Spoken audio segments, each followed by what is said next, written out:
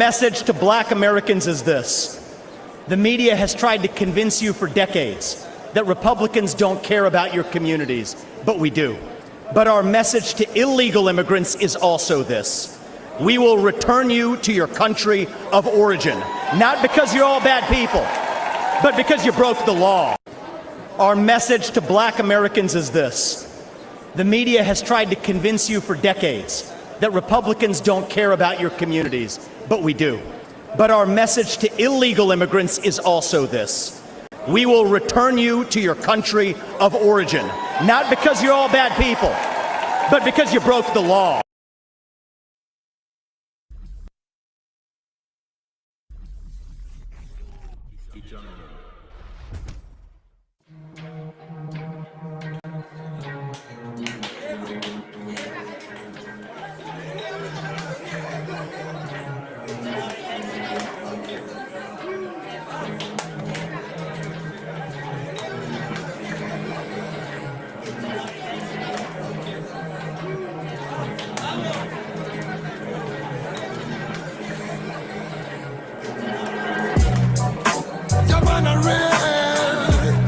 This is the cipher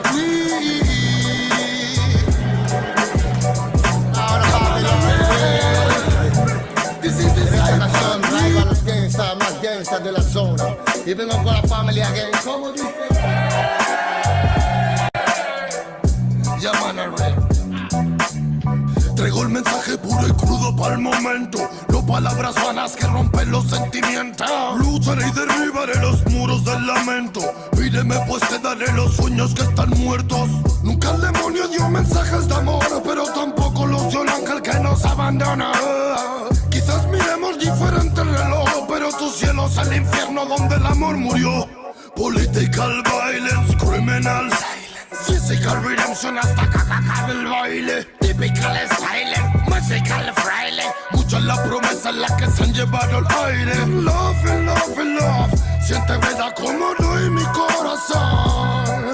No more, no more, no more. It's a reggae cypher, feed the world. What time is it? Es de reventar el beat. Floating tangle in the street. Reggae music on the hit. Romperemos las barreras que crearon para ti, pues llegaron los señores y la paz de nuevo aquí. What time is it? Es de reventar el beat. Floating tangle in the street. Reggae music on the hit. Romperemos las barreras que crearon para ti, pues llegaron los señores y la paz de nuevo aquí. Fue que me brotaron alas y ganas de volar. En las buenas mi terreno lleno, en las malas solar. Un muro que decorar, mis hermanos me sirven de guía, mi estrella polar. Guarda los hilos, me duele hasta respirar. Solo quiero ver verdad. Sigo buscándome lejos de lo que piensas. Más fácil de lo que crees, el esfuerzo trae recompensas. Vale la experiencia si es intensa. No tires de la cuerda si está tensa.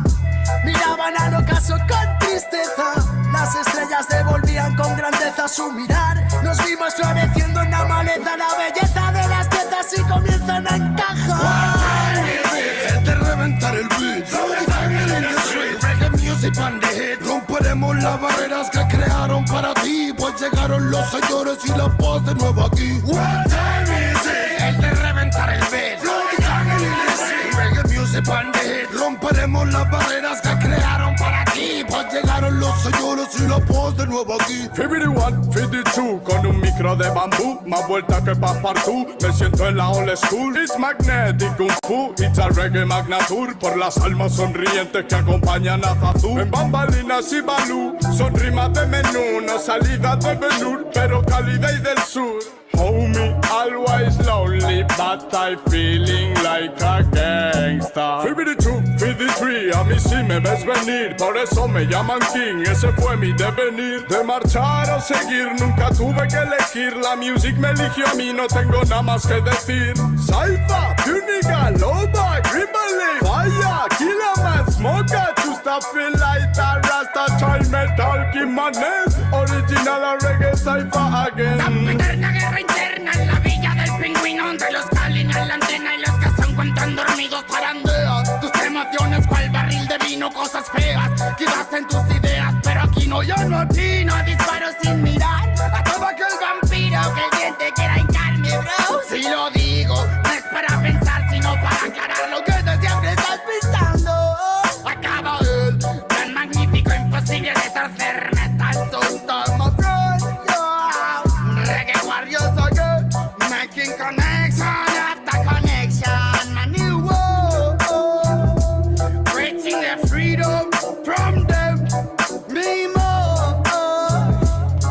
Nanny boy, represent this game. What time is it? Es de reventar el beat. Floating jungle in the street. Reggae music on the hit. Romperemos las barreras que crearon para ti, pues llegaron los señores y la paz de nuevo aquí. What time is it? Es de reventar el beat. Floating jungle in the street. Reggae music on the hit. Romperemos las barreras que crearon para ti, pues llegaron los señores y la paz de nuevo No hace falta aquí. presentación si existe nivel. Sobreviviendo en Babilonia escribí al papel mis problemas cuando al final pude entender que para ser feliz solo tienes que querer. Y solamente hay una vida y es para vivir. Busca siempre una alternativa para seguir. No dejes nunca que te digan que no es así. Y prende un poco de sativa para estar chill. Ey, superando ansiedades con el humo de cancha. Manchas de un pasado trágico en la cancha. Seguimos siendo fuertes, su mierda no me engancha. Mientras otros esperando a que lleguen en lancha. No matter where you come, no matter where you come from. Solo importa que prestes atención a este sound. Desde the original, kill la man al mando. Oh, na, na, na. Mira, soy un warrior, sonido legendario. Disfruto cada segundo cuando me subo al escenario. Tengo fuego en los labios, sigo cual mercenario. Pasos de gigante y cora revolucionario. Siento que es necesario, suena el reggae en los barrios, para que cale el mensaje y para salvar a los más sabios. Entre en mi imaginario, que moche que es bancario. Si vienes con la mala vibra, mejor bro, cambia tu itinerario. Ya, ya, ya, ya, ya. Cuando ruge el león suena la música real. Venimos con el ya, ya, ya, ya, ya. Sonido de guión es el sonido original. Ya, ya, ya, ya, ya. Reggae de corazón es el que se hace en unidad. Ya, ya, ya, ya, ya, ya, ya, ya. What time is it? Es de reventar el beat. Floating jungle in the street. Reggae music on the hit. Romperemos las barreras que crearon para ti, pues llegaron los señores y la paz de nuevo aquí. What time is it? Es de reventar el beat. Floating jungle in the street. Reggae music on the hit. Romperemos las barreras que crearon para ti, pues llegaron los señores y la paz de nuevo aquí.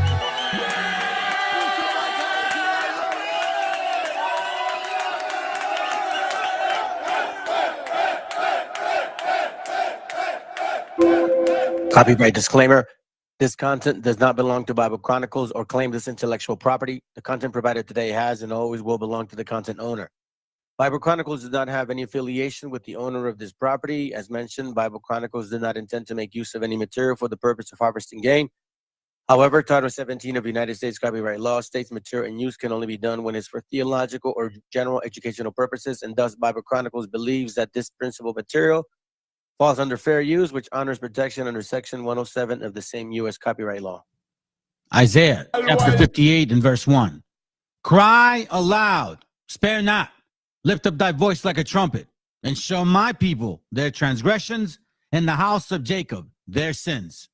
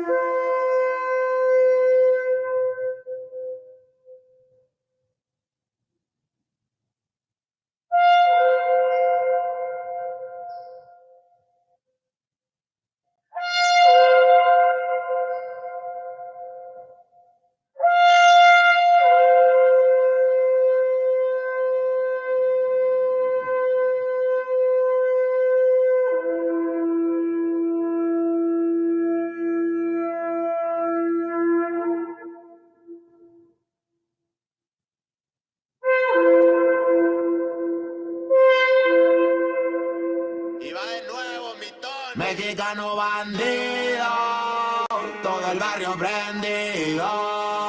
Siempre ando bien cuidado, siempre poniendo ruido.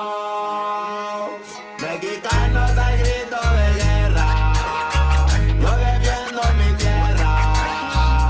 No me dejo de nadie, yo cuido a los míos, mi raza se aferra. Soy mexicano, esa es mi bandera, yo la levanto por donde quiera. Verde, blanco, rojo hasta que muera. El barrio prendido ya quemó afuera. Soy mexicano, esa es mi bandera, yo la levanto por donde quiera. Verde, blanco, rojo hasta que muera. El barrio prendido ya quemó afuera. Me voy tendido, me voy empinando mi bote. Un poco mareado por la bebida y el borlote. Me tiene hasta la riata la gente con su mitote. Pero me despreocupo, me pelan todo el garrote. Me para la chota, ya es por mi apariencia. Que hay tantos delitos, que hay tanta demencia. Yo no cargo nada, no más mi presencia. Pinche puerco joto, atente a las consecuencias. Si no topa el poli en breve nos para en la calle. No puede salir uno conmigo porque ya hay detalle. No quiere que conteste, quiere que yo solo calle. Quiere mi dinero pero que chinga su madre. A la dica este sistema nos quieren ver abajo. Pero tumbar gente, quien les dijo que es trabajo. Puro chingar al indio, váyanse mucho al carajo. Loco no me rajo, lo bueno porque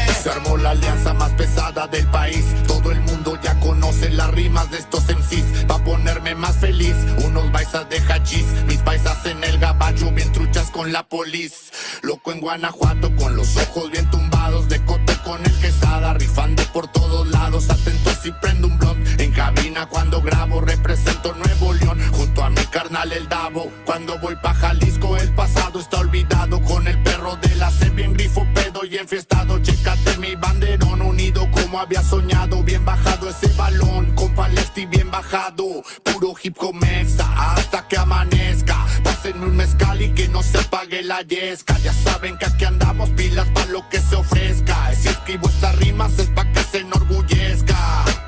Verde marihuana, blanca cocaína, roja la sangre que escurre de una nueva herida. Yo salí de la ruina, nunca se me olvida. Con disciplina y respeto sigo en siempre la movida. Ando bien high, la vida es un freestyle. Disfruta lo que hay, vivo entre el bien y el mal, carnal. Crazy life todo el día, viéndala y pinto tu barda con spray. Lo que canto es real, azules y rojas las sirenas que me persiguen. No suben pa' la virgen, salen todos cuando chifle. Mi barrio no lo pisen, que andamos todos grises. Maldito policía, no quiero que me revises.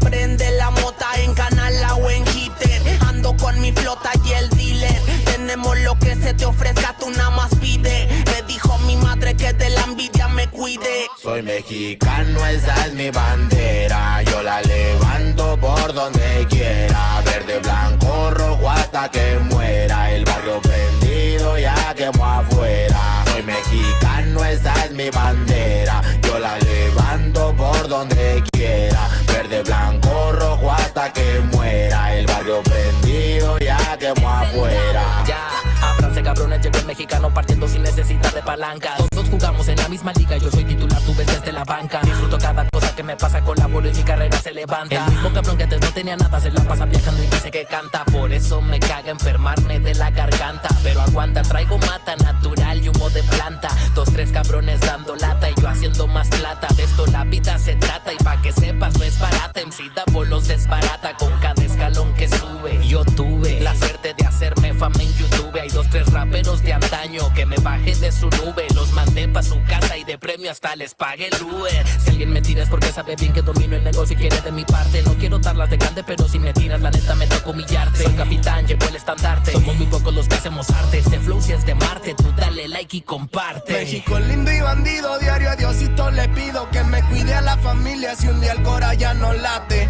Estoy bendecido porque me cuidan los míos. Orgullosamente me exatamos locos de remate. Jaque mate, no hable de volar si viene gateando. La cosa por la frontera se pone violenta, no importa el rango. Toda la raza jalándole duro, si hay algo seguro es la muerte en donde ando. Sudor y la sangre en la frente, los de alzada controlando. Se roban la atención, ya saben quiénes son. Vatos locos con sazón como el de un corridón. No quiera tomarme el pelo siendo todo pelón. Levantando la bandera, viva México cabrón. Es el perrito de la C. La bandera con un águila, Simón, mi tierra es esta. Me vale vale si mi piel o si mi acento les molesta. Acá jalan horas extras, nunca duermen la siesta. Están los que van pa'l jale y los que la viven de fiesta. Otros que en el pintón se tatúan de corazón. 3 colores en el pecho, morirían por su nación. Aunque su puto gobierno los puso en la situación de no terminar la escuela y terminar en la prisión. ¡Viva México, ladrones! ¿Qué hubo, el expresidente? Ya saben que por mí policías chinguen a 20. Y ahí están mis 20 pa' la cagua. Agua, que es tierra caliente de Chiapas hasta Chihuahua. Wow, wow, wow, yipi-yo, yipi-yucas. Guanas, Montequín, Aguas, Tijuas y San Lucas. San Luis Potoyes, Mataulipas, La Puebluca. Dime si o no, loco, acá tienen lo que buscas. Soy mexicano, esa es mi bandera. Yo la levanto por donde quiera. Verde, blanco, rojo hasta que muera. El barrio prendido ya quemó afuera. Soy mexicano, esa es mi bandera. Yo la levanto por donde quiera. Verde, blanco, rojo hasta que muera. El barrio prendido ya quemó afuera. Puro hip hop mexa, perros, 2023. Ey yo, ey yo. Somos la santa carnal. Ey, ey, dale, Vacilones de la plaza. Oye, DJ Dundee que en los scratches. Desde alzada, mi perro. No saben quién soy o sí. Oye. Viva México, cabrones.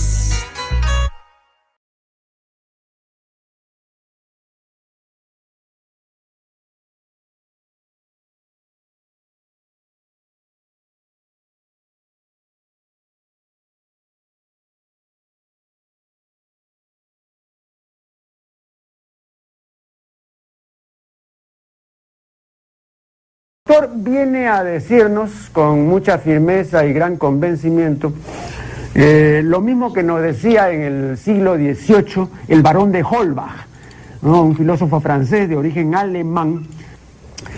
Si nos remontamos al comienzo, entonces hallaremos que la ignorancia y el temor crearon a los dioses. La fantasía, el entusiasmo o el engaño los adornaron o desfiguraron. La debilidad les rinde culto, la credulidad los conserva, la costumbre los respeta y la tiranía los apoya para que la ceguera de los hombres sirva a sus propios intereses.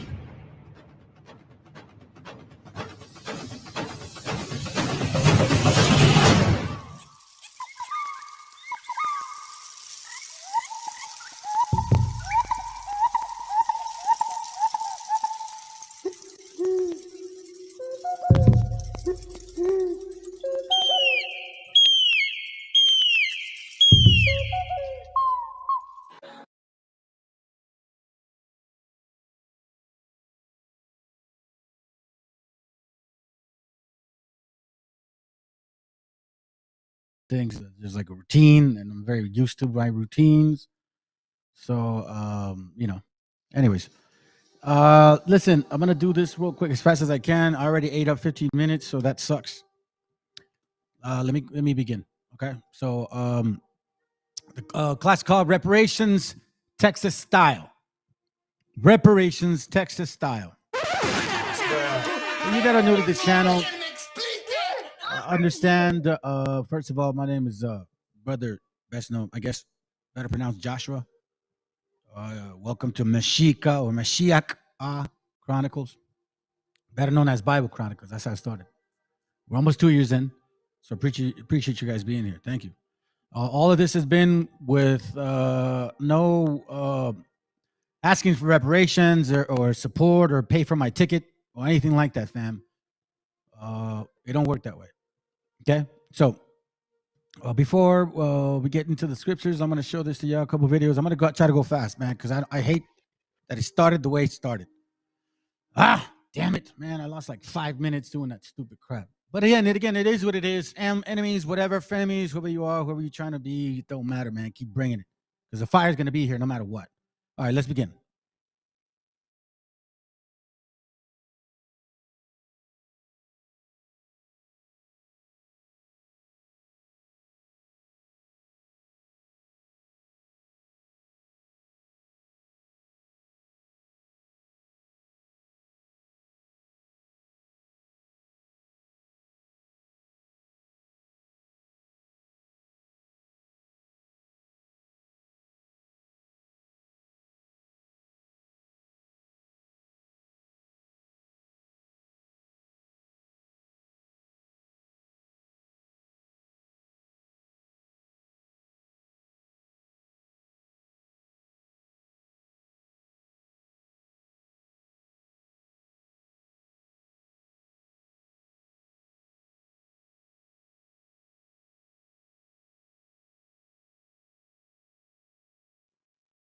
It's no sound, huh?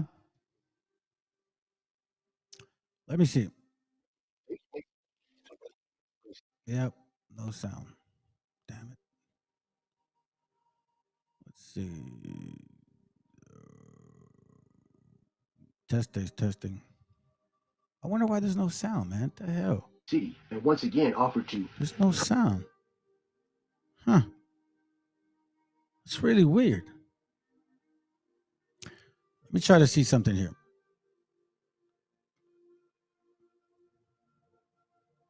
Give me a second.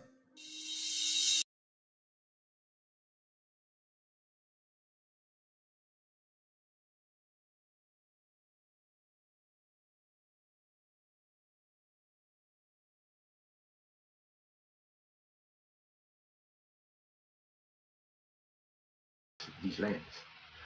All right, so I'm going to let it play. Let me know if there's an echo. Okay, just let me know if there's an echo. For $15 million. Please, let's go. If I could buy you for what you're really worth and sell you for what you think you're worth, I would stop flipping houses and start flipping people. Did you know that the United States of America tried to buy Texas, New Mexico, Arizona, California, and parts of Colorado before the Mexican-American War? And that Mexico said no, they refused.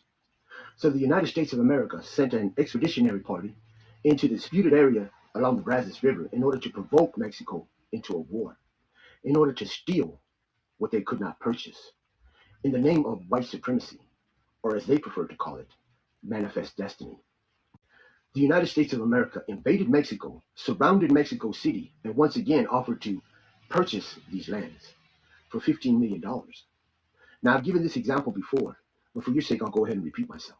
If I put a gun to your head and offer you $5 for your home and the land that it sits on, and tell you that if you don't agree to this transaction, I'm going to pull the trigger, so you therefore do so, did I steal the land or did I purchase it? Anyone with a basic knowledge of law knows that this is theft because it was done under duress. You see, that border between the United States and Mexico is an artificial border, and it is in and of itself illegal. One other thing I'd like to touch on before I send you on your way, and that's the white man's concept of ownership. You see, no one owns these lands. These lands belong to the Creator, and the indigenous people of them are merely caretakers of these lands. I know that's something you could never understand. They never will. Coming from a race of people who would send men to the moon to plant their flag on it and claim it as their own. Have you ever heard of the International Star Registry?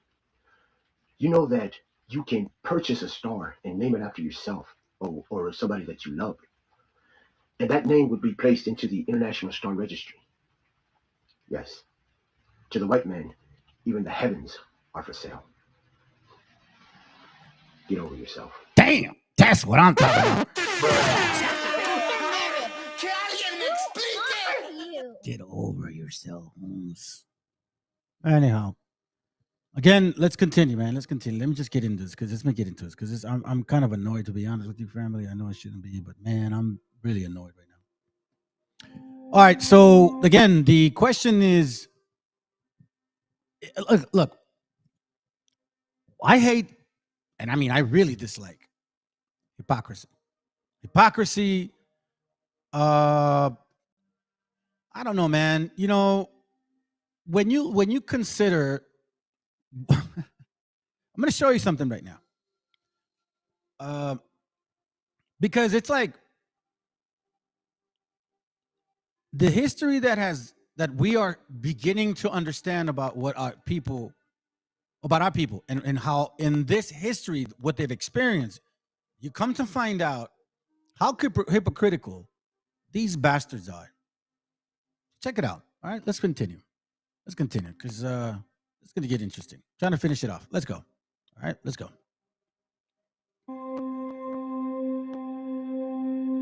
Between 1929 to 1939, the United States was going through an economic and social crisis. During this time, the Great Depression broke out, and the lives of many people across the United States were greatly affected when they lost their jobs due to the crash of the stock market. Mexicans and Mexican Americans living in the United States were greatly affected when they were repatriated to Mexico. Repatriation is the act of returning somebody to their own country. In this case, they were repatriated because of a shortage of labor in the United States. Between 400,000 to 2 million people were repatriated back to Mexico. However, some were U.S. citizens. This process consisted of different phases that had negative effects on affected people as their lives changed dramatically when they were repatriated. In the first phase of repatriation, people were offered transportation to Mexico. In Boulder, Colorado, trains were provided for Mexicans who volunteered to return to their homeland. Only Mexican citizens across the United States were eligible to return. They chose to return to Mexico because they were promised land grants and a better economic standpoint. Since Mexicans were the first to lose their jobs during the Great Depression, they were persuaded to return home and escape the economic turmoil that existed in the United States. So during the first phase of repatriation, Mexicans ultimately chose to return to Mexico without being forced. They went back in trains and some found their own transportation. However, once they returned, they began to experience economic hardships in Mexico. When economic conditions began to worsen in America, the government began taking greater action towards repatriating people of Mexican descent. Instead of repatriating people, the government began to illegally deport people, including United States citizens. As shown in data, about 60% of people who were forced to return to Mexico were born in the United States. Therefore, the later phases of repatriation included forced deportation that began to affect deported people in distinct ways. When they arrived to Mexico, they never received the land grants they were promised. Instead, the Mexican government forced them to work in the agricultural fields and build the Mexican economy because they had been affected by the Mexican Revolution. To do this, the government began to recruit repatriated workers who had experience with field labor. Moreover, United States citizens were illegally deported out of America after they were seen as racially inferior compared to other non-colored citizens. As the phases of repatriation grew deeper, repatriated people began to suffer in Mexico. Even though some people volunteered to return to Mexico, they did not fully assimilate to the Mexican culture. Living conditions in Mexico were tough as not all people returned to their original homeland. Therefore, they had to settle in cramped one-room apartments and live in inhumane conditions. The most affected people were United States citizens who were deported unfairly. They were not raised in Mexico, so they were not familiar with the language. In schools, they were prohibited to speak English and were forced to learn everything in Spanish. After not being able to assimilate in the culture, many citizens tried to return to America, but many of them were unjustly denied to return because of the immigration law. This law forbid United States citizens to return to their homeland with ease and required them to go through the process of immigration where they were forced to take literacy tests. Therefore, historians label this time period as the decade of betrayal. Many Mexican citizens were debating on coming back to the United States to seek a better future once again. But in Mexico, Lázaro Cárdenas kept making promises to Mexicans who stayed and worked the lands. He was doing this as an effort to build a stronger economy in Mexico. Soon, repatriated people forgot about returning to the United States as they assimilated to the Mexican culture. After not being able to return to the United States, many of them had to live in Mexico, but they struggled economically and socially as conditions were worse than they were in the United States. This mass deportation of Mexicans during the repatriation is one of many examples of mistreatment and marginalization that Mexicans have undergone in the history of the United States. Mexicans have also suffered from displacement and immigration laws in which they are deported and treated unfairly. Therefore, repatriation is also known as betrayal from one's homeland.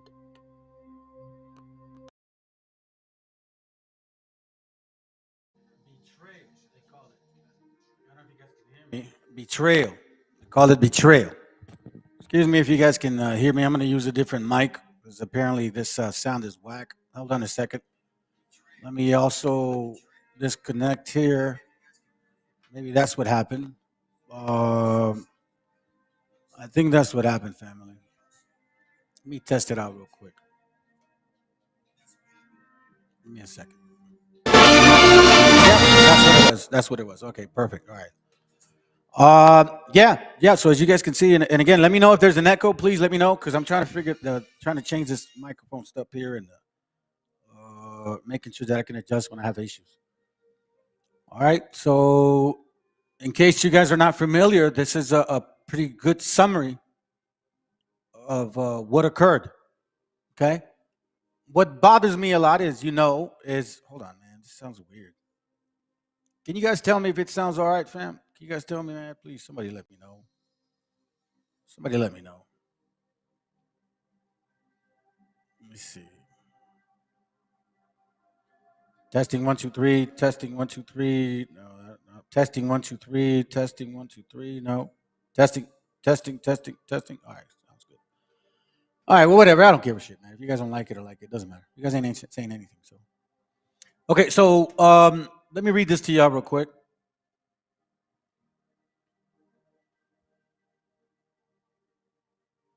That's all good. All right. I've showed you guys this book before. Okay. Showed you guys this book before. This book is called Occupied America. Okay. So we're going to start with this section right here. This is page, I believe, 7 or 8, if I'm not mistaken. So it says here, repatriation Texas style. That's where I got the name from. Let's read. The Texas repatriation program was harsher than that in other states. You know what, man? Hold on a second.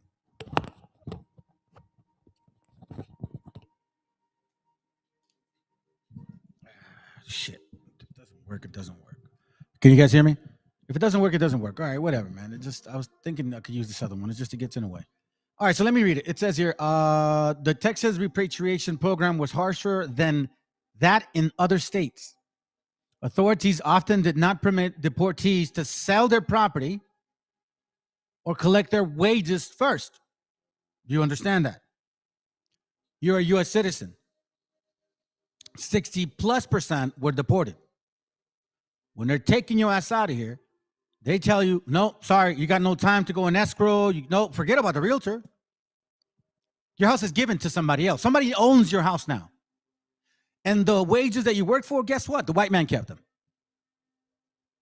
Counties shipped the healthy and the sick alike, and families were often separated. Most of the repatriates were from the lower Rio Grande Valley and had been employed as laborers on large truck farms.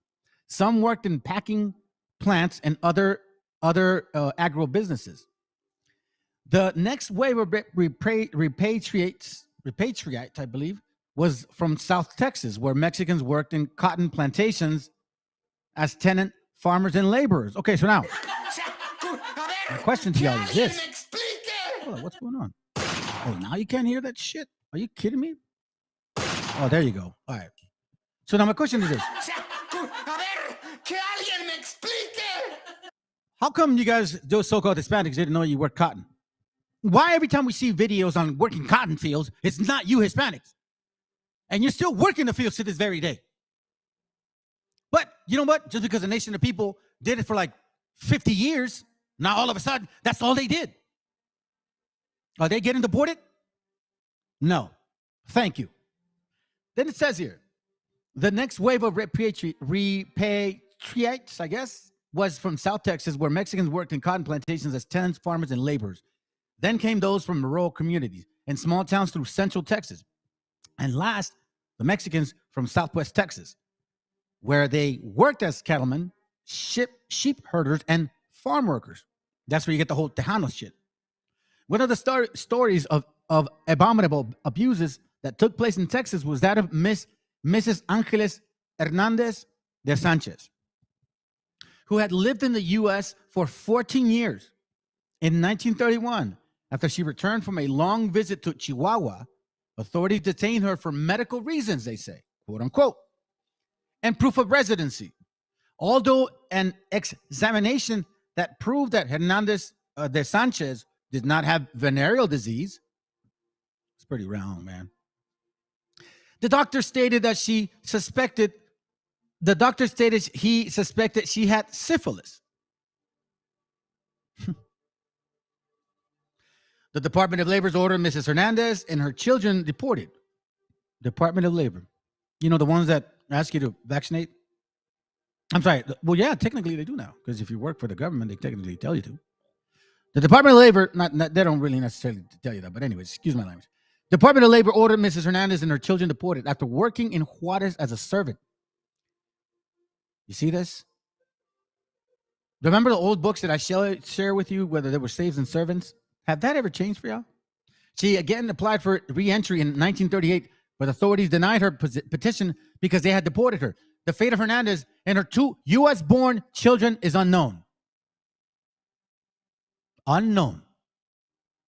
And you crackerhead crackers have the nerve to say the shit that you're saying. Oh, now you want people to have order.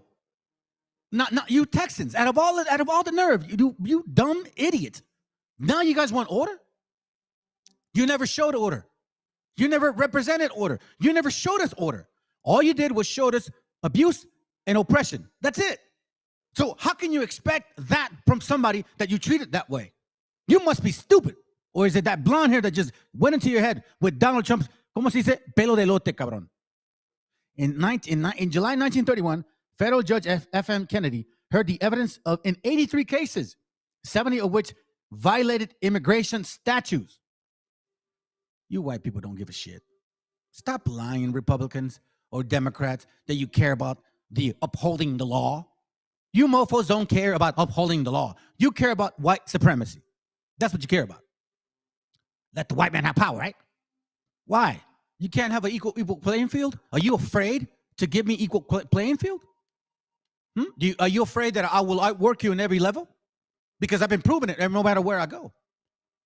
You guys are just lazy bums. And the fact is that this society has lived off of people. And now that you got to work, now there's a problem. Oh, did I just offend somebody? I love doing that. When there's several people watching, I speak certain things so then I can see some of you moscas go away. Because we don't want no, what do you call it? Socialites. Or, oh, is this entertainment? Nah, man, this ain't entertainment. This is real talk. So if you're offended, if you're emotional, get the hell out of here. You don't belong here. Because what we're showing is real facts.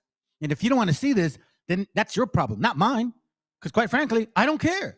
In July 1931, federal judge F.M. Kennerly heard the evidence in 83 cases, 70 of which violated immigration statutes. Oh, I'm an American and I uphold the law. I love America because, we're all about justice and equality. Shut your damn non-melanated ass up. That's what Sakari calls you guys? Troglodytes. You damn troglodytes. In one 6-hour session, Kennerly found all of the immigration defendants guilty. You serious? The court deported 49 of them and jailed the rest. In Laredo, the same year, the same judge heard 98 cases in 3 hours and convicted all the defendants, deporting 72, jailing 26. 60% of the Mexican residents of Austin were reportedly,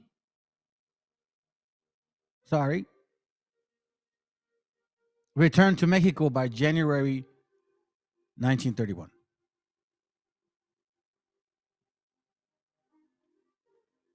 promises of free land to the repatriates. In 1932, the repatriates formed la Unión de Repatriados Mexicanos to pressure the Union of Mexican Repatriates, to pressure the Mexican government to live up to its promise. The union sent word back to the United States about the Mexican government non-compliance, and it's publicized the repatriates' destitute condition. Those reported killed the enthusiasm many Mexicans had for returning home.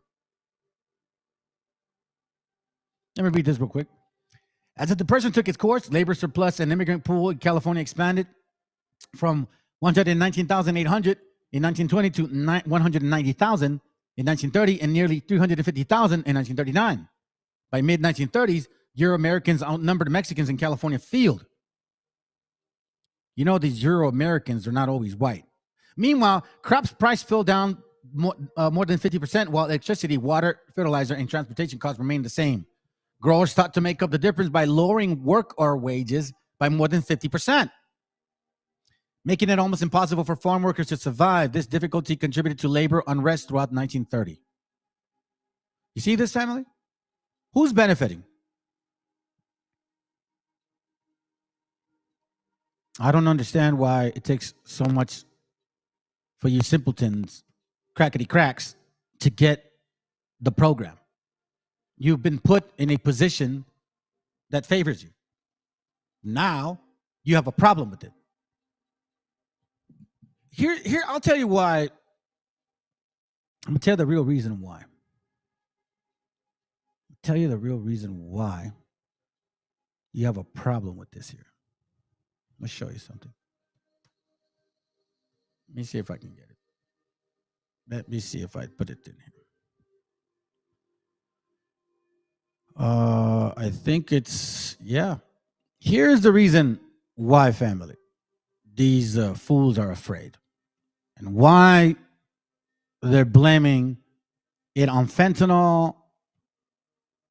Quite frankly, it's because of this. Listen in.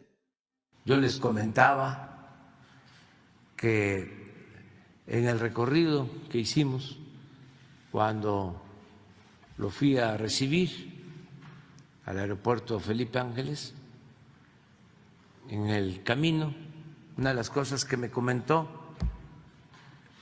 es que tiene la información que de 100 estudiantes en Estados Unidos, 24 hablan español.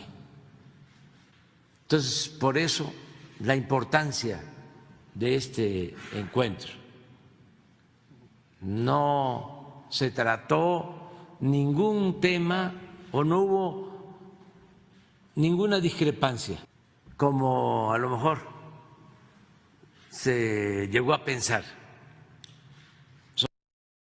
So message to you, dear white and black people that want us out of our own land. What he's saying is, out of 100 students, 24, but 25% to round it off, speak Spanish.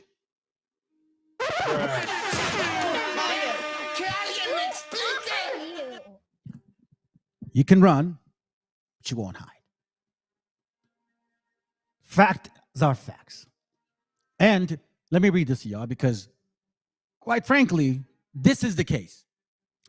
See, the only reason you guys came in power wasn't because you are superior than us, smarter than us, more capable than us. No, it doesn't have anything to do with your so-called, what do you call that thing? IQ test, right? Because you see my dumb brown ass, I scored 132 on that stupid IQ test that you guys examine people with. And you think that determines your intelligence. Now, I also had a 1 point something GPA throughout high school. And that's when I actually took the exam. So make that make sense. You see, you judge people based on what we look like. You had nothing to do with the spirit or the understanding that the Most High gave us. So now, the Most High authorized you power over us because guess what? He uses you heathens as his rod, like a belt.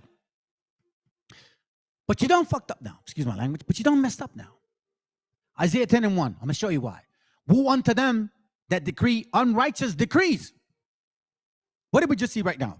Repatriation Act deported 60% of people that were born here. Actually, no, born here, and then they never left. And you white folks, and you black folks too, both of you guys, don't think I'm forgetting anyway. You guys specifically, because it took both of you guys to take Texas, and I have that class coming up. You guys been passing these laws to make sure that our gente are lesser than you in every level of the way. And you play this chess game with us, like you play this novela, so we, como babosos, watch you guys go back and forth, thinking are we ever going to be involved in this funny relationship that you guys have? And quite frankly, we never will be. But, you know, it's called propaganda. So no, you were never given power because you're better than people. You're actually the lowest. You're a spittle to the Most High. This is why he's going to do this to you. And all praises to his glory. Isaiah 10:1, woe unto them that decree unrighteous decrees. You pass laws and treaties only for the intent of breaking them. And that right ungrievous which they have prescribed. That right ungrievousness which they have prescribed. Right ungrievousness. Mean the Monroe Doctrine? To turn aside the needy from judgment. F these beaners, wetbacks and spicks. We don't need you right now because we don't need you to plant food. We'll call you when we need you. And to take away the right from the poor of my people. To take away the right of the poor of my people. That widows may be their prey. Have you not killed many of our men through this whole 500 years and made widows out of them? Did we not see the Osage, how you killed the Native sisters' men? You caused them to become alcoholics only to then marry them to take their land? And that they may rob the fatherless. And what will ye do in the days of visitation, in the desolation which shall come from afar? To whom shall ye flee for help? What, man? And where will ye leave our glory? Without me, they shall bow down unto the prisoners, and they shall fall unto the slain. For all this anger is not turned away, but but his hand is stretched out. Now, here's why I'm reading this. So when you guys read this in KJV, it doesn't kind of clear it up. It doesn't, you're like, what? So check this out. This is what he's saying. So watch this.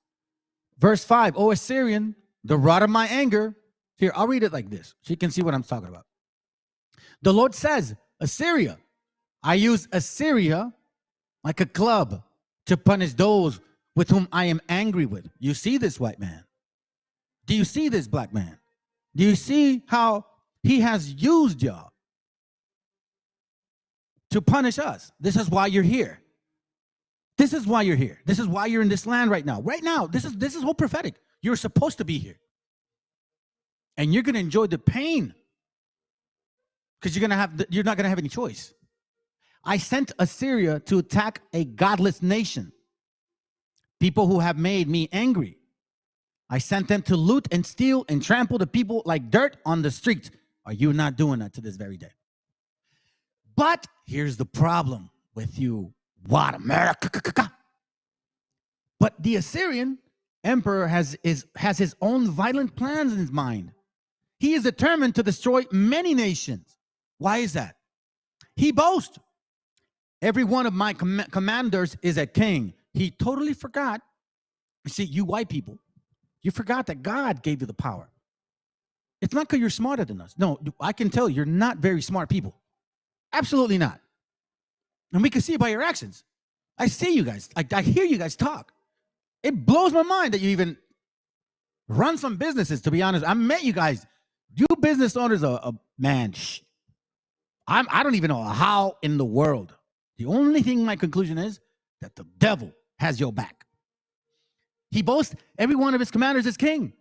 I conquered the city of Kalno or Carchemish. I conquered all of you damn people from America. The cities of Hamath and Arphath, aren't they over there as well? I conquered Samaria and Damascus. Basically conquering all kinds of so-called cities and countries, right?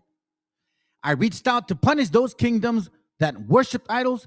Idols are more numerous than those of Jerusalem and Samaria. This is what the Most High is saying, okay? I have destroyed Samaria and all its idols and I will do the same to Jerusalem and the images of the worship that are worshipped there. Watch this real quick, all right? But the Lord says, when I finish what I am doing on Mount Zion in Jerusalem, I will punish the emperor of Assyria for all his boasting and all his pride. You see, you white people forgot that it was God that gave you the authority. It was never you. You're not the smartest. You're not the most hardworking. You're not the most advanced. Matter of fact, DNA says that you are a mutation. That is the unfortunate thing. That's why you can't have more babies. That is the reason why you're dying. And it is all manifested. Again, you are here. And I know it's hurtful for some of y'all to hear this stuff because you're used to someone else saying these things. But hey, I don't care. This is what the Bible is saying. I'm not saying it. The Lord says, when I finish what I'm doing on Mount Zion in Jerusalem, I will punish the emperor of Assyria for all his boasting and all his pride. The emperor of Assyria boasts, I have done it all myself. Isn't that what the white man says? Isn't that what you guys did? Didn't you say this is manifest destiny? God bless America. We did it all ourselves. Now you question God. Now you're atheist. Now you're evolutionist. Now you're Darwinist. Now you're just scientist. This is not a country of God. It's a country of dogs. I am strong and wise and clever. Isn't that how you guys talk? Don't you feel that you're superior than every other nation? White folks feel better than most people. I'm not saying all white people. Don't get me wrong. There are decent people out there in every color, in every nationality. But you know who I'm talking about right now. Do you know which ones I'm talking about? So if what I'm saying hurts you, then I'm talking to you. That's who I'm talking to. I wiped out the boundaries between nations and took supplies they had stored. You see that? I wiped out boundaries, meaning he created California, Texas, Nevada, Florida, North Carolina, South Carolina, Alabama, Minnesota. You know what I'm saying? He wiped out the boundaries between the tribes and took supplies that they stored. Didn't he take what she's still using? Like a bull, I have trampled the people who lived there. The nations of the world were like birds' nests, and I gathered their wealth as easily as gathering eggs. You see? That's how they feel. That's how the so-called white man feels. He can go to Arab nations, Asian nations, African nations, our land, and call himself American, by the way, almost in every way, take what they have, benefit their people. Black and white, by the way. Right now, I'm just referencing Weddles, but you know who I'm talking about. They're not just Weddles family. Oh, no, they're not just Weddles. It says here, not a wing fluttered to scare me off, no beak open to scream at me. But the Lord says, can an axe claim to be greater than the one who uses it? I saw more important than the ones who saws with it. Is a saw more important than the one who saws with it? A club doesn't lift a person lifts up a club. The Lord Almighty is going to send disease to punish those who are now well-fed. Are you not well-fed compared to the other nations? Is it not true? Let me get that one real quick now. Now I'm going to read it. Ezekiel 39:29. Here, let me get that real quick. I was waiting for it, bro. Just give me a second here. 39 and 23. Watch this real quick. It says, and the nations will know that the Israelites went into exile because of the sins which they committed against me. I turned away from them and let their enemies defeat them and kill them in battle. Yeah, true. That's exactly why you guys where you are. It wasn't because you're superior. It's because the Most High was mad at us. And we understood that our falling was going to come. But we also will have redemption. Revelation 11:18. The heathens were filled with rage because the time for their anger has come. The time for the dead to be judged. I think they're going crazy. The time has come to reward your servants, the prophets, and all your people, and all who have reverence for you, great and small alike. The time has come to destroy those who destroy the earth. Man, that's good. Hey, this is the reason why. Look, this is why I told you, man. One thing I hate is hypocrisy. I really, man, this is just the worst. The worst. Matthew 24:51. Watch this real quick. 24:50. Then the servant's master will come back one day when the servant does not expect him. And at the time he does not know. That's why it says at the hour when nobody expects it, it'll be the days of Noah. So all of you that sit here on a so-called throne and say, oh, God loves America, you white evangelists, pushing for these laws to separate families, to kill people at the border, to have them drown because you're so-called creating barriers that you, I'm sorry, let me say this, creating barriers off on land that you effing stole.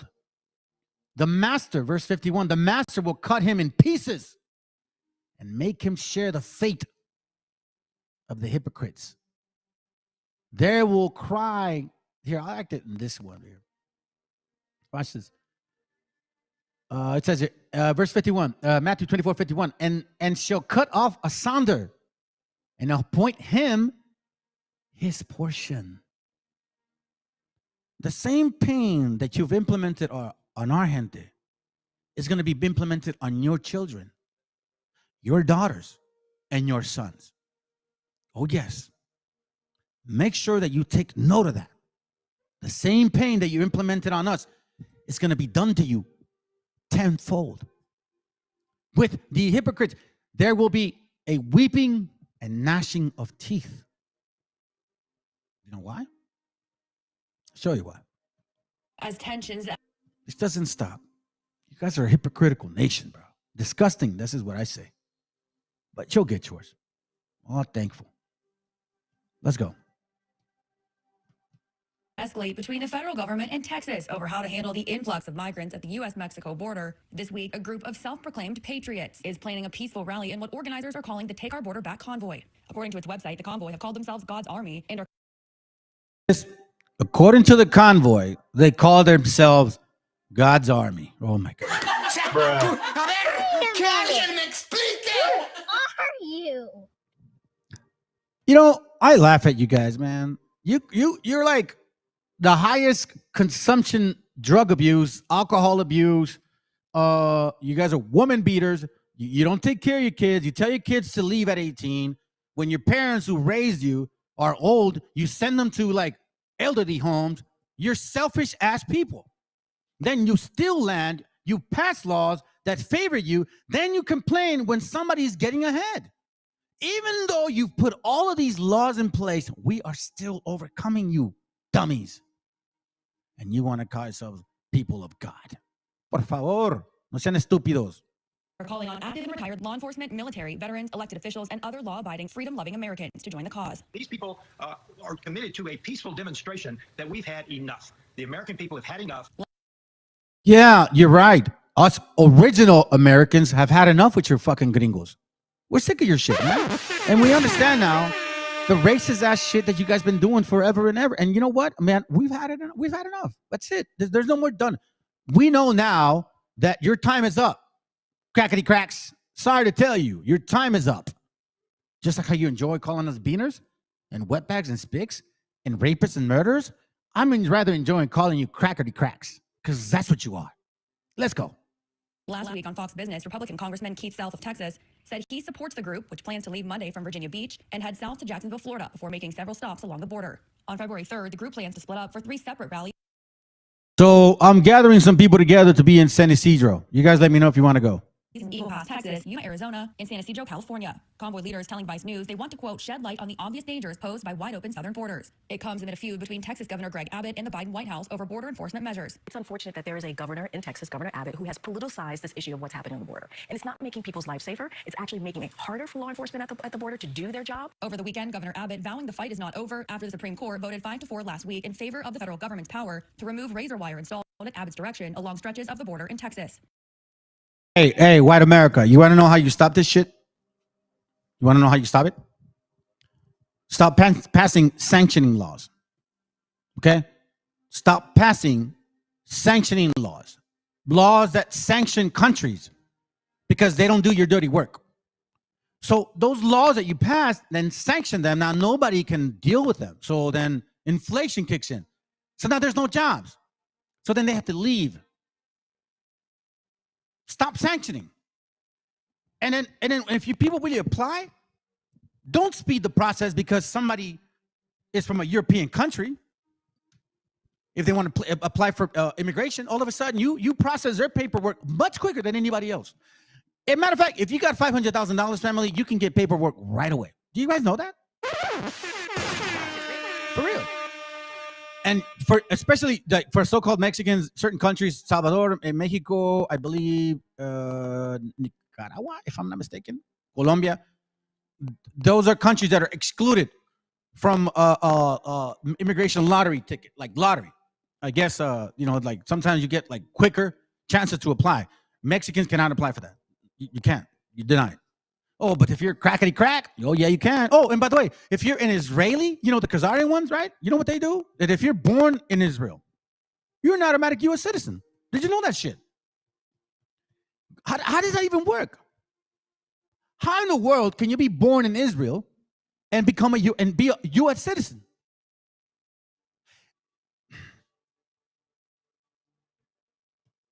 Let's continue. Former President Donald Trump over the weekend in Las Vegas commenting on the situation. When I'm president, instead of trying to send Texas a restraining order, I will send them reinforcements. Texas now receiving support from Republican governors of 25 states. Trump calling for those governors to take it one step further and send their National Guard troops to Texas in support of Governor Abbott's efforts to secure the border. Mara Siriani, Scripps News. Stay alert, America. China's 100-year war to defeat the U.S. is closer than ever. Dumb, stupid, crackety cracks, bro. You guys are dumb. Oh, conspiracy theory. They're gonna bro. Listen, white people. Just let me help your small little brain, okay? Let me just help you because I know you think you're smart because you got light skin. You're not. You like to read books and then regurgitate what you read. That's what I understand now. There's no critical thinking in your mind. Trust me, I know. I listen to you guys very, very clearly. So let me remind you what goes on here, okay? Let me remind you. This right here that you see, this right here. It's all because you want to be ahead. You don't want any equal playing rights. I believe that you guys are so super freaking afraid. It's so disgusting. I don't understand. I guess I do, but I'm looking forward to the end, man. News.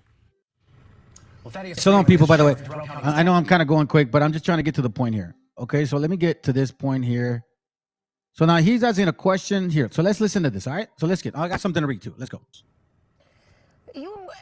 As you said, this has been an issue and it's been a topic of conversation for decades, and no one has really seemed to get it all the way right. Right now, how are you feeling when it comes to talks about the border and what's going to happen next? What do you think are the next actionable steps to give some real tangible results and to move forward? First and foremost, what I've seen in the Senate, what they're proposing, isn't going to work. What we have to focus on first is securing our border. Once we secure the border, you can start looking at some sort of immigration reform, because if you start talking about immigration reform before you secure the border, you're going to continue to have that draw of people. And we start putting limits. We see the term that they're going to use 5,000 people as a measuring stick. I'll tell you what, when I was a border patrol agent in Arizona and we'd make seizures of marijuana, it got to where... So he says he made seizures of marijuana. Isn't marijuana legal? Didn't they kill millions of our brothers and sisters because they were supposed to be transporting marijuana, and now they made it legal here? It's all about the kush. It's all about the kush. I mean, you got them in rap songs. Gin and juice. Pass me the blunt. What's that other one? I got 5 on it. That's it. 4. Remember that? Come on, man. Y'all are hypocritical people. Obadiah 1:15. For the day of the Lord is near upon all the heathen.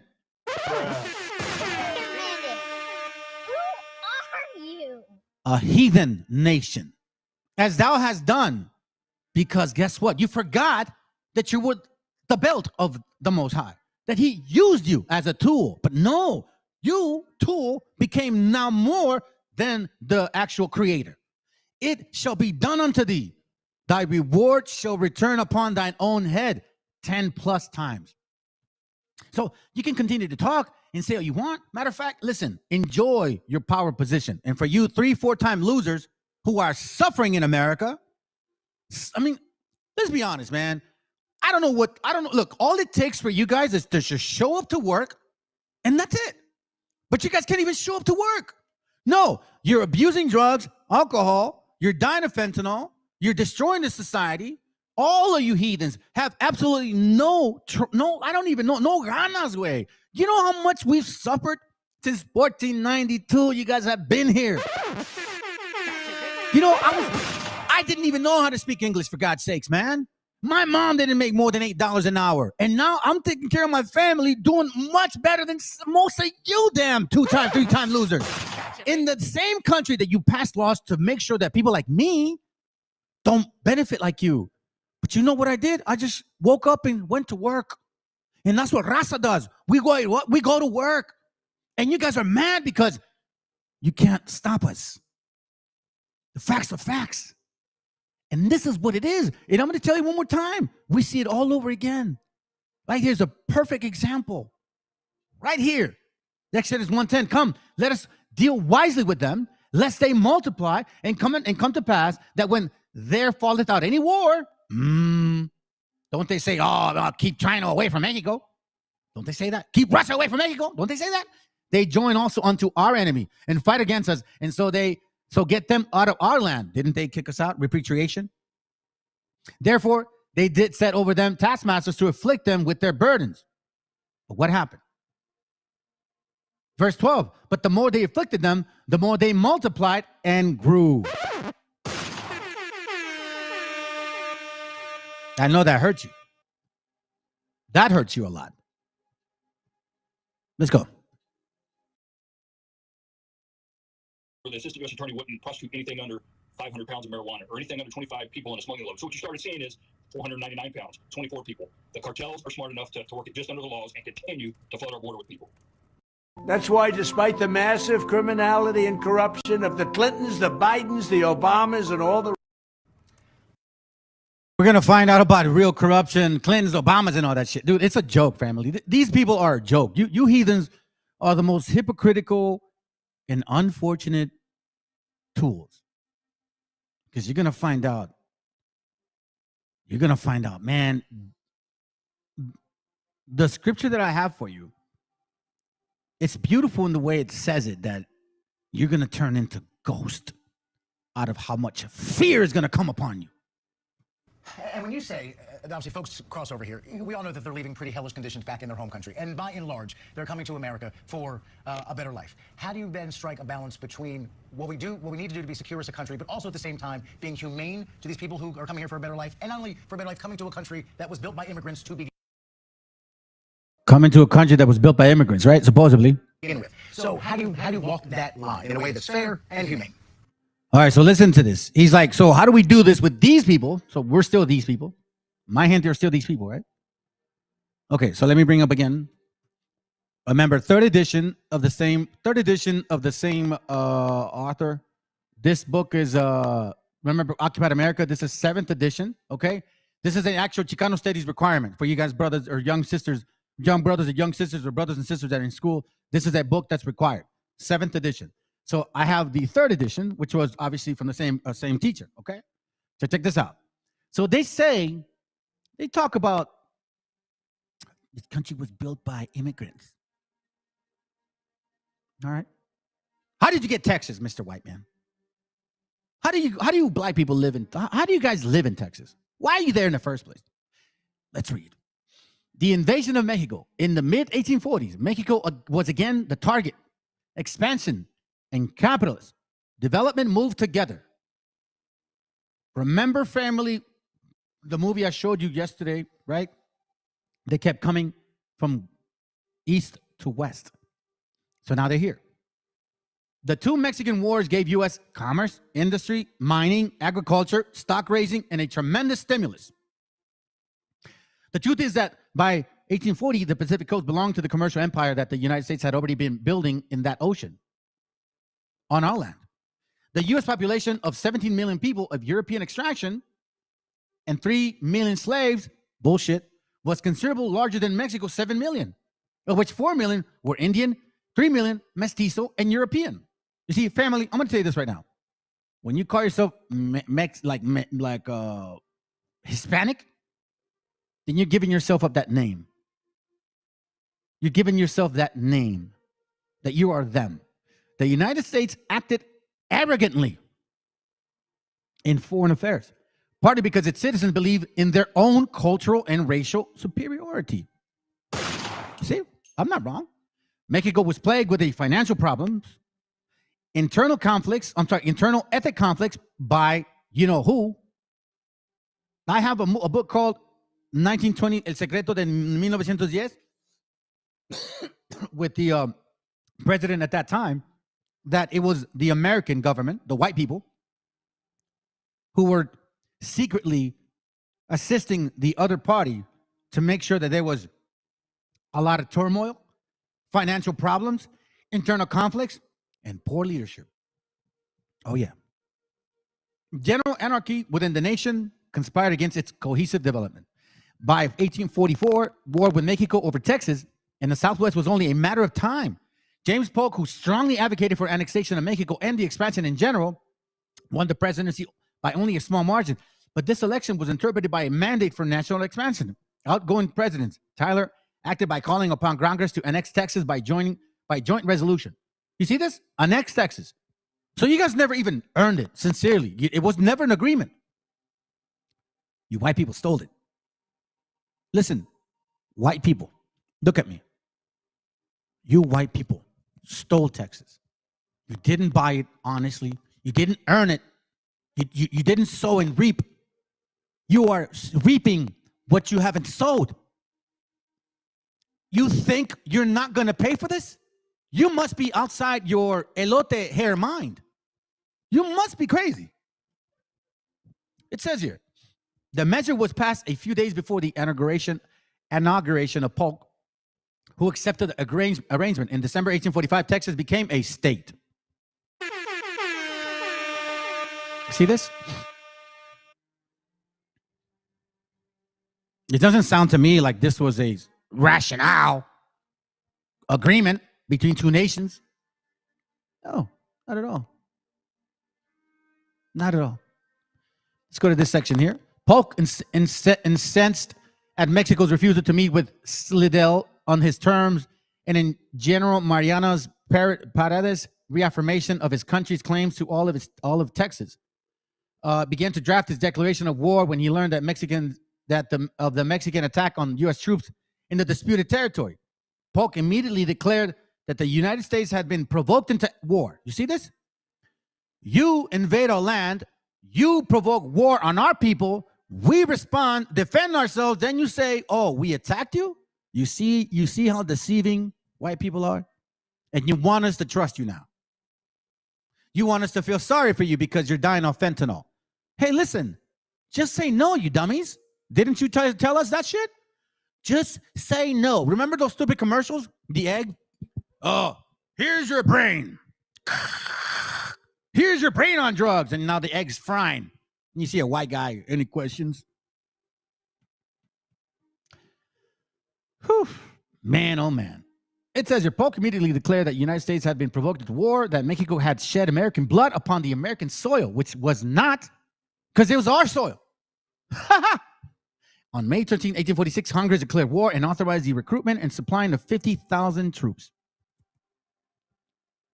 Years later, Ulysses Grant wrote that he believed that Polk provoked the war. Oh, really?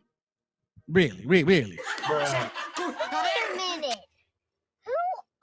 you? Really? U.S. Grant? Really? Oh, you know what? He provoked the war.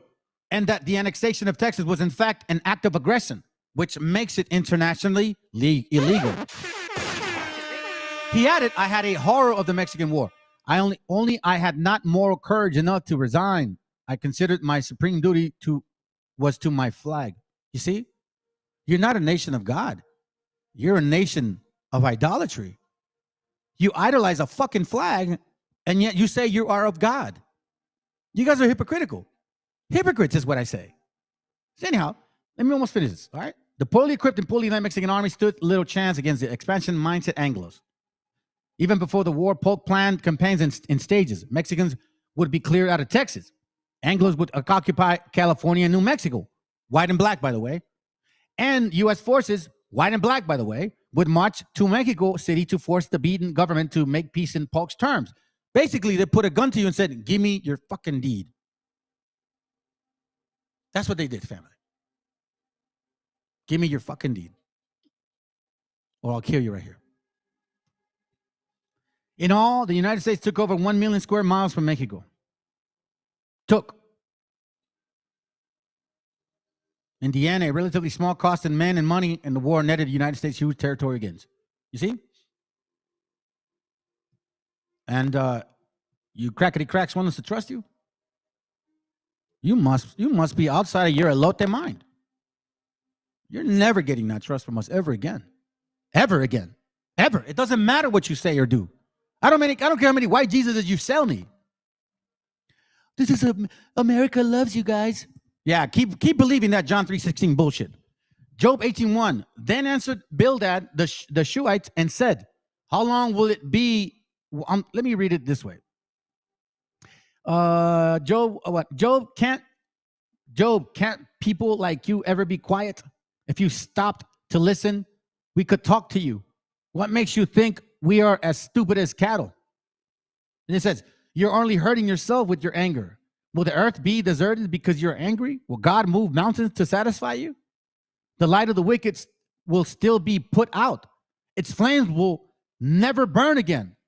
The lamp in their tents will be darkened. Damn right. Their steps were firm at one point, but now they stumble.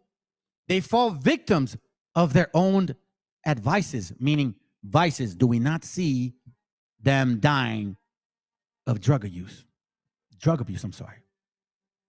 Bruh. Yes, we do. It says here, let me read it again. Their steps were firm at one point, remember? Supposedly in 1835, 1865, 1900, World War II, they're the example of the nation. They're the leaders. They're the police of the world. Oh, man, I want to be American. Their steps were firm, but now they stumble. They fall victims of their own advices or devices or vices. They walk in a net and their feet are caught. A trap catches their heels and holds them. On the ground, a snare is hidden. A trap has been set in their path. You see, you dummies did it to yourselves, not us. You did it to yourselves. It wasn't of our doing. All we asked for was, listen, man, can you please help us out here? You know, like dummies, right? Oh, please, don't do this to us, please. Our family, not at all. Here, let me do this, because I don't think you guys can see this that well. Let me jump on this screen here. Bam, real quick. Here. Let's do this here. Let me see.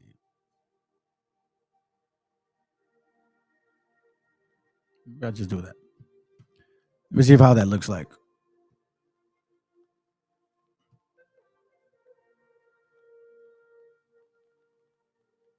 There you go, right there. All right, we left off at verse 7, okay? Let's start off with verse 7. It says here, the steps of his strength shall be straightened, and his own counsel shall cast him down. For he is cast into a net by his own feet, and he walketh upon a snare. Check this out. The gin, alcohol, which remember they gave us. They got us drunk, and that's how a lot of us became alcoholics. Why do you think alcohol is still legal? Even though it's a drug and it has a 10 plus or 20% addiction rate. It's an unbelievable addictive drug that you sell. You use alcohol to numb skin. You use alcohol to cure cuts. You use alcohol to drink. The gin shall take him by the heels. Everything about America is all about drinking. Everything now is about drinking and smoking. You don't even respect that actual plant that it may be useful for some people. Cancer, suffering individuals. You don't give a shit. You think it's a game. Again, the snare is laid for him in the ground. How? That was verse 10. Let me go up to verse 9. By the jinn shall take him by his heels. They set themselves up in traps. You created Oxycontin or oxycodone. Now you wonder why people are addicted to fentanyl. Hello? I'm telling you, family, they're not very bright. Hello? And let me tell you, and the robber shall prevail against him. So now you're mad because people are supposedly taking your money or they're taking advantage of you. No, you set it all up. You set it all up against you. Look, listen, man, there's a time to pay the piper, and the time is now. Terror shall make him afraid on every side and shall drive him to his feet. Do we not see somebody from the caravans not going to work? Oh, we're going to go follow each other from the east to the west. Terror shall make him afraid on every side and shall drive him to his feet. His strength shall be hunger bitten, and destruction shall be ready at his side. We're going to go to verse 14. Let's see. It shall devour the strength of his skin. Ooh. You see this, family? It shall devour the strength of his skin. What is the strength of the white man? The skin. Who is favorable right now? Who's in the imagery? Black people. Aren't they now the face of sports and shit? They feel better. Wasn't it white people before with their eugenics? We know now that white and black folks conquered these lands and they were given the power to do that. And it's they're very proud of what they look like. Don't they blast it on us? Don't they say we're hybrids? Hybrid, supposedly? Mestizos? Telling you. Let me read it again. Verse 13, it shall devour the strength of his skin. Even the firstborn of death shall devour his strength. Here, clearly, we see that you guys just, well, let me rephrase it. You had it wrong. You thought it was about the white Jesus and the black Jesus. It was not. His confidence shall be rooted out of his tabernacle, and it shall bring him to the kings of terror. That's why you see them complaining now. That's why they're all like afraid. Oh my God, what are we gonna do? Now these Hispanics are coming in here taking our jobs. No, I'm gonna show you why they're allowing them to come in here. Got to pay the piper now. You owe money, America. And your people cannot handle it because y'all are lazy. America is a lazy nation. I'm telling you right now. The hardest working people in America are you so-called, you indigenous people. Let's just say it like that. You're the reason why there's even a country. No, it ain't black people. No, it ain't white people. I'm sorry. No. I'm sorry. No, it's just not. There's not enough of you. Most of you are lazy as hell. Most of you don't want to work. Most of you complain about working. Believe me, I know. Try to hire you guys. Try to train you. It's impossible. It's just impossible. 2 Maccabees 10:15, it reads, and wherewithal the Idumeans, having gotten into their hands the most commodious holds, kept the Jews occupied, like in Exodus 1. And receiving those that were banished from Jerusalem, they went about to nourish war. So check this out. It actually goes with this right here. Look, we're going to stay in Job for a little bit. Let's go back to Job 8. Check this out. Job 8:13. Here it goes. It says, godless people are like those reeds. Their hope is gone once God is forgotten. They trust a thread. A spider's web. You see, they're actually setting themselves up for failure. You see, America raised a bunch of babies. You put expectations on some of these people that it was going to go on and on and on and on and on, and it would never be bad for you guys, that it was going to be, here, sorry about that, let me jump on this, that it was always going to be preferable or favorable to you, and that you'll never have to work hard. No, you didn't build your kids right. You built your kids for destruction. That's what you did. You raised a bunch of lazy-ass bums, and now they're alcoholics, they're drug addicts. You can't raise a family. 60, 70% of y'all get divorced. 60, 70% of you are having abortions. 60, 70% of y'all, I'm sorry, 90% of you guys aren't even virgins by the time you're 14. Oh, God. Disgusting people, bro. So are the, let's see, Job 8:13. So are the paths of all that God, is it Job 8:13? Yes, it is. It says, so are the paths of all that forgot God, and the hypocrites' hopes shall perish. You see? Y'all are hypocritical people. I'm going to show you how. Whose hope shall be cut off, and whose trust shall be a spider's web. So you trusted in this system, thinking that it was the best in the world. Isn't that what you guys say? And then you come to find out, oh, wait a minute. The only reason why we're actually having affordable or $1 packets of what do you call it? Pasta, like, the little pasta things, like $2 packets, right? The only reason why you have them that affordable is because other people in other countries suffer. You forgot. You forgot to thank the Most High for that. You forgot to say, thank you, Father, for punishing your children and allowing me to be in this power. I will honor you as best as I can because they deserve the punishment. And when my time is up, thank you very much. But you didn't do that. No, just like Obadiah, you felt as God. You wanted to be God, and you're going to be among the stars. You wanted to be among the stars. You wanted to be chosen like a child. It says, verse 14, it says here, whose hope shall be cut off, and whose trust shall be as a spider's web. He shall lean upon his house, but it shall not stand. See? Now you're leaning on America. Now you think God loves you, but it shall not stand. Your tabernacle, remember we read earlier? It's full of darkness now. He shall hold it fast, but it shall not endure. Oh my God, God save America. Please. Can we drive all the way to Florida and Texas and in California? Maybe we can stop these beaners from coming over here. He shall lean upon his house. So you lean too much in believing this system. 1776 was when these Masons came into power. And you guys barely are getting it, thinking that, the conspiracy theory. No, stupid asses. It started, America was built off masonry. You guys didn't know that? Your elitists are Masons. That's exactly what it is. That's why you're in power. Did you not see the movie that we just saw?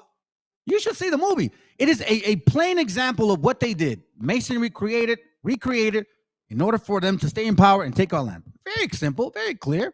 You leaned on the house. You thought it was built, but you actually were relying on a spider. And spiders, what they do, they lure you in, and then they bite you. He shall hold it fast, but it shall not endure. He is green before the sun, and his branches shooteth forth in his garden. I think I went too far. Did I go too far? Yeah, I just needed 14. 15 was good. Let me go to Job. Again, we're staying in Job, and then we're going to finish up pretty soon, okay? Job 27, verse 8. Watch what it says. For what is the hope of the hypocrite? There was a time. Oh, sorry. I'm not using that one. I'm not using that. I'll keep jumping over here. My bad. I'm so used to using this one. Oh, battery's dead. Okay. Let me move back. I'm so used to using this one. But I kind of like this because the letters are bigger. So let's do this. Let's do this for a second. All right. So let's go to Job 27 real quick. Job 27. See what it reads. It says, verse 8. Let's go. It says here, for what is the hope of the hypocrite? And quite frankly, that is true. What is your hope? You know damn well. You know damn well that when you guys speak, I don't understand if they really are not examining yourselves or if they really believe this shit. But it's like, you'll see. Though he had gained when God taketh his soul away. You see that? For what is the hope of the hypocrite, though he had gained?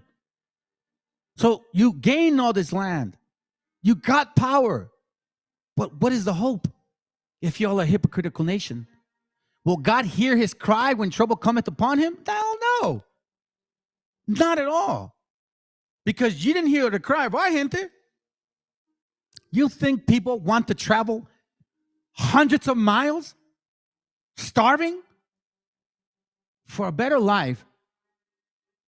You think that's just something people do? They must have ran from something. Oh, I said it. It's called sanctions. Verse 10, will he delight himself in the Almighty? Will he always call upon God? I don't believe so. I don't believe so. This is why when your time is up, thus say the Lord, you're going to experience this shit here. And it should scare the hell out of you, brothers and sisters, because it scared me. Verse 19, Job 11, 20, 19, 11, 19. Also, thou shalt lie down, and none shall make thee afraid. Yea, many shall make suit unto thee. That's what I want. That's what I want, right? When the time is here.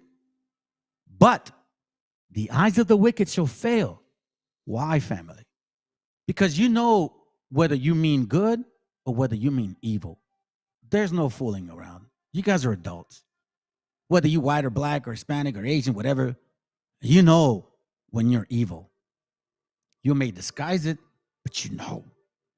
And their hope shall be, and they shall not escape. But the eyes of the wicked shall fail, and they shall not escape.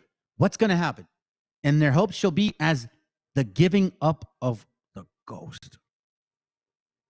You know what that means?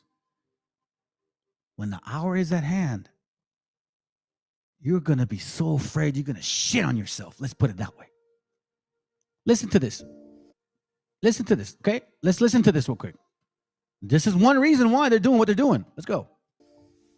Well, well, well. America is now telling the truth a little bit because they got to come out because now they're begging. They're practically begging any immigrant or anyone to come and join their military because we are sick and tired of it. We see through the smoke and all the lies, the smoke and mirrors. We know that this has been. Oh, that's not why. That's not why. They're wanting people to come in because American society as a whole, young men and young women are fucking crazy in the head. They're either gay, alcoholics, drug addicts, or gay. It's been a scam, and we know that you guys are the ones who are behind a lot of shit that we did not want to be true. And it's true. And it's true. Look how he is begging. Pay attention to the shaking in his voice. America is shooken up and begging for anybody. So all along, this is what the fuck y'all been doing any damn way. And we said this shit, but y'all just said he was lying and shit. So if y'all would do all of this and try to get anybody in, what y'all gonna do with the American citizens who are already over here? That's what we're saying. We're not coming on a common ground on what the fuck is going on in this movie. This movie is ridiculous. Listen to the shakiness in his voice, but pay attention how they are begging. BLATANT says that if you're an undocumented person in this country, and you can pass the physical and the required test, background test, the like, you can serve in our military, and if you do it honorably, we will make you citizens of the United States. Do we need that? Yes, y'all do. You know what the recruiting numbers are at the Army, and the Navy, and the Air Force? They can't reach their quotas. The recruiting numbers are at the Army, in our military, and if you do it honorably, we will make you citizens of the United States. Do we need that? Do we need that? Do we need that? Yes, y'all do. You know what the recruiting numbers are at the Army, and the Navy, and the Air Force? They can't reach their quotas each month. They can't reach their quotas each month. They can't reach their quotas each month. They can't find enough people to join our military forces. And there are those who are undocumented who want the chance to serve and risk their lives for this country. Have we given a chance? I think we should. And you know, the funny part is what this lady here fails to understand is that that's exactly how they got people in the whole time, every single time. Every time there's a war, they bring more people in. Hello? Wait a minute. Are you? Just dummies. And you know, and here's the funny part here. So then now, this is what I'm talking about, hypocritical, because I'm not here to defend this lady here, okay? I'm not. I'm not at all. But I find it so interesting. This woman here gets on the floor, this crackety crack right here, Marjorie Taylor Gringo introduced this censor of Ilham Omar for over treasonous statements. Okay, so listen to it real quick. I seek recognition to give notice of my intent to raise a question of the privileges of the House. The form of the resolution is as follows. Censuring Representative Ilhan Omar of Minnesota.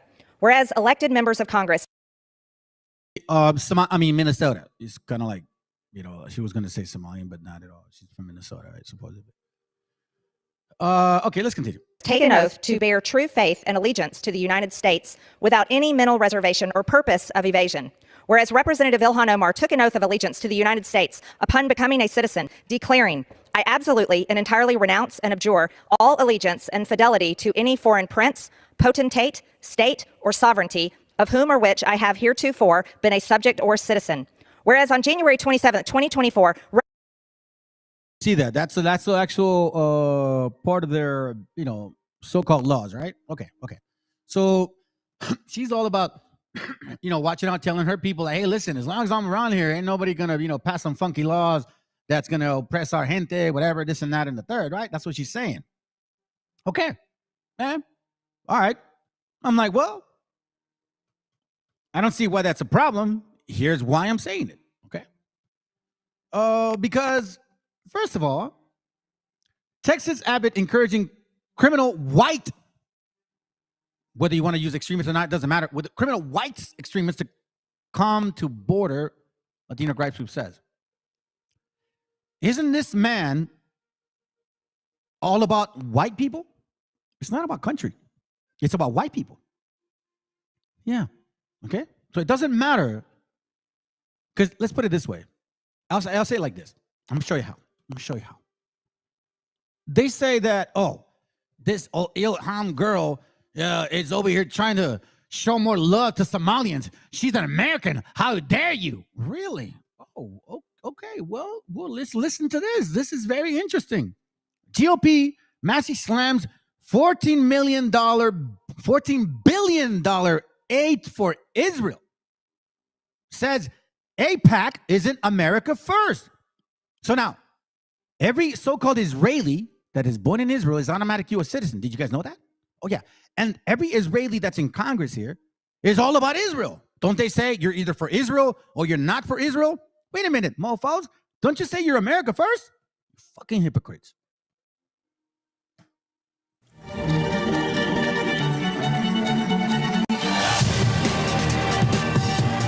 Good morning and welcome to Rising. Glad to be joined again by Brianna Joy Gray, who is back today. Hello, Brianna. Hello, Robbie. It's good to be back. You had a little too much Halloween candy? I had a little too much Halloween, but I was under the weather. I succumbed.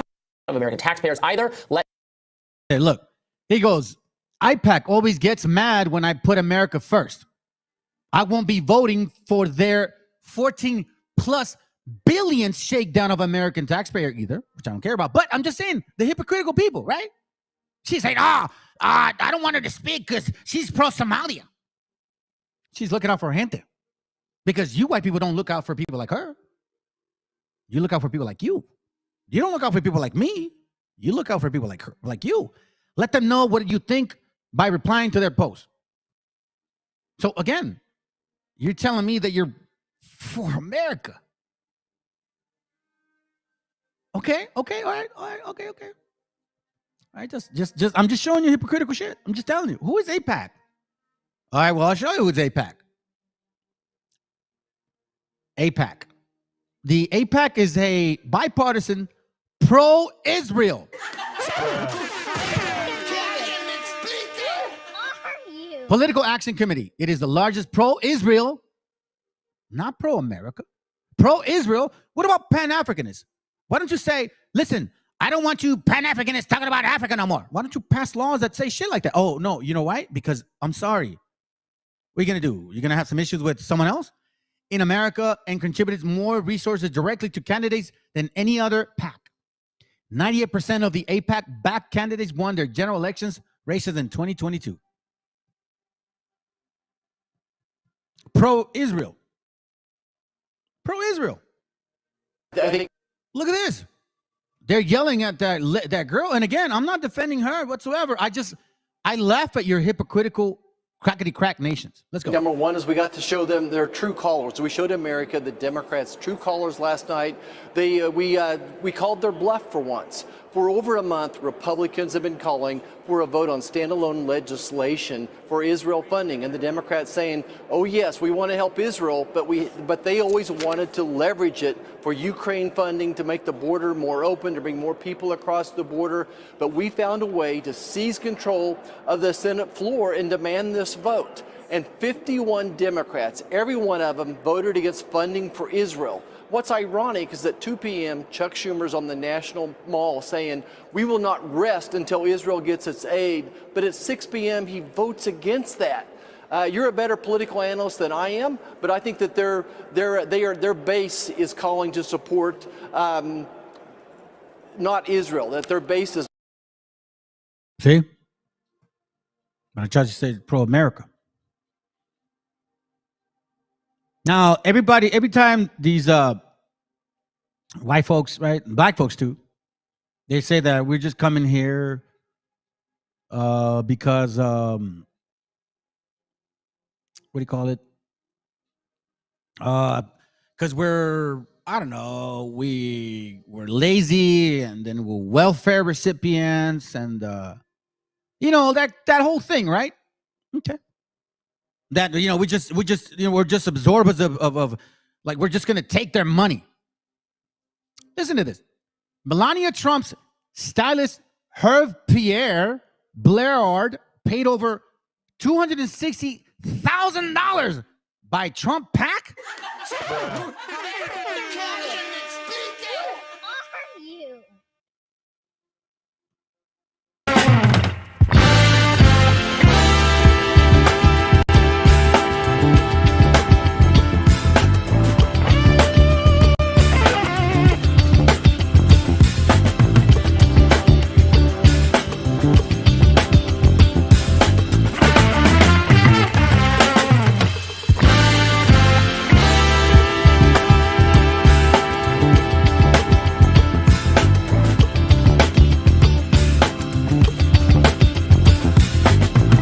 That good hair, you know what I'm saying? That's that good hair.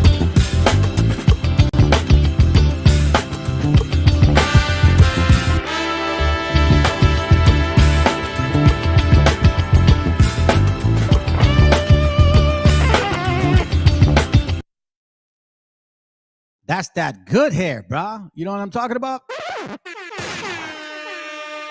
Shoot. Mariana better have some good hair. Hypocrites, huh? Almost $300,000 on hairstyles and shit. And you're saying that raza, we're here to take jobs or because we want welfare? You guys realize that 60% of the people that are applying for welfare are white in red states? Yeah, I know, because I used to do life insurance. There's most recipients. Let's read Obadiah 1:7. Thank you, bro. Appreciate that. It says here, "And all the men of thy confederacy have brought thee even to the border. The men that were at peace with thee have deceived thee and prevailed against thee. They that eat thy bread have laid a wound under thee. There is no understanding in him. How are the things of Esau searched out? How is his hidden things sought up? All the men of thy confederacy have brought thee even to the border. The men that were at peace, the men that were at peace with thee have deceived thee and prevailed against thee. They that eat have they bread." Let me see. Try a different translation. Here, I'll do it this way. It'll look better here, maybe. It'll read a little different.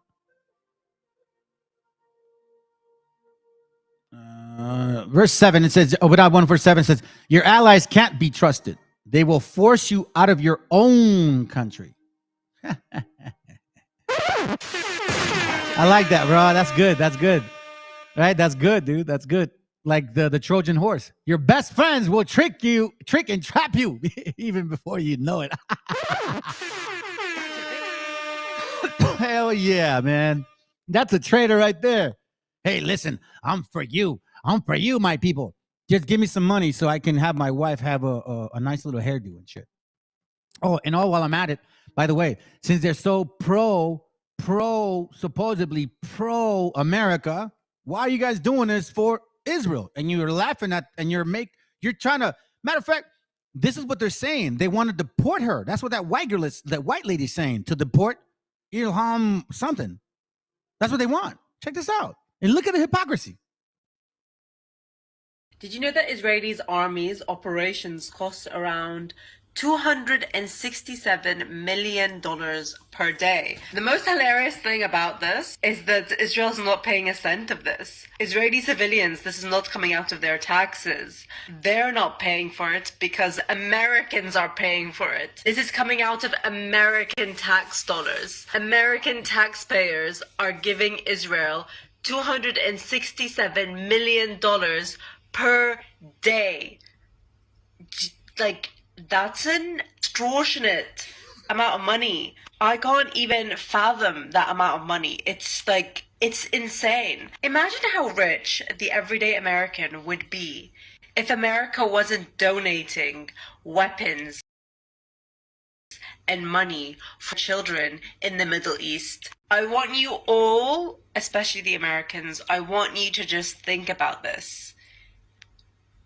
Really think about this. Israelis get free education, free healthcare, free everything for them. On top of that, their army spends $267 million per day. Pro America? Pro America? You don't even have free healthcare or free education. That's crazy. Your government cares more about Israelis and about funding the murder of Middle Eastern children than it does about its own civilians. Pro America? You hypocritical crackety cracks. Y'all are hypocritical crackety cracks, man. You get what you deserve what's coming to you. Oh yeah. Oh yeah. Amos 2:14. We're almost done. Let's continue. It says, therefore the flight shall perish from the swift, and the strong shall not strengthen his force, neither shall the mighty deliver him. You guys are done. You had your chance. The Most High allowed you to. Said, let me see, like Wisdom of Solomon 12 says, let me see if maybe, just maybe, they may actually just, not do this. Okay, I'll let you whoop their ass, but come on, man. Y'all took it too far. Amos 5:19. As if a man did flee from a lion, and a bear met him, or went into the house, and leaned his hand on the wall, and a serpent bit him. So shall not the day of the Lord be darkness, and not light, even every dark, and no brightness in it? Yes. Why? Why is that? The reason I'm saying this is because of this, family, okay? It's because of this, all right? The time's going to come where there's no hiding. You can try to go under caves and maybe go to the moon. Maybe God's going to forgive you. No, en contraire, mon frère. En contraire. Amos 9:1. We're almost done. I saw the Lord standing upon the altar, and he said, smite the lintel of the door, that the post may shake, and cut them in the head, all them, and I will slay the last of them with the sword. He that fleeth of them shall not flee away, and he that escapeth of them shall not be shall not be delivered. Though they dig in hell, hence shall mine hand take them. Though they climb up to heaven, don't they want to go to the moon? Don't they want to build some spaceships? Didn't what's his name? Zuckerberg, didn't he buy like a bunch of land in Hawaii? Now he's building a bunker. Oh yeah. Though they dig in hell, hence shall my hand shake them. Though they climb up to heaven, hence will I bring them down. And though they hide themselves in the top of Carmel, I will search and take them out hence. And though they be hid from my sight in the bottom of the sea, doesn't matter. Hence will I command the serpent, ooh, and he shall bite them. Now, in case you guys are not aware of this, this is the Bible that you Christians say, God loves everybody. He's so sweet and so kind. Oh, he's so loving. That white little guy, the white guy with blonde hair and blue eyes. Shut up. Isaiah 2 and 2. No, Isaiah 2:6. Let's start there. Therefore, thou hast forgotten thy people, the house of Jacob, because they be replenished from the east and are soothsayers like the Philistines, and they please themselves in the children of strangers. Hold on, am I looking for this? Am I looking for this one? Let's see. There were the secular people in the land of silver and gold. Here goes right. Let me read this here. Verse 8. Their lands also is full of idols. Their worship the work of their own hands, that which their own fingers have made. And the mean man boweth down, and the great man humbleth himself. Therefore forgive him not. Enter into the rock, and hide thee in the dust, for the fear of the Lord, and for the glory of his majesty. And the lofty looks of a man shall be humbled, and the haughtiness of men shall be bowed down, and the Lord alone shall be exalted in that day. For the day of the Lord of hosts shall be upon every one that is proud and lofty. But we're not seeing this. The nation of people, they think they're better than everybody else, as if others deserve to suffer for your sake. And upon everyone that is lifted up, and he shall be brought low. What's the point here? Verse 19. And they shall go into the holes of rocks and in the caves of the earth for the fear of the Lord and for the glory of his majesty when he ariseth to shake the terrible earth. Now, I'm going to tell you this, family. Just the way that we were repatriated out of this land, they're going to be repatriated out of this land as well. And the way it's going to be done for them. Imagine for a moment.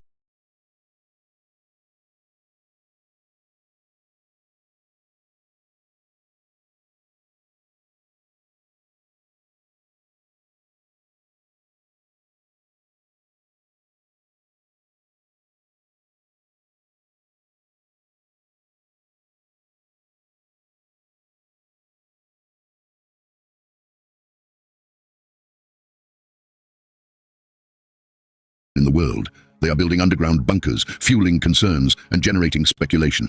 Have you ever wondered what they know that we don't? Are they preparing for some imminent event lurking around the corner? Before we dive into this mystery, let's take a look at the news that has been circulating. The New York Post featured an intriguing headline: Mark Zuckerberg, building a $100 million Hawaiian complex with huge underground bunker.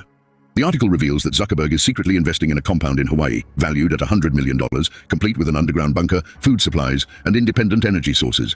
All of this suggests that the social media magnate is preparing for the unknown, perhaps even the end of times.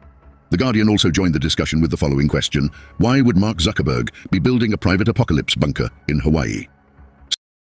Your business is your baby. So why are you handing it over to a website builder? Some lines from this article are noteworthy, as they state that the rich cannot buy immortality, but they can delay it for a while. Although death itself is the great equalizer, it is the fear of it that unites us. Money can provide comfort, but it cannot protect against the inevitable. Now, as Christians, how should we interpret this news? Some people may be overtaken by fear and anxiety upon reading this information. However, let's consider what we have before us. Here's what we should always keep in mind. There is nothing new under the sun that God is unaware of. He is the eternal guardian of his children. As believers, we need not fear, for the Bible provides us with a roadmap for the future. We know that in the last days, difficult times will come. The Bible warns us about earthquakes, famine, wars, and rumors of wars. Yet even in the face of all this, we must remember the words of Jesus. For he said, "I am with you always, even to the end of time." When we hear about the construction of underground bunkers and the approach of Judgment Day, it's important to remember what the Bible teaches us about the day of the Lord. If you have read Isaiah in chapter 2, the prophet talks about this day. It is widely regarded as the day when God will bring his judgment against evil and allow a new creation to flourish. Some believe that in the Old Testament, the day of the Lord is a theological day of final judgment, bringing either deliverance or doom. Others believe that in the New Testament, the day of the Lord is the triumphant day of Christ's return to earth in his glory. So while the world is full of uncertainties and intriguing actions, remember that as Christians, we have an anchor in our faith and in God's promise for the future. As we contemplate the book of Isaiah, specifically chapter 2, we are transported to a vivid portrait of what the day of the Lord represents. This is a day of judgment, a journey in which God himself brings his terrible presence and indescribable majesty. Imagine this, as described in Isaiah 2. Go into the rocks, hide in the dust from the dread of the Lord and the splendor of his majesty.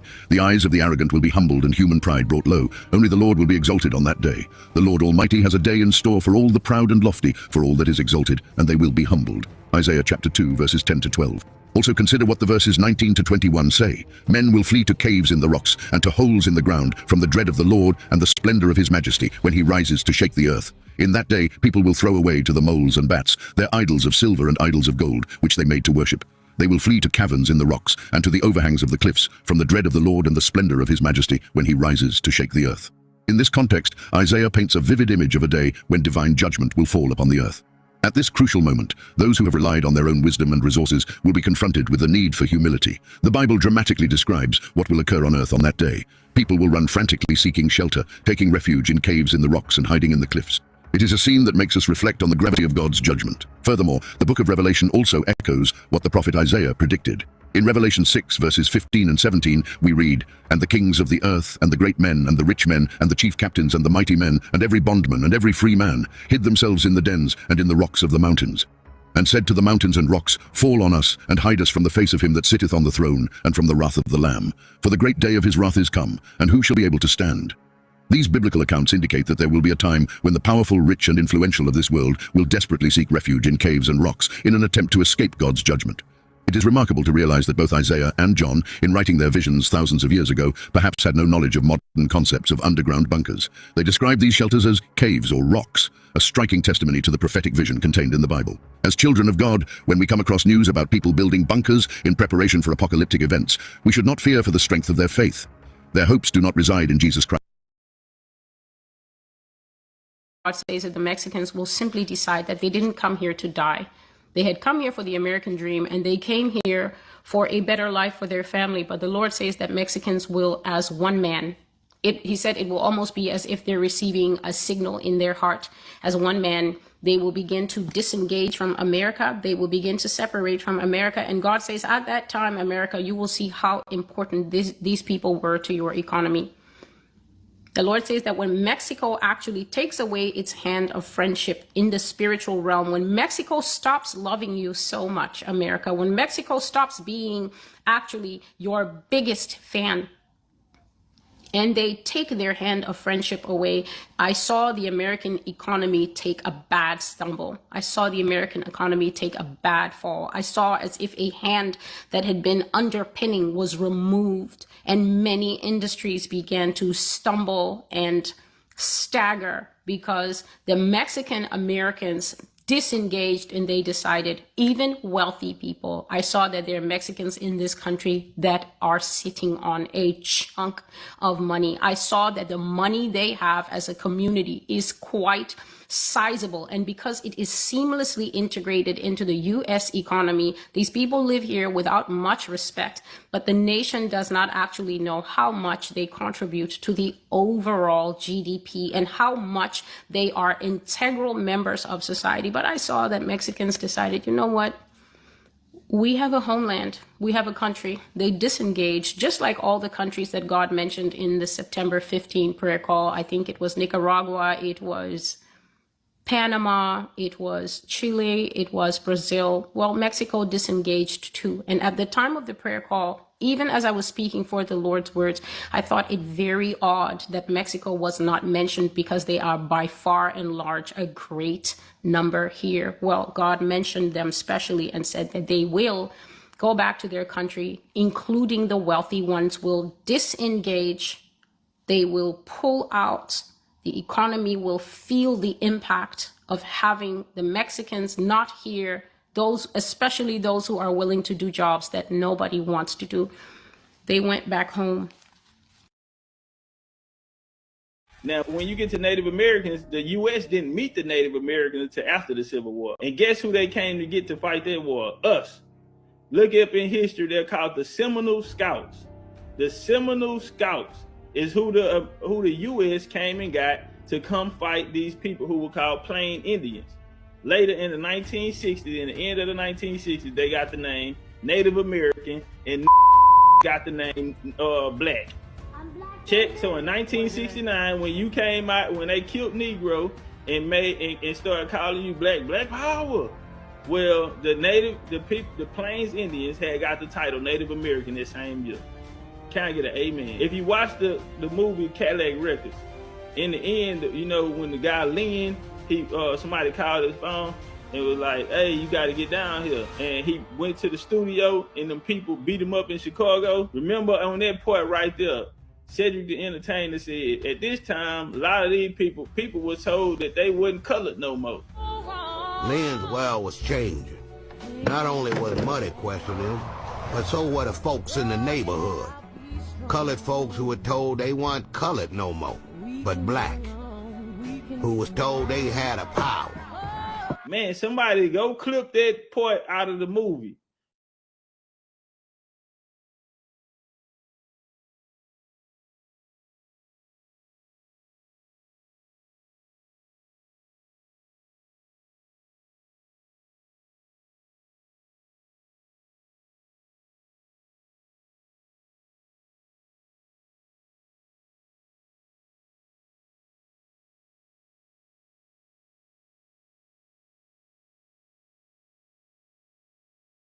Attention, everybody. The show's about to begin.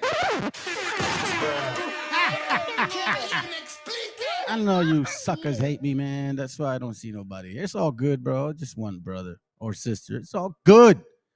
All I need is one. You guys didn't know?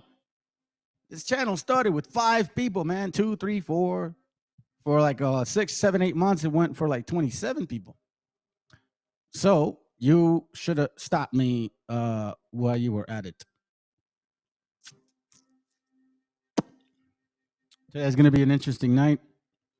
Buenas noches, saludos, shalom.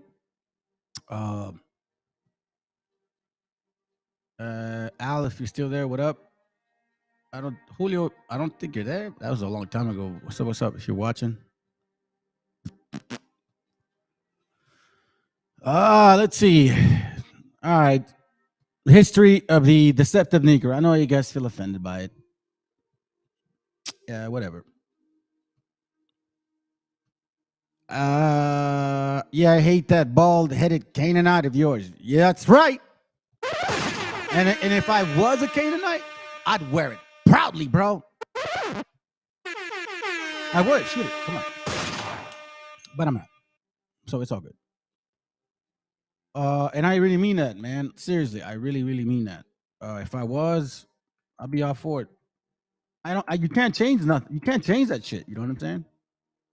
I want to show you guys a picture. Something I saw. In one of the, I guess, like Chicloso likes to call it, show. He said, this is a show. Okay. Anyways. So this other brother, Scattered Israelite, he posted something very interesting, man. I appreciate you, man. You're not watching close from a distance. Thank you, bro. Let's read this. Let's chew on this for a second before we start this whole show. Here we go, man. It says there's this lady, I think he meant Theres, that on YouTube, her name is Lisa Cabrera. She's been very anti-migrant, anti-Hispanic lately, because she's feeding into the false narrative they're a threat. I think she got that way anti-Hispanic because I've heard her say on her channel that blacks only are the true Israelites. Oh, I see. Okay. And they are the real Native Americans. Okay. I think she got that way when some of us spoke out and said, no, that's not the case. Hispanics and natives are one of the same. So she started her anti-Hispanic rant. Also, I think she got her anti-Hispanic sentiment from Black American side of her family. Yeah. So probably because she is Hispanic dark. Darkity dark. Yep. That is the very true case, my friends. The very true case. It is very true. Very true. En la mitad del siglo XIX. Hey, shut up. Let's start out with this here real quick. You know, we can sit here and talk and get mad and you know, call them names and shit. The only way that you defeat this stupidity, because I dare anybody to come on this line right here and try to challenge me that what I'm showing you, or if you think you're a native and you black, like African, I will smash you in 100 pieces. If you think you're a Hebrew Israelite, like black only, I will stay in Deuteronomy 28. But I keep finding that you guys will run and slide and slippity-hoo. So the only way that we could prove you who you are back to Africa is by showing you history. And not just, random books. I mean, like archives, artifacts, letters, like things that you guys ignore because you look at pictures. Apparently, Ebonics is a real thing. I'm not joking, man. Apparently, it is a real thing. So let's begin. All right. I'm gonna try to be as objective as possible. You know how it is, family. Let me see what you got real quick. I saw something.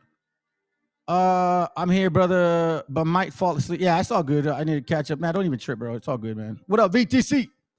Let me see what you got. We're not the same, and blacks were never indigenous to this land, and they were sold for twice the price of a real straight-haired native. Yeah, I think I'm gonna show that today. I'm gonna show a few things, man. Hold on a second. Gotcha, bitch. Hold on. Gotcha, bitch. Canaanites. So let's begin. Tras el descubrimiento de grandes minas de oro en el norte de México, Estados Unidos conquista la zona, arrebatando a México la mitad de su territorio. En ese lugar, por aquel entonces vivían 150,000 indígenas mexicanos.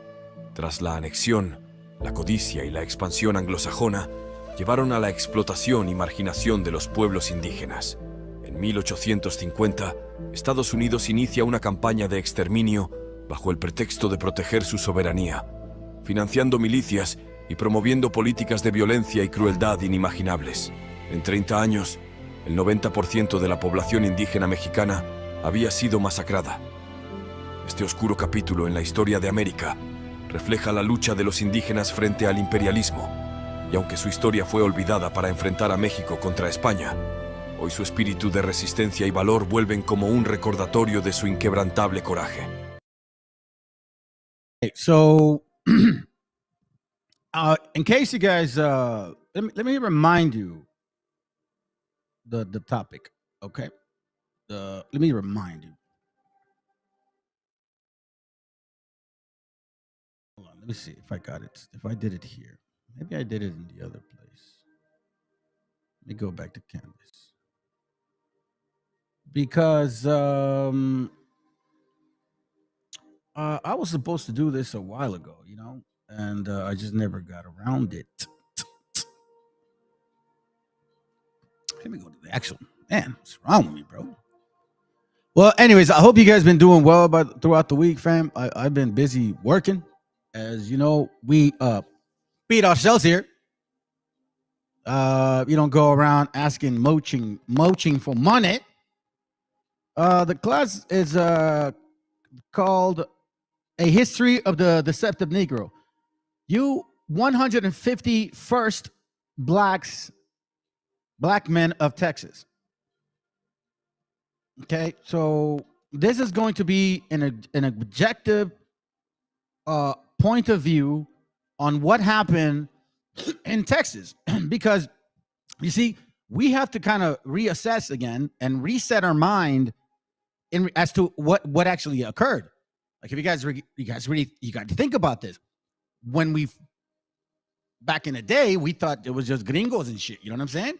But now, when you look back at books like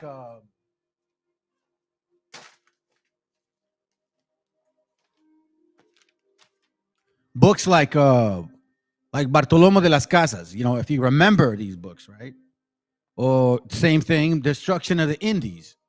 Okay, when we first read these, we didn't think there was anybody else other than the gringos and shit. Now we'd see otherwise. Now, I'm gonna tell you something. I mean, I don't look. Somebody clear it up for me then. Somebody from some camp seriously come and show me why I should only focus on the gringo and not the other people. Since Psalms 83 is mentioning several nations. I'm just saying.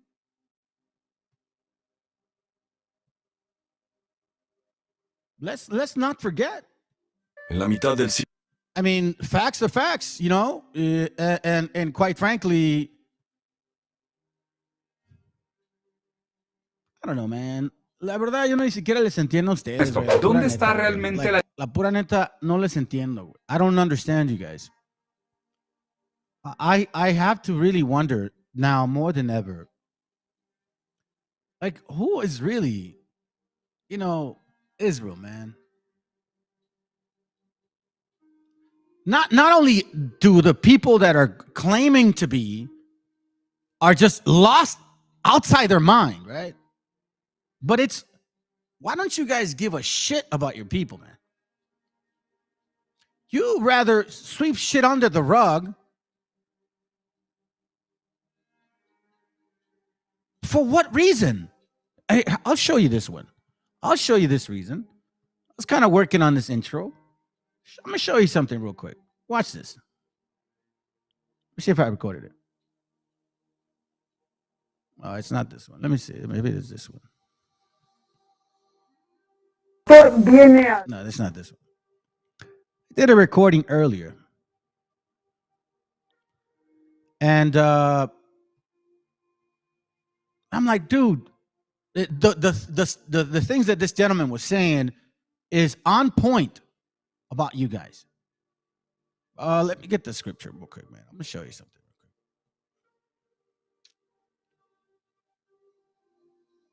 I know that, God, man, it's like we read this all the time, bro. I don't even know if it really means anything to you guys. Isaiah 1:3, the ox knoweth his owner, and his ass his master's crib, but Israel does not know. My people do not consider. And this is very obvious to this day. You have all these other nations running and claiming to be the chosen people of the Most High. They don't have historical facts. They've made up a track record of who they are. Clearly, if you're logical and not emotional and not, oh my God, I saw a dream, took a fart.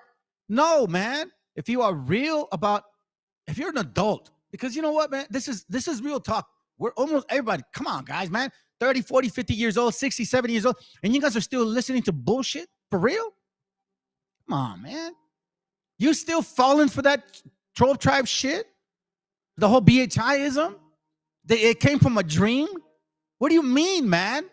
This BHI has been going on for years, since 1844.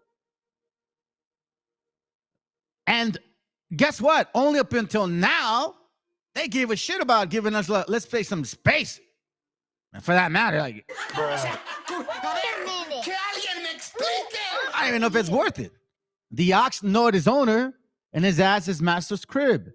But Israel does not know. Like, you know, it's worse than being an animal, bro. It's just like saying y'all are worse than animals like this. They're spitting in your face. I keep telling you, but no. No. You're only seeing one perspective of what I'm bringing out, but I'm going to bring several today. And it includes all of them. La diferencia, la riqueza que tiene México con Estados Unidos. Y por si se les había olvidado, si México no hubiera perdido el territorio de California, donde viene la fiebre del oro, y el territorio de Texas, de donde viene la fiebre del oro negro, la situación sería muy, muy distinta. Este robo de territorios que se ha dado históricamente es el robo fundamental con el cual se solidifica el capitalismo como modelo económico. O sea, ellos, los capitalistas, los economistas neoliberales, te hablan de la importancia del ahorro y del trabajo duro, ¿no? Tú ahorra y trabaja duro y con eso vas a salir adelante. Pero lo que no te dicen es que los verdaderos imperios capitalistas, los verdaderos países poderosos del capitalismo, se construyeron a base de no ahorro y trabajo duro, sino de intervención y robo. Para ti, individuo neoliberal que come pizza los viernes y se deja manipular ideológicamente y obtiene su información de memes, ahorro y trabaja duro. Para ellos, los dueños verdaderos del capital, terror, intervención y guerra. ¿Cómo ven? Así la congruencia de las cosas. You guys understand what he's saying, right? Clearly. Now you got all these conspiracy gringo theorists, these gringo conspiracy theories. Oh my God, the elitists are against that. You dummies. They've been against you since the get-go. You just didn't realize it. like this whole time, it didn't even occur to you that the majority of goods that you were buying at a very low cost was due to the suffering of other nations. Well, but no, it didn't occur to you. No, it's not me. It's God, because God loves America. They're so prosperous. Sure, he's going to punish other nations, right? Just for the sake of just, without Bible stuff. So then you can just shit it all out every day. You know what I mean? By buying your nasty ass burgers. I mean, everything's processed right now, and I don't even understand. I can go on and on and on and on and on. Hey, what's up, man? Shalom, bro. Let me say shalom, family. He's saying shalom to everybody, bro. All right, cool, man. Sounds good. Kwam. A la neta, grow up. These dreamers are liars. Hey, come on, let's be real. All right, let's go here. If you say you are of the Bible, okay? If you say you're of the Bible, this is for all you so-called Christian scholars, Mr. BHIs, every single one of you guys. If you believe word for word, then you should shut your ass up, pack up, and go home.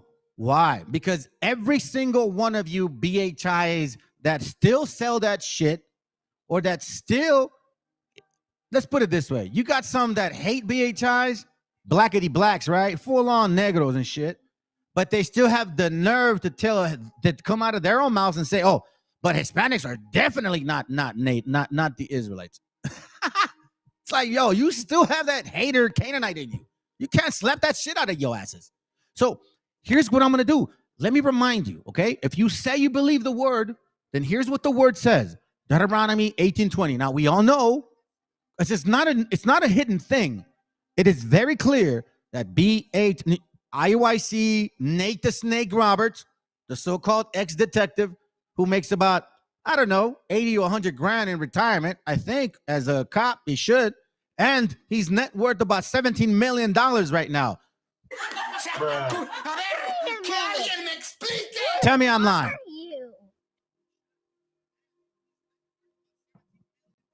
Tell me I'm lying. Now, every single camp demands you to have money, demands you to get money, demands you. So here's what every single leader of every single camp right now that teaches either black-only shit or 12-tribe crap, here's what they say, that Y2K is gonna destroy the world, and that the so-called white man, right, he is going to be in submission of the so-called black man. That is what you guys said. Don't bullshit us, because that is exactly what you taught. ISUPK taught it. Every single person that came out of those so-called leadership, they call King David, they all taught that at the end of the world was in 2000. Nate the Snake even said it in a class that I was watching live. As I told y'all, I was from that stupid camp. Hey, it is what it is. I was stupid too. But remember, when I was a child, I spoke like a child. I acted like a child. I saw and perceived things as a child. But when I became a man, I strapped my boots and I smacked my face a little bit and said, it's time to grow up. I got a family to take care of. So what is the truth? For me to show my family what is best for them. Not for me. What is best for them. You guys are too selfish, man. So when I started looking at scriptures wait a minute, hold on a second. Deuteronomy 18:20. But the prophet, which shall presume to speak a word in my name, BHI, IUIC, ISUPK, GMS, all of the every single branch that you are teaching this right now, you guys all said Y2K, which I have not commanded him to speak, or that shall speak in the name of other gods. So here the Most High say, listen, here our Creator, yeah, you know God, you know His name, right? We've mentioned it before. Not to get too much into names, but I just want to remind you.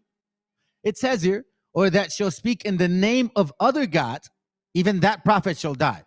So now it's saying, if I send somebody, or somebody says I've sent them, trying to claim that they're speaking on behalf of me, or whatever other damn religion they say that they have, that claims that I sent them, okay?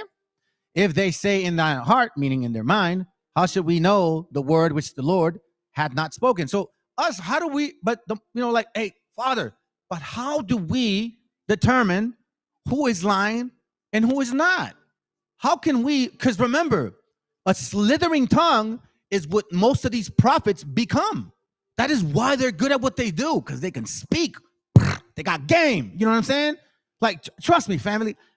I can't say can't trust a con man, because I never was a con man, but I got this way of like picking up shit that people say, man. I just catch them. I don't know why. Maybe it's a detective spirit that I had maybe when I was young. Because I wanted to, if I was gonna be in some kind of law crap, I would have been a detective. I would have liked to have solved like murder cases or some crap like that. You know what I mean? Anyways, so it says here, but the prophet, which was presumed to speak a word in my name, which I had not commanded him to speak, or that shall speak in the name of other gods, which even that prophet shall die. So how do we know?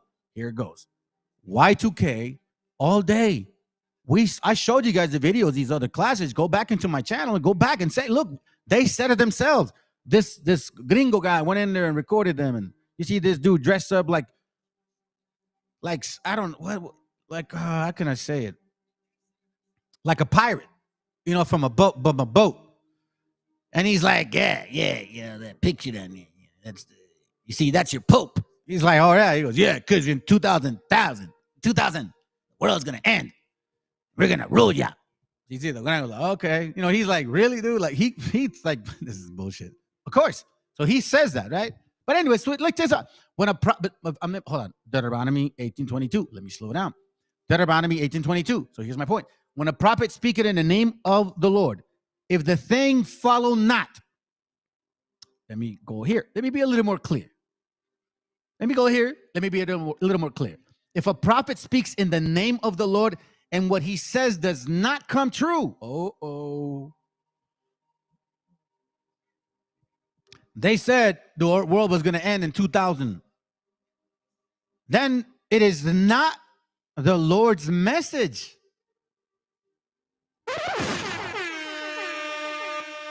That prophet has spoken on his own authority. Oh, shit.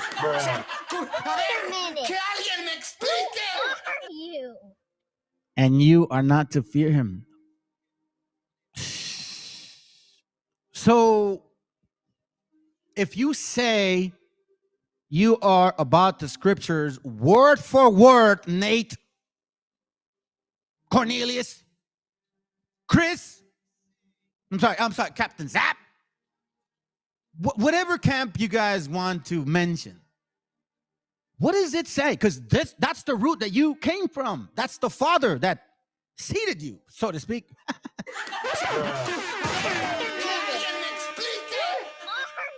You are still teaching the same thing. You that has two calendars, that keeps the high holy days based on the moon, but then you celebrate Sabbath every Friday and Saturday. Show me the other calendar, please. I'm still waiting for it. Yeah, that's a good point. Goat's head, Aaron's beard, milk for maiden, Mary's hair. I mean, lactose intolerant. You know, what I found out is, I'll say it like this. Here, this is the best way to put it, family. Imagine, I've dealt with stupid shit. I'm so happy I'm not in any kind of civil lawsuit or criminal, judicial crap, nothing. I'm so thankful. Thank you, Father. Thank you so much.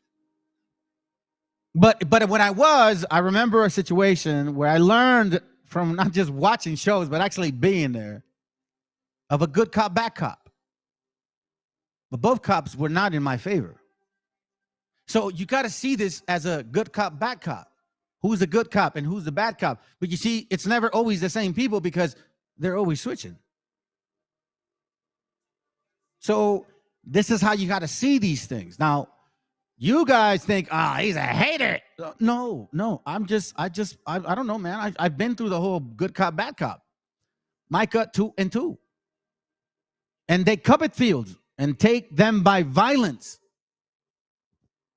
I'm sorry if you have to reflect on your own, but based on what I'm seeing, since they've been here, nothing's been, well, I mean, shit, it's never been peaceful. And even now, Who are and you? even now, you guys are sweating each other's wrestling in corners. For real. I mean, what the hell? What is that, man? And they covet fields. In this case, I know now why you guys are working so hard to be the people of the scriptures, or to include us in somehow, some way, or to still take what is left of what you had. You see, I'm sorry, what is left of what you left us, because you took almost everything. You mean remember the good cop, bad cop. They took almost everything. And now the last thing is the thing they hated the most. Now Mexican, even the word itself, is gold to them. They just don't like the people that are wearing it. You know what I'm saying? And they covet fields and take them by violence. Which kind of violence? Verbal, abusive. You're passing laws, crazy. As a matter of fact, I'm going to show you who the hell helped who when y'all took Texas. Yeah, and houses, and take them away. So they oppress a man in his house. Remember when you guys so-called took Texas legally, you were in the land that was governed by so-called Mexicans, and you as Anglos, both black and white or whatever color skin you want to consider yourselves, you didn't give a shit. You came here deceiving these people at this time, I'll just say it like that, and you took it. But now you want to sit back after 1865 and only blame the white man, supposedly because they only did it. No. That's not the case. Because you're actually speaking it yourselves. I'm not the one saying it. You guys are saying it. Watch. I'll show you.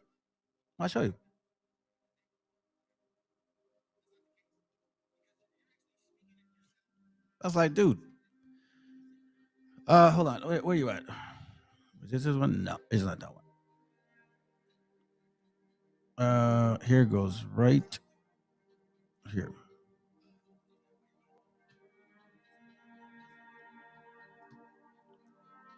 I'm gonna show you something.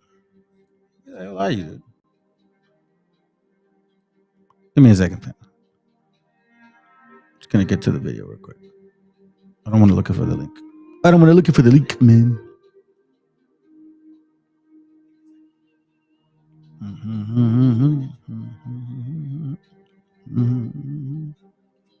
Give me a second. I'm almost there. Just want to show you things like this, okay? This means something, family. This means something. First impactful Republican strong trailblazer, right? Their mission. Now, the Republican Party of Texas was started by 150 black men, July 4th, 1867. Who are you? I'm not saying it. This is what it's saying. That's what it's saying.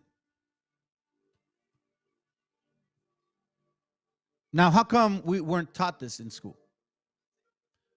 How come this wasn't even mentioned to us? Remember, Texas was not sold. It was stolen by people like him. What are you going to say now, 12 tribe charters? You dumb hooligans. What are you going to say? I mean, you're very proud of this here. I'll show you right now. Yeah, I'm going to show you something. You're very proud of this. I mean, it's there's no denying it. You're very proud of this. You're very, very, very, very proud of this. You see, family, good cop, bad cop. You just have to determine who's a good cop and who's a bad cop at what time.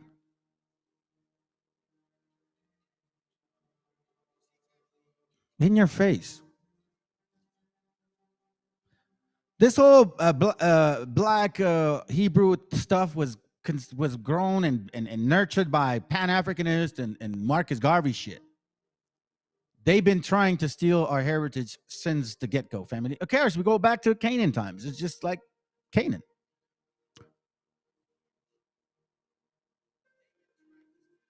Look. useful because they were able to get exactly what they wanted at the state level. Here's a twist, though. Because the radicals and the conservatives could not see eye to eye on platforms, somewhat by default as well, as Chairman West and I ran across each Chairman West did the foreword on, and what I write about in the book, and it's one chapter on the big switch. It's a myth. The truth is that Dixiecrats comprise of over 200 senators, congressmen, governors, and elected officials. But, as I write about in this text, only one Dixiecrat senator and one congressman switched to the Republican Party. Loud and proud, right? You guys are going to sit here and tell me just a racist.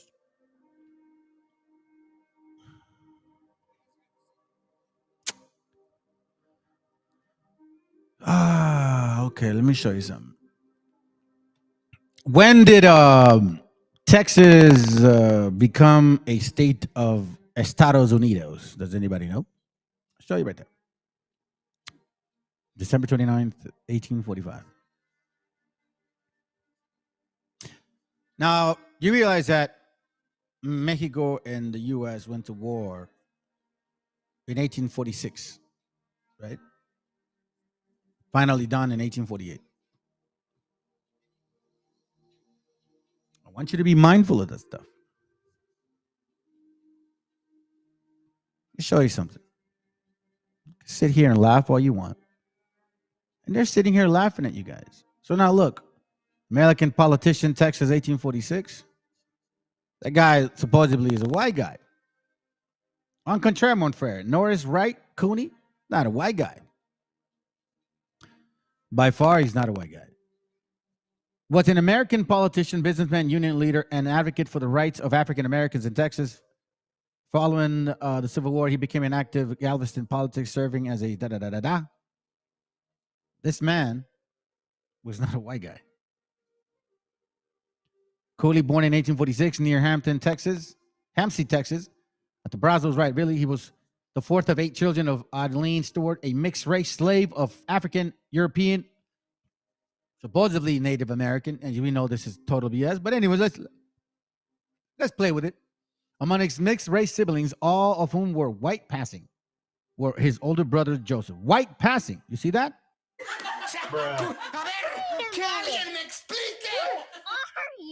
Their father was Adeline's white master. He was the first white family, blah, blah, blah, blah, blah. In 1850, Philip Cooney was one of the largest landowners in the state of Texas. 2,000 acres, you say? And 105 slaves. Oh, my dear Jesus.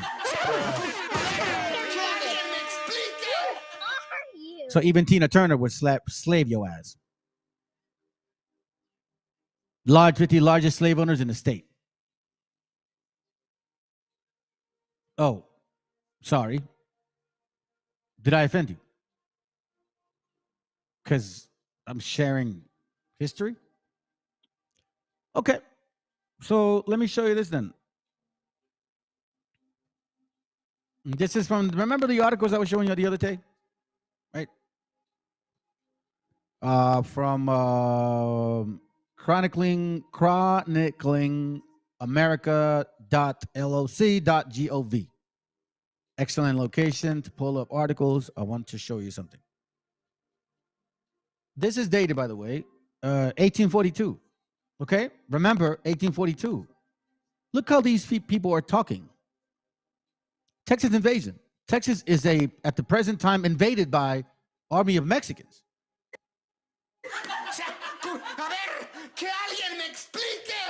Now, you guys remember, if I did a class the other day, and I showed you how they were technically taking the land, right?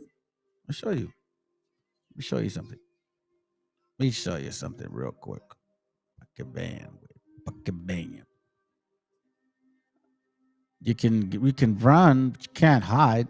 And then if you hide or try to hide, then you got some Mexicans protecting you. I guess it's just the way it is. It's funny, man. You guys are funny to me, dude. You're a joke. You're weak-spirited. Maybe you are that. Maybe you are a Canaanite, and that's why you feel that way. I don't know, man. You guys disgust me. It's really sad, to be honest with you. Sometimes I feel like Nehemiah ripping your hairs out, to be honest. But I know that's not legal, so. Anyways, what's it worth, right? You probably still wouldn't believe it anyway. Let me show you this real quick. Hurry up, man. Hurry up, bro. Hurry up. Hurry up. Hurry up. Hurry up. Hold on. I'm almost there. Dun, dun, dun, dun, dun, dun, dun, dun, dun. Here it goes right here. This is from Occupied America. Historia of Chicanos. 3rd edition. That's what it says here. Let's go to this other page.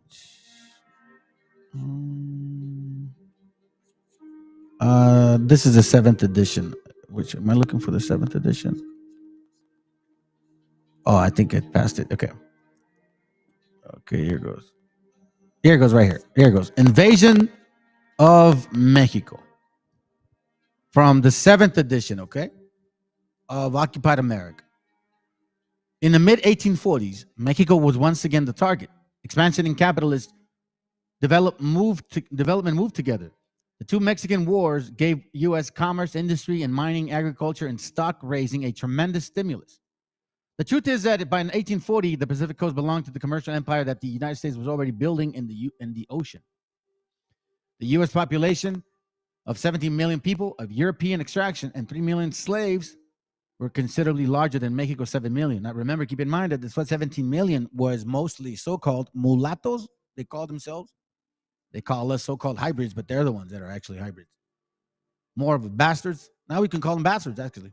See how it feels? African bastards. Huh, pretty sad. It says, of which 4 million were Indians, 3 million mestizos, and Europeans.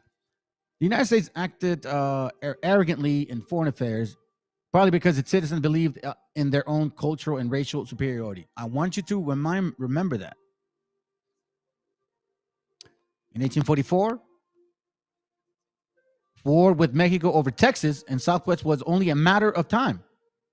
Now, that's not that far from the so-called 150 so-called Negroes that so-called held Texas. Remember? We're not that far. And by this time, they were already writing books. Remember the book I showed you guys, the 1844 book?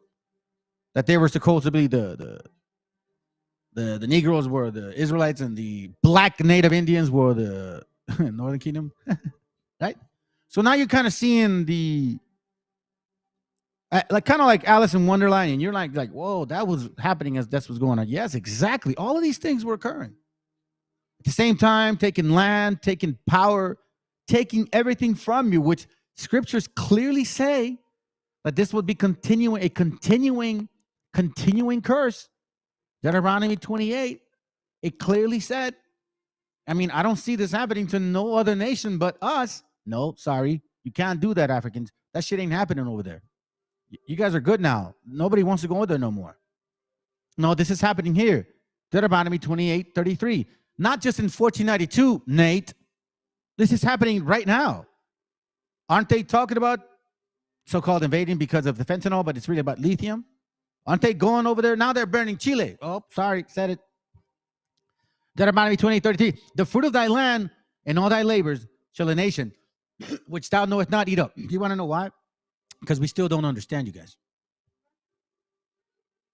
And thou shalt only be oppressed and cursed always. Damn. Labor consistent shall nation that you don't know will eat you up.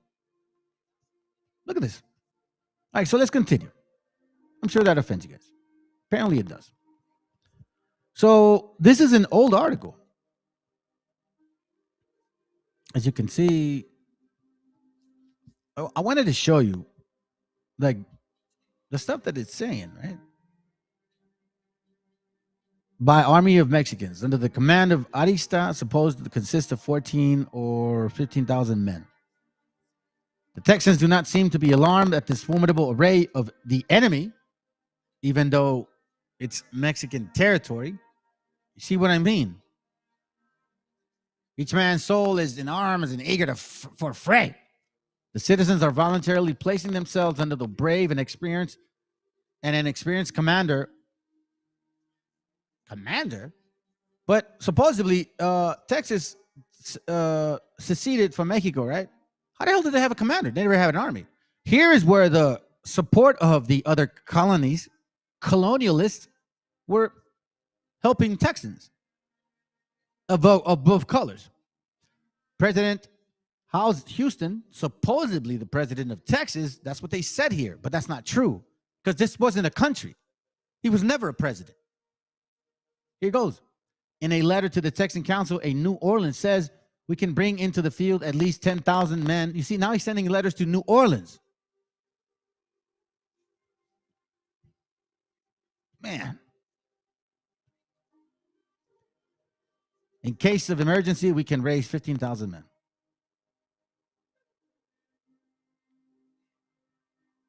The war will not be long of duration. No Mexican force can long sustain itself in a Texas. And let Mexico look out for the recompense of her iniquities. Wow. That's a heavy point right there. You want to know why? You want to know why that's a heavy point? Think about family. There's only 6 of you guys watching this right now. Let Mexico look out for her, for the recompense of her iniquity. Y'all deserve this shit.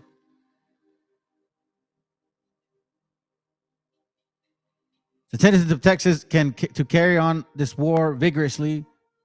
Texas is not to be trampled underfoot as possession by a mushroom existence. Keep in mind, this is still our land at this time. The stars of the Republic is destined to shine in the horizon of nations, century and century, bright and yet brighter as time elapses. It may be possible that the present invasion of Texas is but the prelude to Sam Houston's revel in the halls of the Moctezumas. At any rate, we hope so. Wow.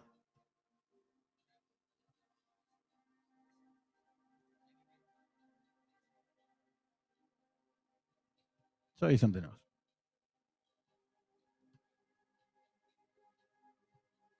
Oh, I didn't record it. Let's see. Let me see if I can find it real quick.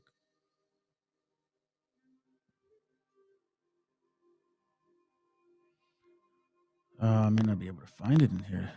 It doesn't record it from when I sent the link up, huh? That sucks. Because it actually has. Let me see. Maybe this one will show me. It says something. I want to show you that. Yeah, this will be easier to find.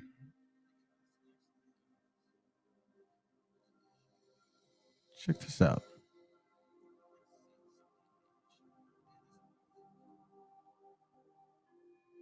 Yeah, it should be here. Give me a second. I won't be long today. Just trying to get some shit done. Hold on.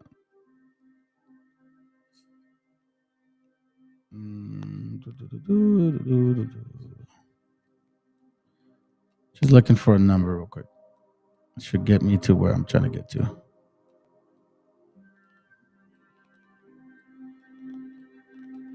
Marshall. Okay, revenue. Okay, let's see. Let me see if I can find it here.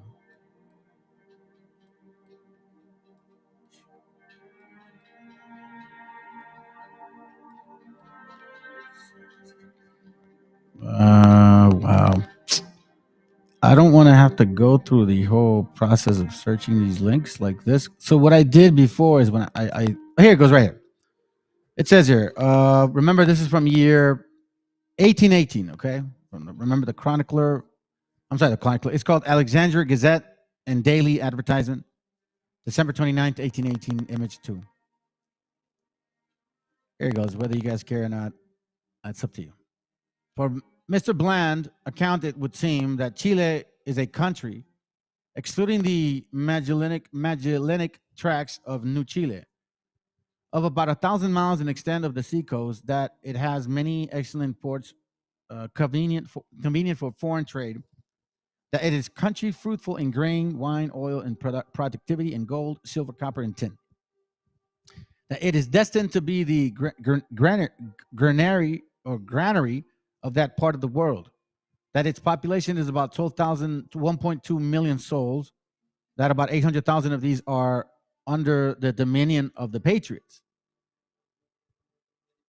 Let that sink in. Under the dominion of the patriots. 1.2 million souls, 100,000 are in slavery by the Anglos here. Yes, both. The good cop and bad cop, black and white. Okay, don't bullshit each other. I know you Raza likes to tuck in your tail and shit. I'm sorry to tell you. But let's continue. The remainder being under jurisdiction of the royalists. That there are about 50,000 Indian slaves in all Chile. But very few slaves of the African race. Who are you?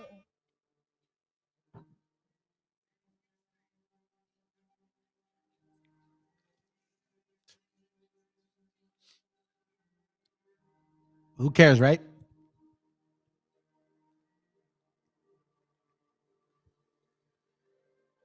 You see the abuse that occurs here. I can't find it, but it says the Patriots Army is about 6,000 total, 2,000 of them being Negroes. You understand this? The American Army has 6,000 soldiers, 2,000 of them being American Negroes.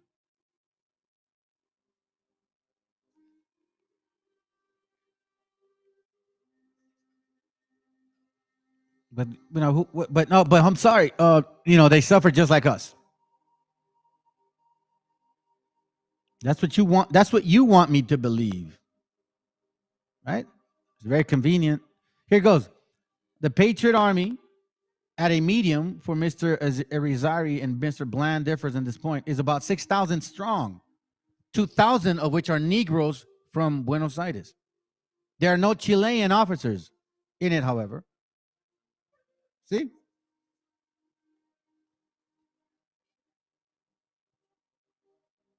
But what do I do? Just a beaner. Let me show you this one right here. Maybe this might actually make you think a little bit more.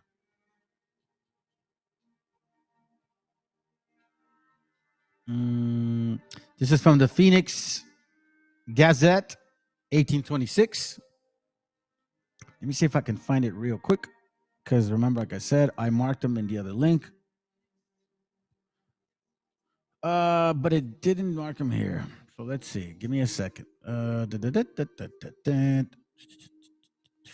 on. Let me see what I got. I should find it quicker.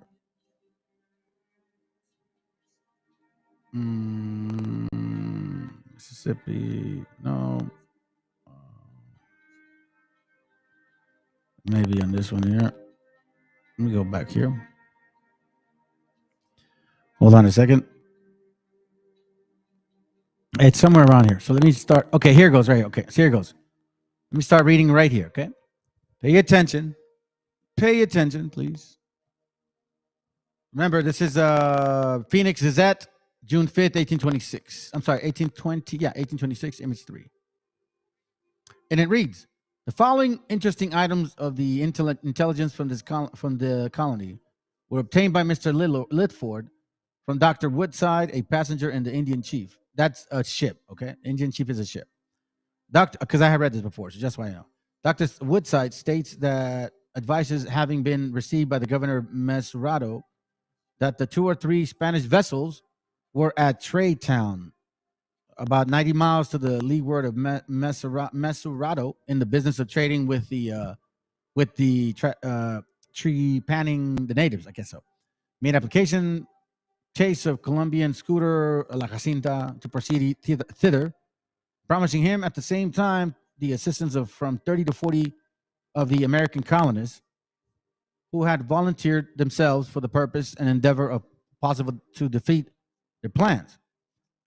Captain Chase, accordingly, proceeded down, and on his arrival on the 4th of April, found there the Colombian brig Vesitor, a ship named Vesitor, I guess, and Captain Control, who had captured, check this out, who had captured a Spanish brig, and with the assistance of Jacinta, another ship, afterwards took 2 Spanish schooners, those are smaller vessels, all of which were engaged with a party of Negroes from the shores and making arrangements for taking off about 400 blacks as slaves.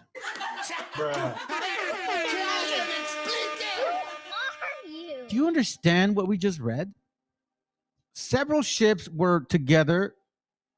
They found 2 Spanish ships, and all of these people were engaged with a party of Negroes from the shores and making arrangements. These Negroes were making arrangements for taking off about 400 blacks as slaves. Do you see this? So there were Negroes taking blacks as slaves. Is this not registering to you guys?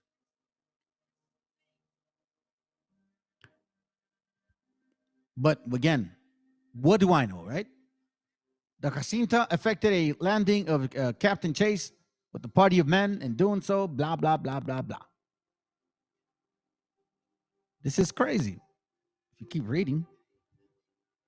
Cash for Negroes. Which kind? Just some Negroes just found some other ones. When you purposely blur history and you don't know how to make sense of it, because it takes a while to study history, and if you don't have if you have a narrative, you won't see it, and if you have a wrong spirit, the Most High won't open it to you. You won't see these things. Here it goes: proclamation of Sam Houston, president of Texas. But wait a minute.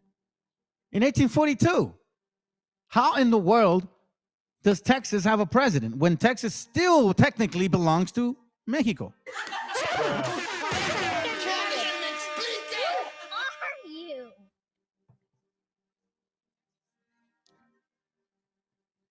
But again, what do I know? Right? What do I know? I guess these things don't matter. You guys want look, if you're still stuck in those 12 tribe chart things and you're wondering why these things are happening, hopefully this class may just kind of help you a little bit. Because if not, you would be you can't explain it. Oh, the weed and the tares? No, that's stupid. Because they're not getting deported. They're not being separated at the border. Matter of fact, they're helping the white man pass laws to make sure that you so-called Hispanics don't belong here. Look, the so-called audacity of them. Check this out. In 1850, supposedly there's hardly any Hispanics or others, right? And then non-Hispanic white, supposedly, they were the majority in 1850. You see what I mean, fam? You see what I'm saying? It's like as if, no big deal, about 28% were black slaves and the rest were Hispanics or Indians. 70% of the state were white, supposedly white standard. Remember, we talked about the topic. But again, what do I know, right? What do I know? What do I know? You guys don't give a shit anyways. You guys are at los huevos de cada uno, güey. Texas Braves. Look at this, bro. Like, come on, man. It's sad, bro. You guys are a sad case. All the while, Texas Abbott encouraging criminal white extremists to come to the border, Latino rights group says. It ain't just white extremists, bro. Let's be real. Let's just be real. It ain't just white extremists, man. Yeah, bullshitting, dude. The height of stupidity is having a strong opinion on something you know nothing about. I'm extremely disappointed in the very strange maneuvering by many on the right to torpedo a potential border reform bill. If we have a bill that on net significantly decreases illegal immigration, and we sabotage that, that is inconsistent with what we told our voters we would do. People will make up whatever reasons they want to. There's a number of them, I'm sure. But it would be a pretty unacceptable dereliction of your duty. The height of stupidity. This weekend, a trio of anti-immigration rallies took place in Arizona, California, and not far from here. Hundreds of people drove for hours from across the country to take part in these, quote, take our border back convoys. And while there was talk on social media of civil war and violence, these demonstrations were peaceful demonstrations. What's wrong with you? What's wrong with you? Pedestrians have the right of way. Peaceful protest, you're a violent thug. You're a violent thug. Convoys fighting each other. I mean, who'd have guessed that hundreds of disenfranchised Trump voters high on Alex Jones' boner pills would cause a scene? Not me. Hey! You want to go to jail? Don't touch us! Would you look at that? Peaceful protesters fighting each other. Border convoys, all converging. All supporters of Donald Trump or QAnon or both, going down to the border, all right-wing media viewers, scared into a frenzy, believing that there are aggressive people coming across the borders of our nation, so they go down to the border and are aggressive towards each other. Now, in fairness, most of the protests have been peaceful, but that's mostly also because there hasn't been very much to see. Is the border a problem? Yes, there definitely is an enormous number of people coming across the border that can't be sustained for long, but is it something to be scared of? Is it something that is necessitating people going down to the border to quickly stem this invasion, to watch it all unfold? Well, here's one person. Would you rather have 4 years of Trump? Went down there. It's pretty surreal. We actually made it into Eagle Pass and we went and saw Shelby Park. I was able to see some people actually trying to cross and stopped at the wire there. So I can tell you it's not as bad as what I thought. It's not what I expected, but then again, I don't know what I expected. Interesting. If this problem is so bad like Republicans say it is, and it is not good, once again, I will make clear, but if it's as bad as Republicans say it is, you think they'd want to pass some kind of comprehensive immigration bill to fix the problem, which they said they wanted to do, and threatened and said, Biden won't do it though. And then Biden called their bluff and said, these people go down there. Who are these people? Some folks even making their way down to the border, many of them telling me that they were surprised. They thought that things would be worse here. So let's meet one or two of these people who believe this border crisis is so intense and see what their solutions are. You can't just walk in here at your own leisure. It doesn't matter if you're a refugee or asylum seeker or what the hell ever. I mean, we should have 50 cals and landmines lining the border and using them. That would stop the problem. But nobody has a effing spine. Nobody will do anything, so that falls back on us. I'm sorry, did you just say use landmines? Did you say you wanted to use landmines on people coming to seek asylum or escaping violence? You want to blow them up with landmines? 50 cals and landmines lining the border and using them. Okay, I can't believe I'm saying this, but to cleanse my palate to something more rational, let's go to this QAnon lady. Who cares? What matters for me as Q Patriot is the safety. Our number one priority in the Q movement is the children. And so I'm hoping I can do my part to bring awareness. I got a great flag. It's a nice sentiment to protect the kids. Right now, I was a part of the convoy from my house for as long as I could until I could get my truck there. Could it be because they're seeing comments on the news like this? We're on the path to having our country taken over by savages the way Europe has done. Or maybe it's comments like this from Fox News. Foreign nationals storming the beaches of San Diego like it's Normandy. Look at this. Boatloads of strange men breaching our beaches and just disappearing into the streets. Or really humane solutions like this man at Fox News. And by the way, alligators in the Rio Grande would be safer than it would be now because they wouldn't get in the water with alligators. Yes. And now they get in the water and they are drowning every single Brilliant idea. day. Thank you. And put the alligators in the water. The people that we're talking about are human beings just like you. This is our community, and you just don't dump anything on us and expect us to accept it. And I want to say something to you all. Stop depending on the politicians and stop voting for the same people getting the same results. All right, so then in this one right here, we already know the situation with immigrants that's happening in what you would call sanctuary cities. Good. I believe that's something that Hillary Clinton put out there. Our mayor. He is our...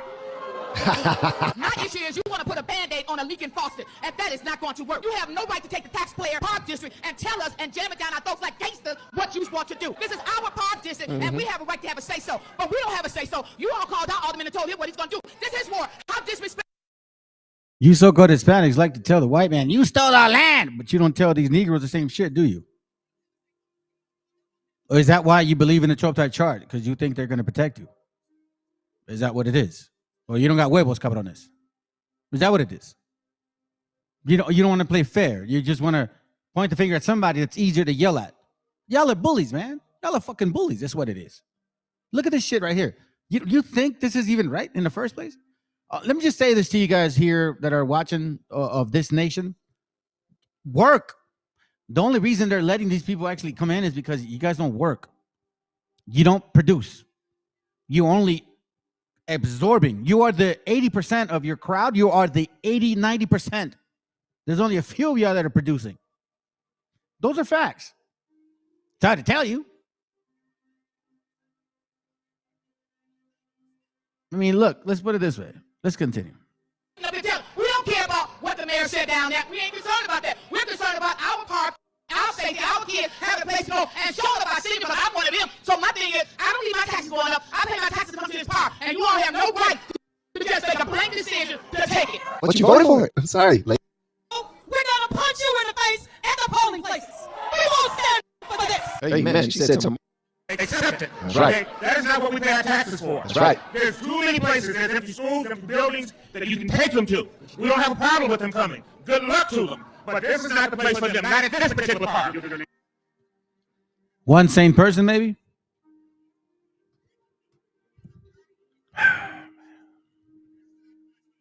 White and black America, man. You guys are just fools, bro. Y'all are just stupid. That's what it is. Because you prefer to do this. You want this. You're on the cracker side now. I'm serious. Hey, listen, I'll be real with you, man. I know there's not many people watching right now, dude. There's only like 3 people. That's what I see. Which is really sad, to be honest with you. I'm like, fuck, man. Shit, even we're doing this channel. I ain't getting paid for this shit. You guys really make me think about that stuff, man. Is it even worth it anymore? I don't know. Time will tell. Let's continue. Trump is a dictator, or 4 years of Biden as a president? Trump is a dictator. He's not going to sell us out. We want Biden to hang for treason. 50%. Trump's got an excellent chance if they don't get by with cheating again. You think the 2020 election was stolen? Yes, they did. In what way? Dead people voting, illegals voting. We're giving money to Ukraine and Israel. They're asking for more. How do you feel about that? Our country's hurting right now with all the cost of living and everything. They shouldn't be giving our money away to foreign countries. I want to ask you about Hunter Biden. He's should be in jail too. Would you rather have 4 years of Trump as a dictator or 4 years of Biden as a president? Trump.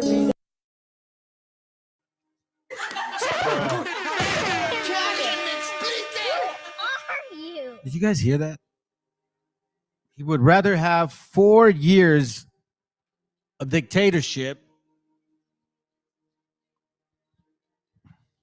than 4 years of, I don't know, I guess, democracy, or what they call it.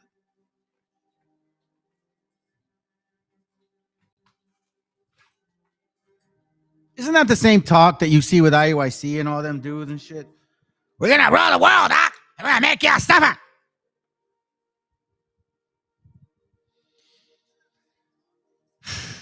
Fuck, dude. It's unbelievable. You see this good cop, bad cop? You see what I'm talking about? Good cop, bad cop. Encyclopedia of U.S. military interventions en Latinoamérica. Pobres paisas, güey. It's an excellent book to read. I like war movies. I don't know why I like history, man, to be honest. I didn't like reading it, but I liked watching it. And then the father put the spirit back in me. Up, yeah. And then I woke up, and now I'm back to my old self again, enjoying and reading history. I have this book about all the wars, well, at least historically written wars, right? It's a thick book. Anyway, so it kind of led me to this book here. Let's see here real quick. Give me a second. Here's the point. Matter of fact, I'll just go here. It talks about all the interventions. Countries and territories, economic affairs, cultural issues, indirect interventions, meaning there were some direct ones, right? That's exactly the case. Indirect interventions, Salvador, Cuba, Nicaragua, military leaders, group and institutions, Inter-American Defense Board. Like, you can really dig deep in this book. Like, honestly, I don't even know if it's a school book, but it should be. We should teach this to your kids. Aside from the scriptures, of course. You gotta give them history though. Adams and Onis Treaty, 1819. The so-called Transcontinental Treaty. Treaty of Amity Settlements and limits between the United States of America and His Catholic Majesty. This treaty conveyed Florida to the United States, established the Sabian. You see, this treaty conveyed Florida to the U.S. You see how Catholicism was always against us?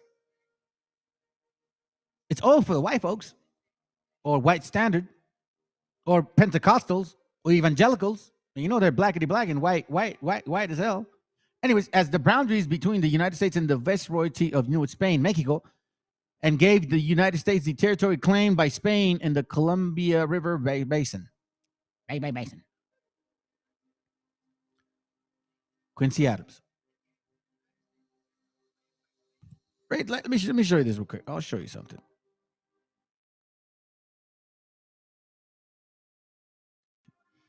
Let's read this. Go back up here. In 1810, after supporting convert operations that resulted in the creation of the independent West Florida. You see this here. In 1810, after supporting convert operations. What does convert mean? What does convert operations mean? Convert operations means to change a value or no, man, that's not what it means. A military or police operation involving a covert agent or troops acting under an assumed cover to conceal the identity of the party responsible. In 1810, after supporting covert operations, meaning the Gringolandians, secretly supported, right? That resulted in the creation of an independent West Florida. So they started some shit in secret. President James Madison annexed West Florida by proclamation in the U.S. Senate, and Henry Clay, blah, blah, blah, blah. You guys know this story. Henry Clay, no, you guys don't know the story. It's pretty deep. In the U.S. Senate, Henry Clay defended Madison's press and the U.S. government to restore the parts of West Florida occupied since 1810. Denounced American filibusters in Texas and refused recognition of the flags of ships from South America and Mexico carrying war material. And the U.S. government agreed to none of these demands. In late 1817, occupied Amelia Islands off the Florida coast, claiming that since Spain could not maintain its authority over pirates, smugglers, insurgents, runaway slaves, and others, it ceased to hold any jurisdiction. Isn't that what they're saying about the fentanyl? You can't control these fentanyl drug pushers, so we're going to have to invade Mexico. Why can't you control your fucking people to stop using drugs? Just say no. You guys told us the same thing. You told so-called black folks, so-called black, brown, Hispanic folks, you told us, just say no. Remember Ronald Reagan? Remember the skinny wife of his, the funky lady? She said to us, just say no. And then you got stupid commercials. This is your brain. This is your brain on drugs. You guys remember that? You forgot now. So you seized Florida because you made an excuse, created a war, justified a war, supposedly because they couldn't handle pirates, smugglers, and insurgents, yet you were the pirates, the smugglers, and insurgents. Oh, I'm sorry, and runaway slaves. That's not their business. This is amazing to me, man. And now you Gringolandians are wondering like, oh, the elites. Shut your asses up, the elite. You guys you're gonna get what you deserve. You are going to experience what we've experienced, but you're gonna feel it so much worse because you don't have the cojones for this shit. Listen, the Most High built us a certain way because he knew we could handle it. Oh, man, that's good. I'm glad, bro. Mark 4:22. For there is nothing hid which shall not be manifested, neither was anything kept secret, but it shall be, but that it should be revealed. This is not, oh, I'm sorry. I have an agenda here, and I really hate the white man, so I feel bad for the Negro. I'm sorry. So I'm not going to say nothing about him. No, shut up. Aguántense, cabrones. I want you guys now to understand. I'm sorry. You're not Hebrews. You're not natives. You are Africans. You are Canaanites. And I'm going to show you tonight, because I keep having people come to this channel every now and then, and not keep having, but when they come up and they go, read Ezekiel 37. Shut up. Read Ezekiel 37. Is that the only chapter you read in Ezekiel? You guys even know what Ezekiel's saying? I'm gonna show you what he's saying. Well, anyways, let's continue. During treaty negotiations, Adams claimed that the Louisiana Purchase included West Florida and Texas to the Rio Grande. In the 2 years previous of 1819, American troops led by General Andrew Jackson invaded Spanish Florida to retaliate against bands of Seminole Indians and quote, quote, free blacks who had attacked an American ship and killed approximately 30 American citizens. I wonder who killed them.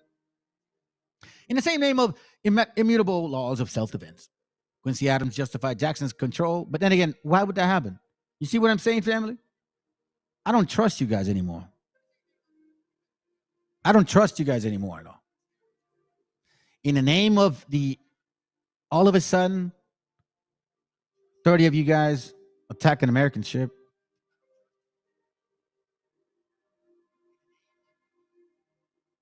That's just one treaty. Airlines, planes use. Alanda Salvador intervention against 1970. It's a heavy book. Talks about all the interventions of Latino America way. White America and Black America, who is complaining about us now, don't realize that. Well, first of all, I'm going to share this. The so-called immigrants that are coming in, they're not exactly the same as raza. I'm going to tell you this right now, because Mexicans are a different breed. Raza works hella hard. Mexicans, so-called Mexicas, I'm including myself in this. We work hella hard, okay? That's what we fucking do. We take care of our family. We look out for our kids. We make sure that the fridge is full of food. You'll never be in a Mexican home that is in an empty fridge. Isaiah chapter 50. Unless they're really, really, really, really, really broke. But if you're, decent enough to have a mind and work, your fridge will never be empty. Raza does not accept that shit. That's the way we were raised.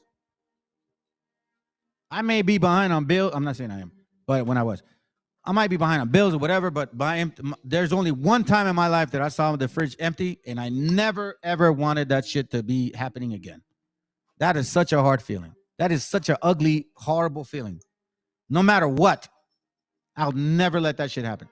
So I know for a fact how we are. You guys are experiencing a different type of people. A lot of them are not really our gente. So I'm just going to be real with y'all. So you're going to experience something. You talk so much shit about raza. You talk so much shit about so-called Mexicans. Now you're going to feel it. Now you're going to find out what it is to really have so-called illegal immigrants. And it has nothing to do with us or somehow because they're evil. No, it's because, sorry, America, white and black, and you know what? White and black. Because Asians and Arabs and India, they don't complain. It's always white and black. Good cop, bad cop. You know what I'm saying? And, I mean, what did you think? Do you think eventually the diapers would not be costing the same? I don't understand you. Every single product that is sitting on your doorstep has, how can I say this, offended, molested, and oppressed Latin American countries. Anaconda copper mining companies. You look through this book. This book is heavy, family. I would really highly suggest to get it. I'm going to say this right now. Whenever you hear anti-communism, it's because our gente, we like to help each other. They call that communism. I'm not saying I believe in communism. No. The definition of it. Because look, there's nothing wrong with competitiveness. Not at all. We see it in sports all the time. We're very competitive. But you say that because I want to help my mom and my dad that we're communists. That's stupid. And then don't fucking offer Medicare. Then don't offer life insurance. I mean, just everybody just handles it on their own. Just dig dirt, plant trees, and that's it. And hopefully you get some herbs out of that. If you really want to be about so-called capitalism, but you're not. You want to act as if there's capitalism completely. There's not. America's full of socialism. Sorry to tell you, man.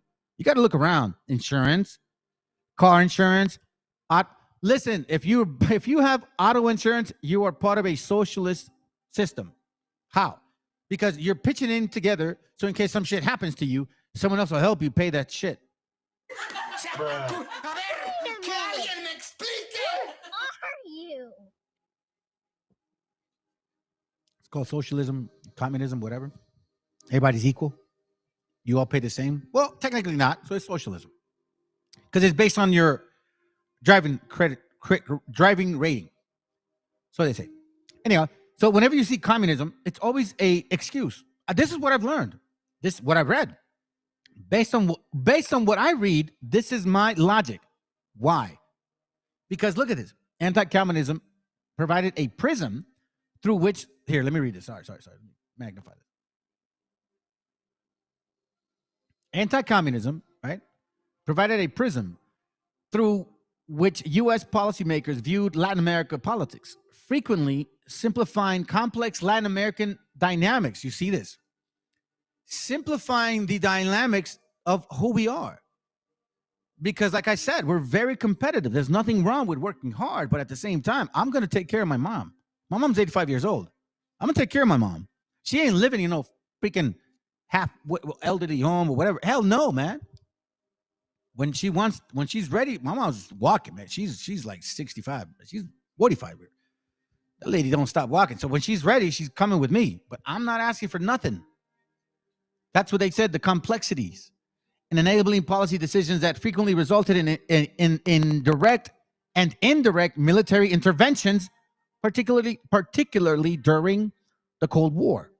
Interventions. It doesn't stop. What do you think?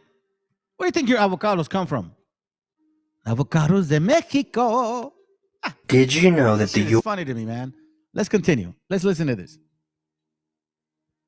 USA is begging Mexico for help to stop migration at its southern border? AMLO has said that he will only help if the USA offers to deploy $20 billion to Latin American countries, suspend the US blockade of Cuba, remove all sanctions against Venezuela, and grant at least 10 million Hispanics living in the US the right to remain and work legally. I believe AMLO has the right idea to play hardball, as the USA has made it clear it is desperate for Mexico's help. By the way, let's not pretend the USA doesn't have a major hand in why Latin America is in such an economic and political mess. For centuries, the USA has been covertly supporting coups, assassinations, propping up dictatorships friendly to US interests, and so much more that has destabilized the area for its own gain. In turn, many Latin Americans who are now struggling due to American interventionism see no other option than to leave the nations the USA ruined. Though I believe Mexico should do nothing to stop Latino migrants from coming to the USA, as most of them have partially indigenous ancestry, thus making all the Western Hemisphere our birthright, I do agree that if Mexico sees no choice but to assist, then at least broker a deal that will develop Latin America towards.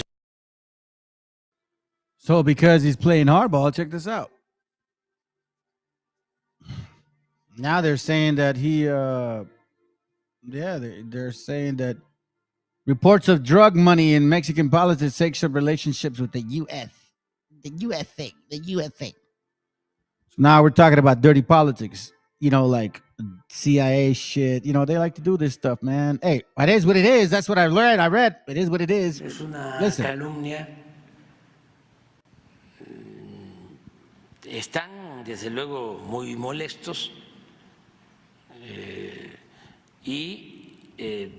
lamentablemente la prensa, como hemos visto, no solo en México, en el mundo, está muy subordinada al poder.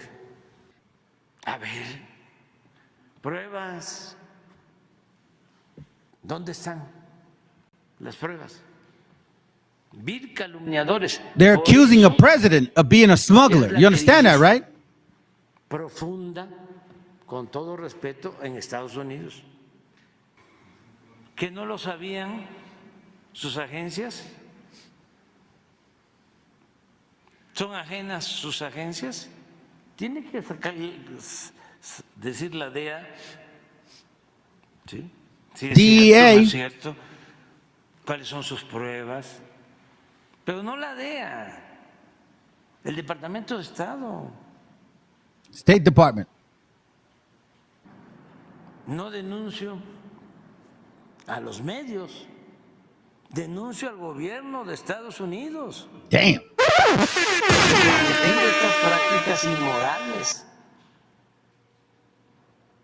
y contrarias a la ética política que debe de prevalecer en todos los gobiernos del mundo. ¿Está claro o no está claro? Now, let me tell you something, fam. I don't know if you guys know this, man, but I've been the only channel that has been bringing you guys not just so-called Gringolandia shit, you know, but like some kind of international stuff, whether it's across the world or in Mexico. I've been doing this for quite some time now, showing you guys things of politics in Mexico. Now, in case you guys don't know this, politics in Mexico is a pretty heavy deal. The reason why I'm saying this is because you have people that are in power and they're running to become a president. And these people are coming to America asking them to help them win the election. Oh, you damn right it is. Yo, no bullshit. I don't care. Look, listen, you could put a strike on my channel. I don't give a shit because this is true. Every time that I've been watching this for several years now, and all of a sudden, this PRI and PAN, they call them Prianards, which means like Prianistas, and like, but I think that they're saying Prianistas, meaning like they're relatives of Spaniards, so Prianards, which I think it's a great way to put it. Finally, our gente is understanding that they may smell and look like you, but they ain't you, bro. So anyways, now we're seeing like this lady here is running for politics, right? This is a stupid lady. I'm sorry to offend a woman. I am sorry, but I'm telling you, family, she doesn't give a shit about our gente. She said it herself, which is horrible. I shouldn't have erased that link that I had. If I still have it, maybe I'll play it, but it's just I don't know, man. I'm glad that the Most High, our Father, has led me to this route because it had allowed me to open up my mind and my eyes to other things, and I've been able to see now with a little more clarity who the enemy is, what exactly they're doing to you guys, or doing to us, I should say, and what my job is. It makes it easier. It's less painful because it's not easy. All right. So let's listen in. This stuff matters now. You raza, you so-called raza, my indigenous brothers and sisters, this matters now because we're seeing the oppression that has been occurring over there for quite some time and why we're here. The only reason why I'm here in America is because my father and my mom thought it would be a better opportunity. We're hella hard workers. But over there, even if like we weren't broke, poor, but they didn't care. It's the rich get rich and the poor get poor, man. That's how it was. And that's why they have a problem, because it's changing now. Damn, bro. Look at this. Look, this. I'm gonna tell you this right now. There's only 3 of you guys watching, but I tell you what. Thank you for watching, bro. Because I'll just keep my mouth shut. There's gonna be some changes. Xochitl Gálvez se fue a Estados Unidos. Acaba de llegar a Nueva York. Miren qué cosas. Va a ser recibida en Washington, no por el presidente Biden, el 5 de febrero.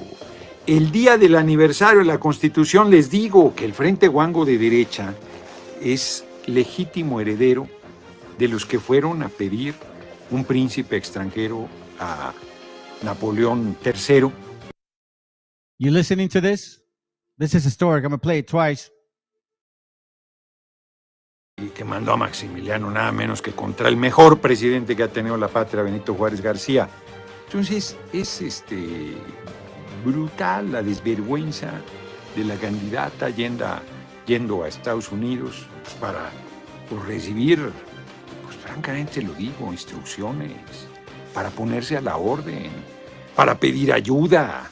Xochitl Gálvez se fue a Estados Unidos, acaba de llegar a Nueva York, miren qué cosas. Va a ser recibida en Washington, no por el presidente Biden, el 5 de febrero.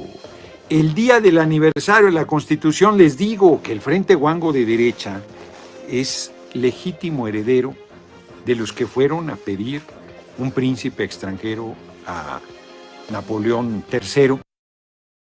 That's what he's saying. Like I've been saying, Prianards, he's saying that the person that is in power of these parties, he is a direct descendant of Maximiliano, who by the way, I want to say, was executed, and his attorney was Vicente Guerrera was the first so-called black or African president, right? Supposedly these Negroes get all happy and shit. Yeah, well, let me tell you something about him. He was a Creole, and we can't really tell that he was Afro majority, but we know for a fact that he didn't give a shit about the natives. Okay, his ass, he was just covering his ass in his Creole riches people. Now I'm gonna show you something. His wife's, I think, niece or some shit, husband was the attorney who defended this guy right here. So-called African Americans, you want to say, oh, Vicente Guerrero was shut your asses up. Because guess what? He didn't care about us. Just like here. Look, remember, family, now we're seeing good cop, bad cop. And even in Mexico, we still didn't have it good. So you tell me, right? When is this valid? When does Deuteronomy 28, when is it valid? It doesn't stop. A nation from afar, from the end of the earth, as quick as the eagle flieth, that it says, verse 48, it says, Deuteronomy 28:48, therefore thou shalt serve thine enemies, which the Lord shall send against thee, in hunger and in thirst and in nakedness and in want of all things. You want me to read it to you in Spanish? I'll read it to you in Spanish. Deuteronomio 28:48. Fíjense lo que dice. Por tanto, servirás a tus enemigos, los cuales el Señor enviará contra ti en hambre, en sed, en desnudez y en escasez de todas las cosas. Él pondrá yugo de hierro sobre tu cuello hasta que te haya destruido. You telling me now that, oh, yeah, Raza has it all good, man? You tripping, bro. But hey, guess what? The 4 of you that are watching, I'm glad you are. Because, man, I don't know, man. I'm kind of at the end of the road now, bro. Honestly, bro. You had to catch it. Y que mandó a Maximiliano nada menos que contra el mejor presidente que ha tenido la patria, Benito Juárez García. Entonces es brutal la desvergüenza de la candidata yenda. Came to the U.S. to ask these dudes to help her in her little so-called running for presidency, and you've never seen that in the history of Mexico. where a candidate came to the U.S. to ask for assistance, to promote or whatever. At all. She goes, you have to walk the talk.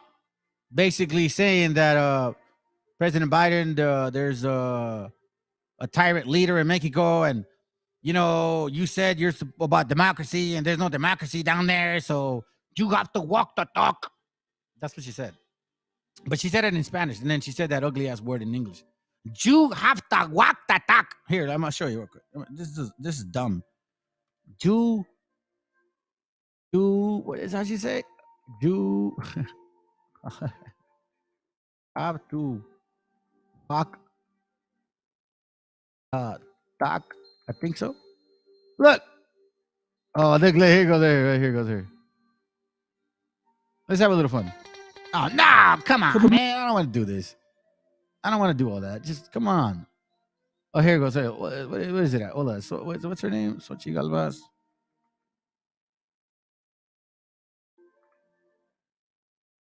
Oh, here goes right here. Hold on. Is it this one? Here goes. Por cierto, Alejandro, andabas, no nos... En el Wilson Center, Álvaro. Manuel López Obrador. Hey, watch. Here goes. Nice, listen.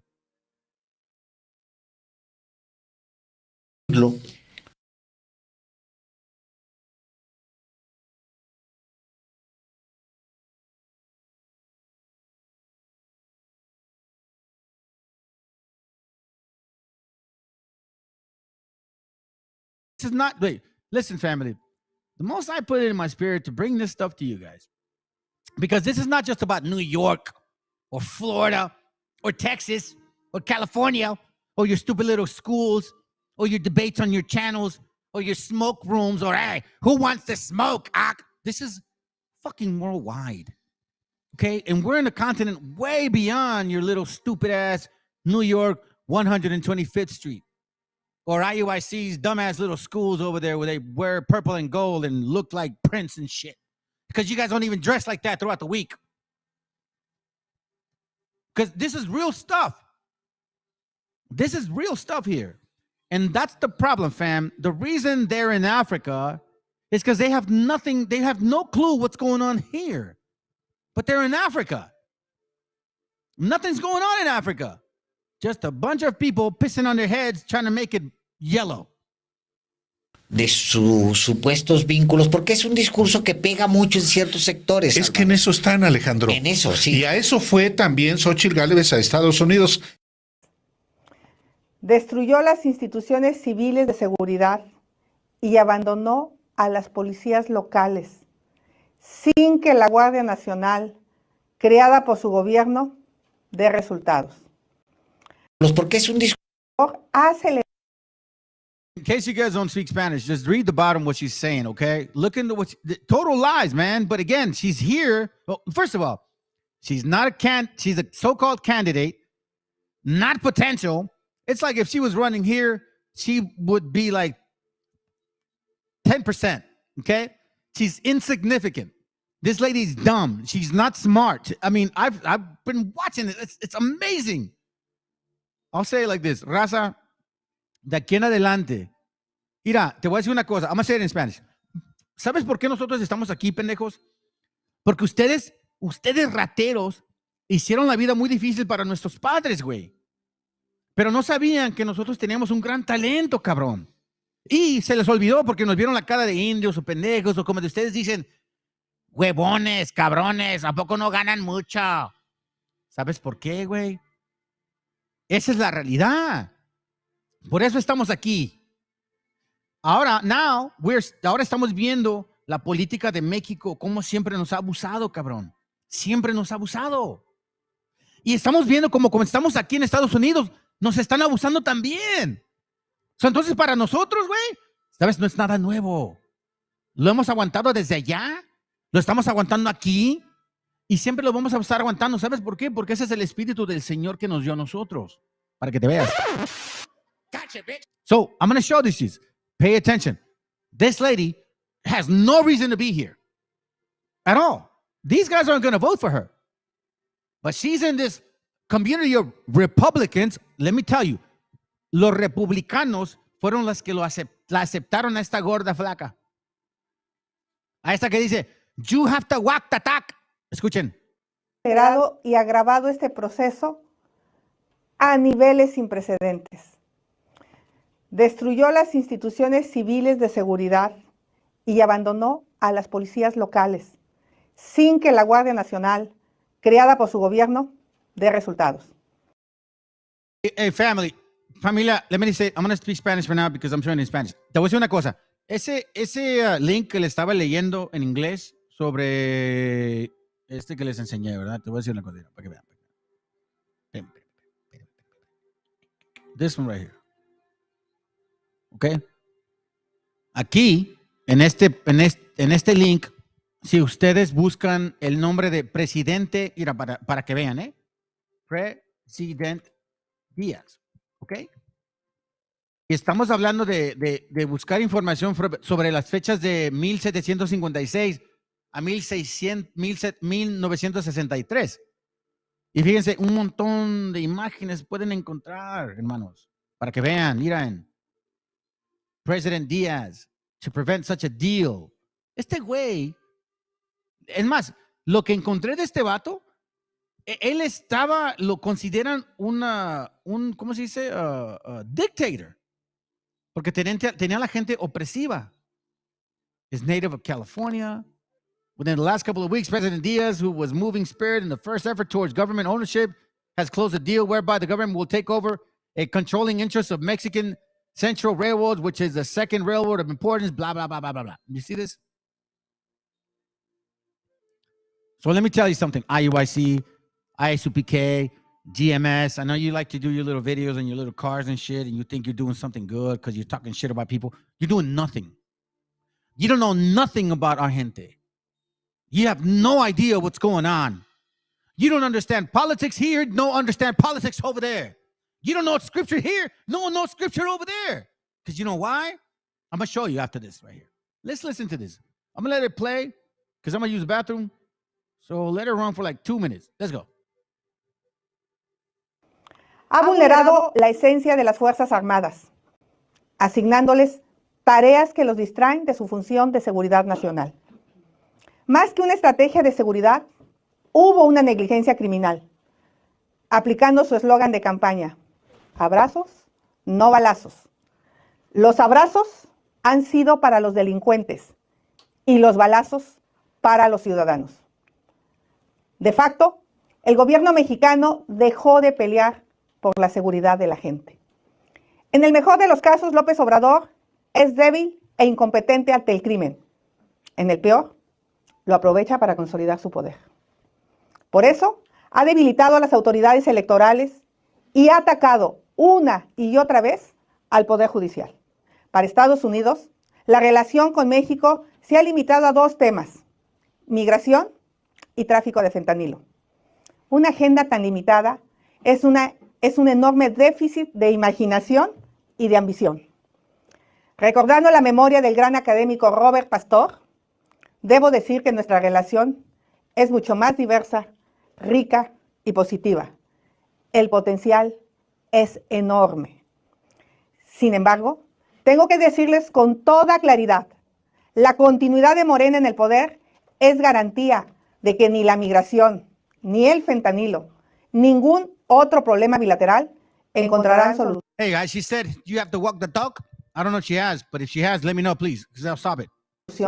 De largo plazo. Solucionar los problemas de migración y fentanilo requiere 3 cosas que el actual gobierno de México no tiene: visión de Estado, capacidad institucional y... And I guess she said it, no? You have to walk the talk. De resultados. ¿No dijo eso? Anyways, she said that. Oh, ¿no lo dijo? Ok, te lo voy a enseñar. Ahorita te lo voy a enseñar, güey. Para que vean, hermanos. Miren, como una cosa. Si tú piensas que es suficiente enseñar a la gente, or if you think it's enough to teach people, your little stupid ass localities of shit, you are done and you are dumb.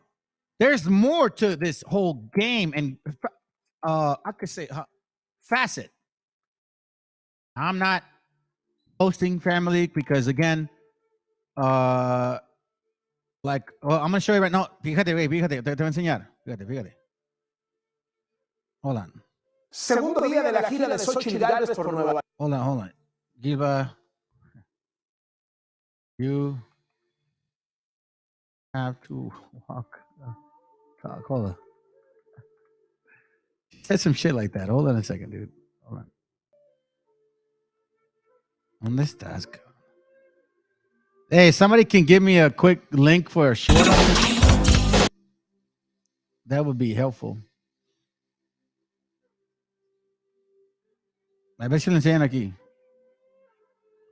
If you've ever wondered how you and I could be any good for just $149, You know what? Hold on. I know what I'm gonna do. consider that we don't. I know what I'm gonna do.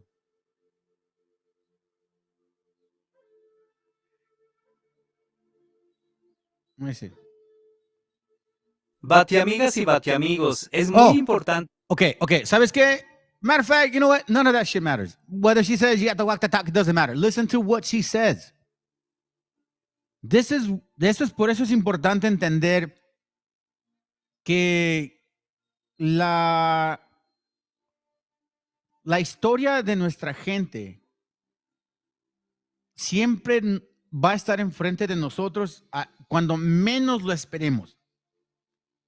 Para que vean, hermanos, hemos estado en Estados Unidos por un chingo de años y nunca han apreciado lo que hemos dado por ellos. Nos fuimos de México o de otros países porque la disque gobernancia no tenía mejor interés para nosotros, que era gente de nosotros, pero ahora estamos viendo que esta gente nunca fue nuestra gente. Estos vatos siempre eran nuestros enemigos, güey. Escuchemos bien. Ahora, yo no tengo nada malo si tú eres una mujer y quieres pelear por la patria, pero si eres una tonta, no pienses que somos tontos. Fíjate, lo mejor que hicieron esos estúpidos es sacarnos de México, güey. Porque la información de Estados Unidos, aunque se nos dio un buen entendimiento que valíamos Berg, y es por eso que tuvimos que despertar. Y ahora vemos muy bien que estábamos acá y no nos quieren. Ahora sabemos muy bien por qué no nos querían aquí y ni allá. Porque mientras que ustedes, españoles, europeos, gente que no es de nuestra gente sangre indígena, siempre van a estar para el beneficio propio. Compartir este video para que todo México se entere lo desgraciada y cara dura que es este animal de persona. ¿Social? Es un programa social, pero yo insisto, quitemos los apoyos a adultos mayores. Ya acabaste de estar en la vida, ya reinviste. Que además no los inició Andrés Manuel, se iniciaron con Fox. Prometer pensiones o apoyos a tercera edad es llevar a nuestro país y a nuestra economía a la quiebra. La pensión para adultos mayores no tiene viabilidad. ¿No? Bueno, ese programa, pero todos los demás programas, hasta una persona con una discapacidad. Mi trabajadora del hogar tiene 2 hijas, dos nietos sordos. ¿No? Yo lo que quisiera es que esos niños sordos pudieran tener habilidades que les permitan tener un empleo. Ok, so dejen decirles algo que está diciendo esta pendeja, y disculpen la palabra. Dice, yo tengo una vecina que tiene 2 hijos sordos y yo lo que quiero hacer es establecer un sistema en que ellos se puedan educar para que se puedan cuidar ellos mismos. Pero fíjense lo que dijo, sin apoyo de la sociedad, o sea, ellos mismos, güey. So, si estás sordo o ciego como mi hijo, si yo no le tengo el dinero para enseñar a mi hijo cómo vivir y estás ciego, tú quieres decir, pues ahí se cogió, güey. Family, this was the way it was for us. So you so-called gringos think that, you guys are here to take our shit. We're not. We're so used to working hard, man. We don't know nothing else to do. You see, the new immigration that you got, now you're going to find out. You see, it's kind of like you didn't know what you had until you lost it. But see, we're getting stronger because we understand that this was a joke. These people never cared for us. Ay, nunca les importó, güey. ¿Cuándo? Por favor. Si en verdad les importara quién somos nosotros, no estuviéramos aquí en Estados Unidos viviendo, güey. La pura neta. Miren, para que vean, ¿eh? Ahora, here's my question to you guys. Mexico demands investigation into U.S. military-grade weapons being used by drug cartel. So, if you guys want to read this article, I'll read it. I won't read it. I'm just going to show you. I want to bring up a point. Y estamos viendo muy claro que están hablando de que hay armas en México que solamente se venden, ni siquiera se vende a gente como tú y yo, güey. Se vende a gente militar. Military grade weapons is what they actually have in Mexico. What are they doing over there?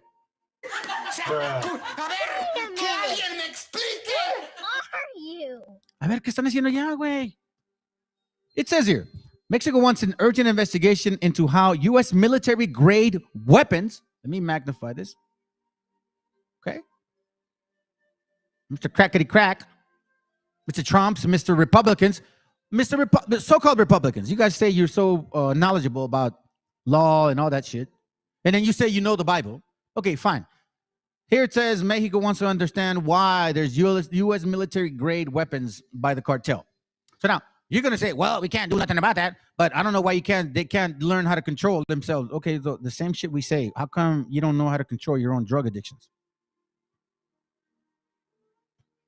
The Mexican Defense Department has warned the U.S. about weapons entering Mexico that are for the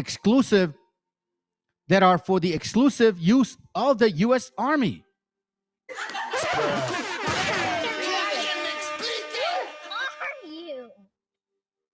I mean, I don't understand, man.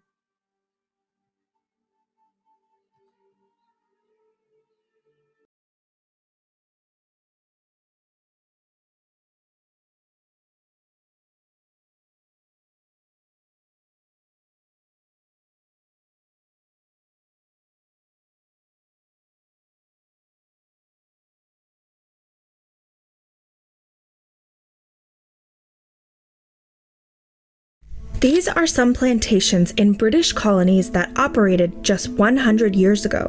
Some of these workers are enslaved Africans. Some are indentured servants from India. Can you tell the difference?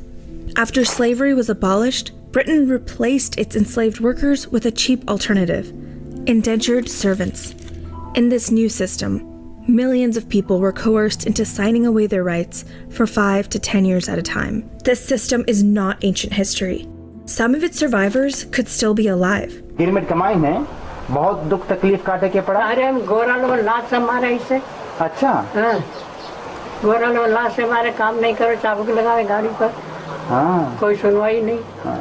Girmit तुम्हारी। These workers became bound to overseas employers where they endured harrowing abuse and exploitation for the duration of their contract. I would call the system of indenture a hidden history, and it is and has been deliberately obscured from our national narrative. Maria Caladine's great-grandfather was recruited from India through this exact system. He ended up toiling at a sugar plantation in British Guyana for years on end. After seeing how her family's past had been buried, Maria decided to specialize in the study of Indian indenture. We know about it because the British kept the receipt. They are there. All the receipts are there. They are there for everyone to see. British colonizers took portraits of these workers after taking them from India to work in overseas colonies. Most would never return.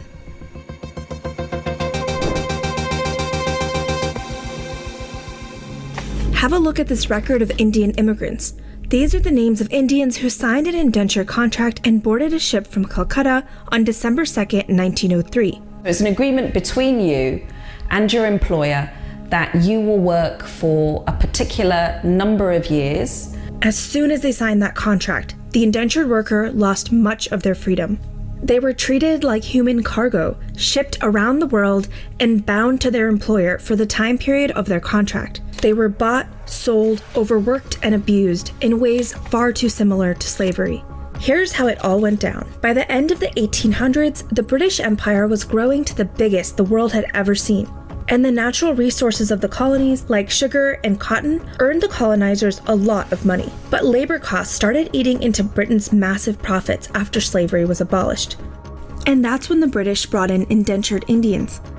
There were more than 3 million people like Maria's great-grandfather taken from their homes and placed on ships heading to British colonies. The overall trade for these cheap laborers replaced nearly a quarter of the Atlantic slave trade. What has taken place is a retelling of the history of the 19th century that focuses on the abolition of the slave trade and lauds those involved in the abolition of the slave trade, but does not draw attention in any way to the fact that the system of slavery was replaced by a system which was very brutal, really cruel, and lasted into the 20th century. The vast majority of indentured workers were from India. As a result of indenture and additional migration, pockets of the Indian community can now be found in nearly every corner of our globe. Over 32 million people of Indian origin live outside of India today, the world's largest diaspora. India might actually be a kind of replacement for Africa. Think of this from the planter's point of view. They can't imagine a world that would deny them a source of labour, cheap, malleable labour. In 1838, the first Indian indentured labourers arrived in Guyana, and that was really the beginning of the system of Indian indenture. Some labourers were forced or kidnapped, but others signed on voluntarily, especially during famine caused by British colonial rule. But most didn't know what they were signing up for. Picture yourself as Maria's great-grandfather, Khaladin, who was living in Pipra, India. Wages are at an all-time low, the class system is not working in your favor, famine plagues your village. Recruiters employed by the British boast about the opportunity of indenture, guaranteeing high wages in return for a 5-year labor contract. They often, frequently lied about what the terms of the indenture contract were, the distance of the place that people were traveling to, and the nature of the work that they would have to perform. You can't read or write, but they tell you the contract provides round-trip passage to Calcutta, India, where you put in light labor in exchange for great wealth to bring back to your family. Like more than 2 million other Indians, you stamp your finger and take the deal. In 1886, my great-grandfather was recruited in Gonda. He was taken to Faizabad. From then, he was taken to Calcutta as an indentured labourer. What they didn't tell you is you're not really going to Calcutta. You're transferred from depots to shipyards, perhaps told your final destination would be Sri Lanka, but your ocean voyage keeps going and going. The ship itself is rancid, and you are crowded alongside parcels of rice, wheat, and hundreds of other labourers deep within the cargo deck. Your voyage could have been one that was fraught with deaths from cholera, for example, typhoid, dysentery. It would have been quite traumatic for the immigrants. You are lucky to survive the diseases that kill roughly 1 in 5 of your fellow passengers. Your peers bond over the shared trauma and call themselves the Jahaji Bhai, or Brotherhood of the Boat. 3 months later, you arrive in an unfamiliar land, and someone tells you it is known as British Guyana, a British colony thousands of miles away from home. He left Calcutta for Guyana, and he indentured for 2 periods of 5 years on 2 estates in Demerara. This arrival story is way too familiar for the tens of millions of descendants of Indian indenture. Hundreds of thousands of people were taken from China, Japan, and Polynesia as well, forming an extracted community known as coolies, a term that's now an offensive slur. The laborers were shipped across 19 of Britain's colonies, namely in the Caribbean and South Africa. The Dutch and French also took advantage of the cheap labor for their own plantations. Indentured labor was used to cultivate sugar, cotton, and tea, as well as endless train tracks. As early as the 1840s, British officials were calling this a new system of slavery. As a carrier or owner-operator, it's important to invest in your operations so you can make the most of each load you haul. But without the right tools at your disposal, it can be a challenge to optimize your trucking business. The vast majority would never see India again, and would end their lives working in cane fields on the other side of the world. Indentured workers endured back-breaking work and were whipped and abused by white authorities. Many of them were even housed in the same barracks as formerly enslaved people. Indentured women were sexually abused by white overseers, and sometimes assigned to an Indian man as his housemate and sexual partner. There is a deliberate kind of denial of anything which does not meet the description of enslaved or free.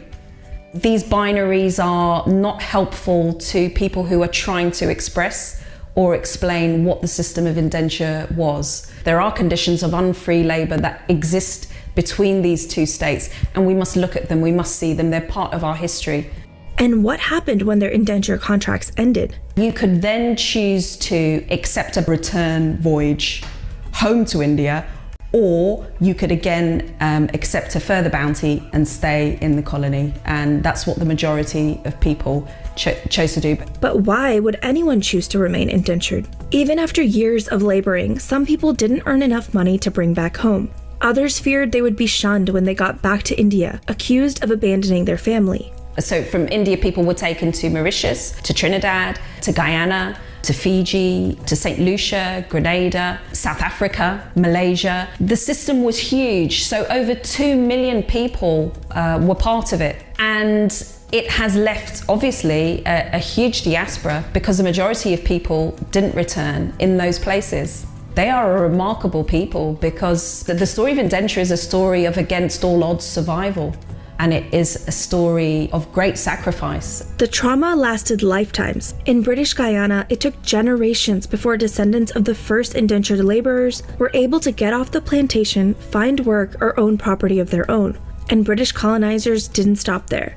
In Trinidad, British Guyana, and South Africa, the British inflamed tensions between formerly enslaved Africans and Indians, sowing divisions that continue to plague former colonies. So we are still able to see the legacies of colonialism to that extent that they are part of the politics in those countries still today. The indenture system didn't last forever. Indians in British colonies resisted their colonial oppressors for several decades. Although they didn't realize it, resistance efforts across the Indian diaspora culminated almost simultaneously in the early 1900s. In South Africa, individual workers rebelled on their plantations through desertion or suicide. Mahatma Gandhi later joined the Indian South African resistance movement, leading this major strike in 1913.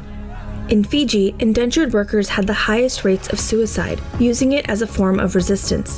In British Guyana, collective organizing ranging from demonstrations to resistance literature shook the nation. Some indentured workers took to writing in Guyanese newspapers to protest their abuse. I don't think that the British have ever apologized. There is a very violent way of erasing somebody's history without it seeming to be violent, which is just not to talk about it, just not to acknowledge it.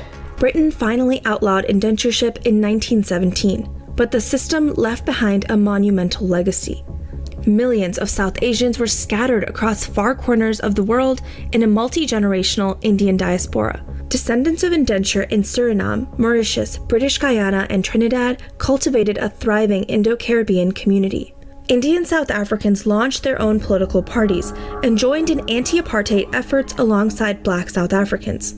The coastal city of Durban, South Africa, became home to the largest population of Indians outside of India and is acclaimed for its Indian culinary scene. Assimilation was bittersweet for Indian migrants. They wanted to hold on to their cultural heritage, but colonial policies made this harder. In some places, it was punishable to speak Hindi. In others, Indians were not allowed to go to school or get jobs without first converting to Christianity. I am sure that every indentured family has stories like mine, and I wish that we could just have some sense of, the tragedy of it and also the remarkable nature of the people who survived it. Today, indentured servitude may be a forgotten or even buried history, but many of the tens of millions of descendants want us to know their story.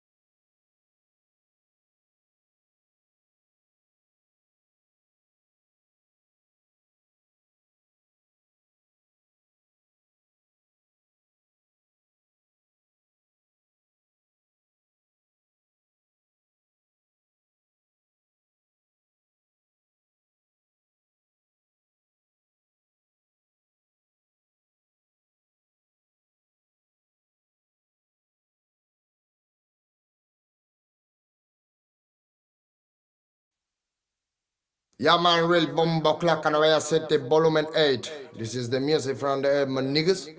Yeah, man. Oh, ribby damn, ribby damn. Hey, hey. La la la la la la la la la la la la. Human attribute from Black Hood Ray.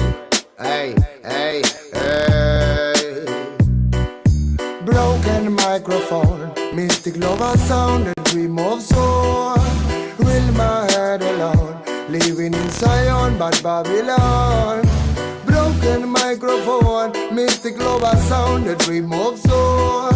Real my head alone, living in Zion, but Babylon.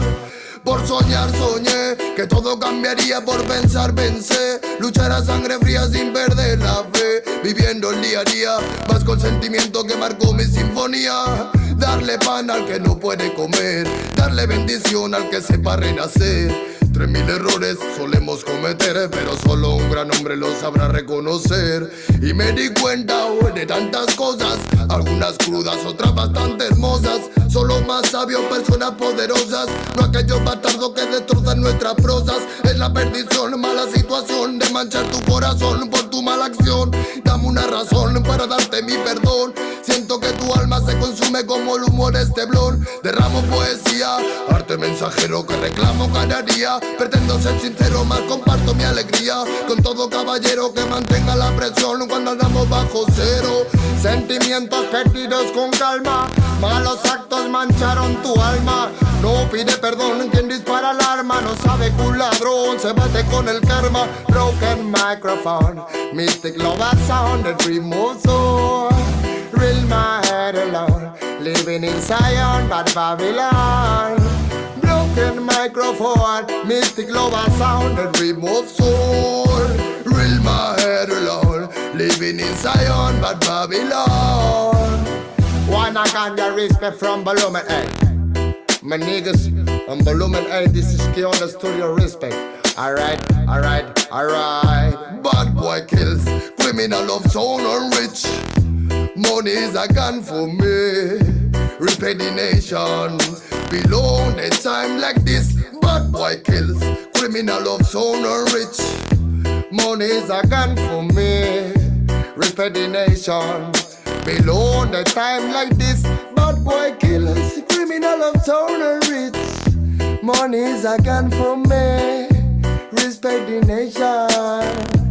Oh. La la la la la la la la la la la la la. When I got just smoking from the studio up to on. And when I can just your nigga on the floor. When I live a sound. Oh them, ah. Bye bye rhythm, bye bye sound in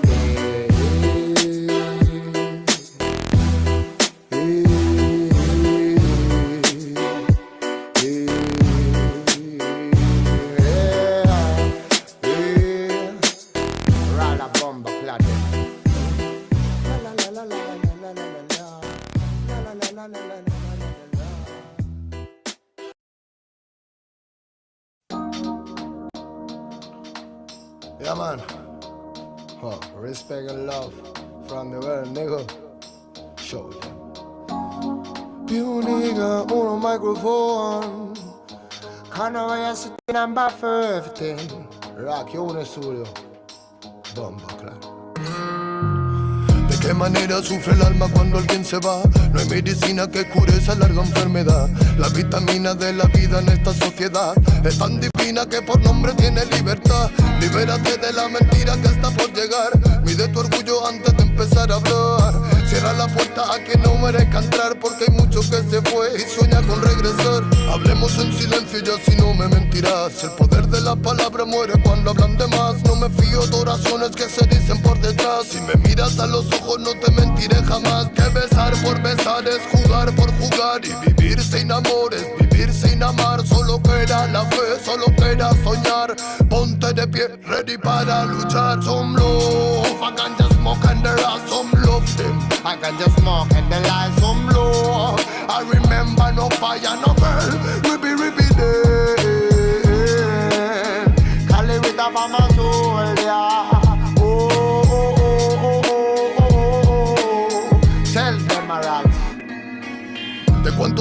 hablamos cuando hablamos de querer? Si la mitad lo malgastamos solo en comprender de qué manera es más fácil aprender, que nacemos para ganar y morimos al perder. No puedo dejar de animarte, que cuando te caigas debes levantarte. Llegué para contarte que no todo artista muere por su arte.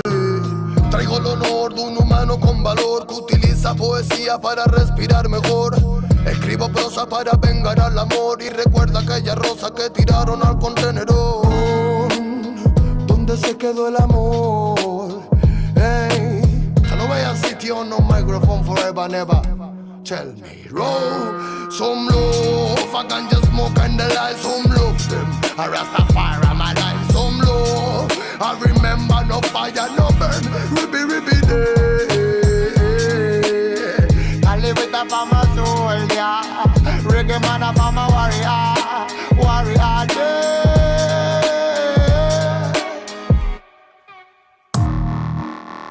Not I really think. Yeah, man. Y se piensa que la música es un juego, lo lleva claro, hermano. Desde España, internacional, bomba, clack, you, Lego. Not really easy. No. Tuning on a microphone. Hey, tell us any tree. Tell if I'm a Rasta feeling on my sin. Hey, more love.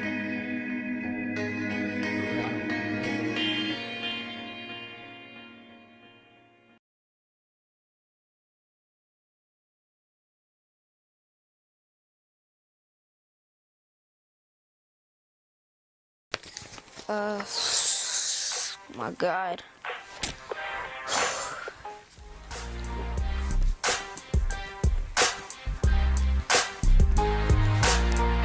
Theo, What up, man?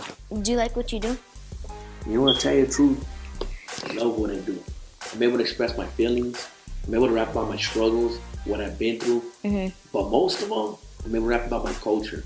You know, especially because I love being brown. I love who I am. And I love that the person I am today. You know what I mean? Why, what's up, man? What do you want to do? Well, what I was thinking in the future, I can be a rapper like you, but I don't know what to rap about, and so I'm going to need a little help on that. You know what? Check this out, man. It's about rapping from your heart, about what you feel, what comes out of your mind. You know what I mean? Rap about your education, but most of all, rap about your culture. Rap about this brown skin you have, so other kids can follow your lead. You know what I mean? Check this out. Check it. Let me show you this track real quick. Chicanos killing Chicanos is what they want. Blacks and Chicanos killing each other is what they want. That's how they run this place. Once we get together, they don't run shit. Got a lot to learn about being Chicano. Yeah, Alcatraz, midget loco. Yeah. They never seen this coming, man. What up, Loom? What up, Oreo? 500 years of captivity. What else? Now they trying to tell us how we supposed to be, how we supposed to act, how we supposed to rap. How I'm brown but my flow too black. Come on, you're kidding me, right? Nike Air Flights fitted cock back fresh. Representando Mexicanos on the mat. No estoy jugando, got bars like a battle on smack. But hold on, I'ma bring it right back. My people indigenous. I'm not sure if you getting this. By the time I'm done, you gon' be feeling this. I come from the people they call Mexica. I've been to the motherland, Chichen Itza. Seen the Mayan ruins, intellectual architects. Been in the cenotes, seen ancient artifacts. Really? Cali is Mexico, those are the facts. They raped women, gave elders heart attacks. It was a battle, our people were outgunned. Took life and cattle, we were outdone. However, 2 wars proudly we take to the grave. Those we call our Independence Day. It's time to stand up, educate our people. Stay on our ground, let them know that we equal. We see your plan, but your plan is see-through.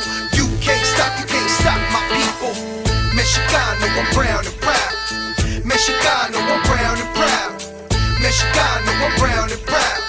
Mexicano, I'm holding it down. Yo, story with Mexicas, Mexicano. Gave birth to the word that we know as Chicanos.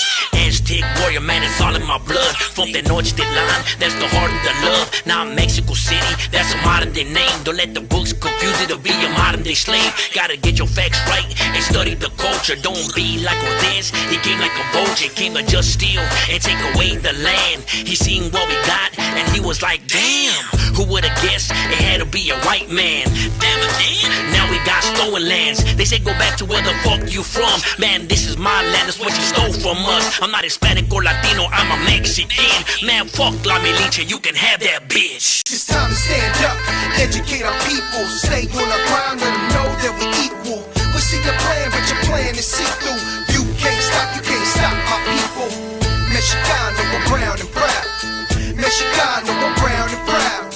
Mexicano, we're brown and proud. Mexicano, I'm holding it down, yeah.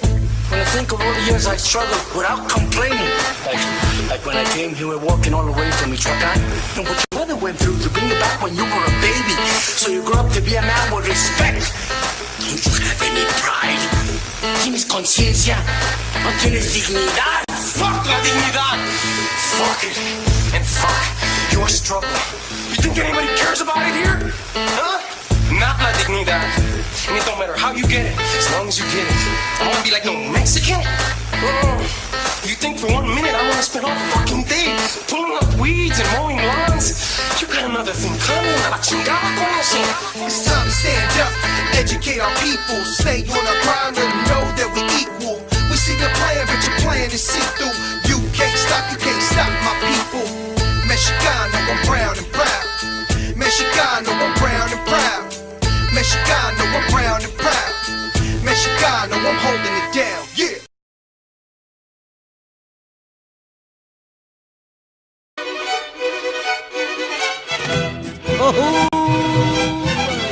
¡Oh, yeah! Huasteca, qué linda eres. ¡Oh, yeah!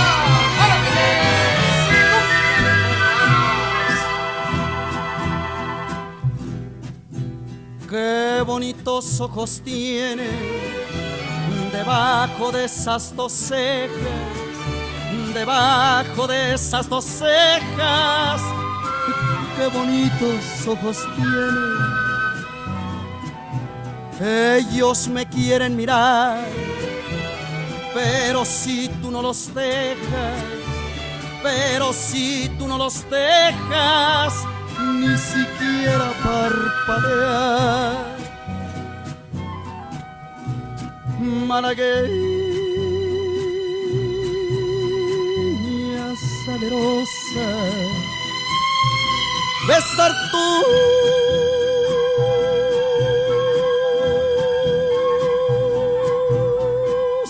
labios quisiera, besar tus labios quisiera, malagueña salerosa, y decirte,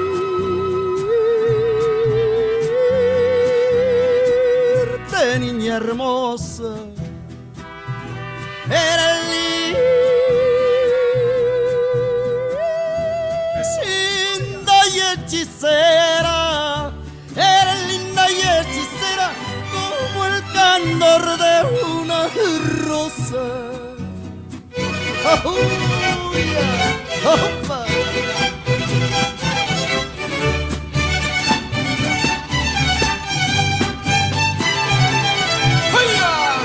Así mero,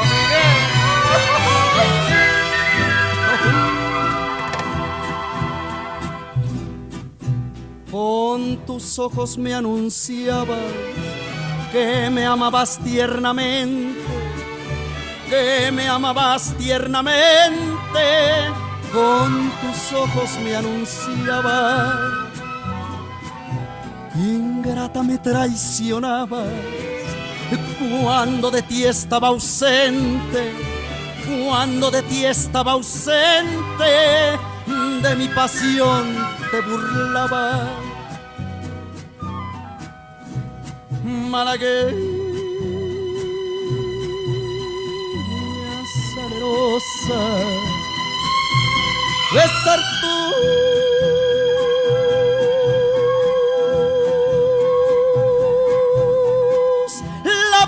quisiera besar tus labios, quisiera malagueña salerosa y decirte,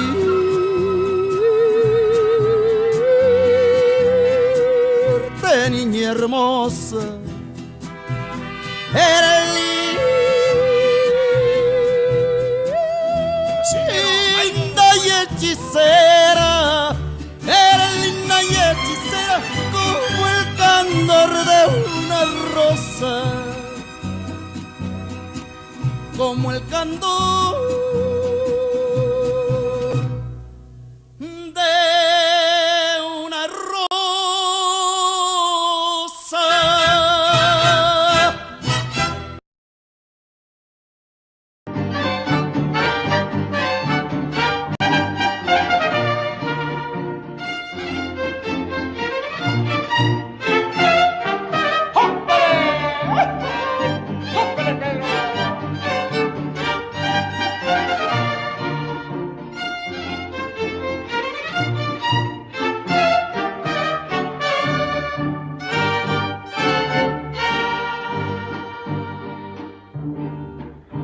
Deja que salga la luna, deja que se meta el sol, deja que caiga la noche, pa' que empiece nuestro amor. Deja que las estrellitas me llenen de inspiración para decirte cositas muy bonitas, corazón.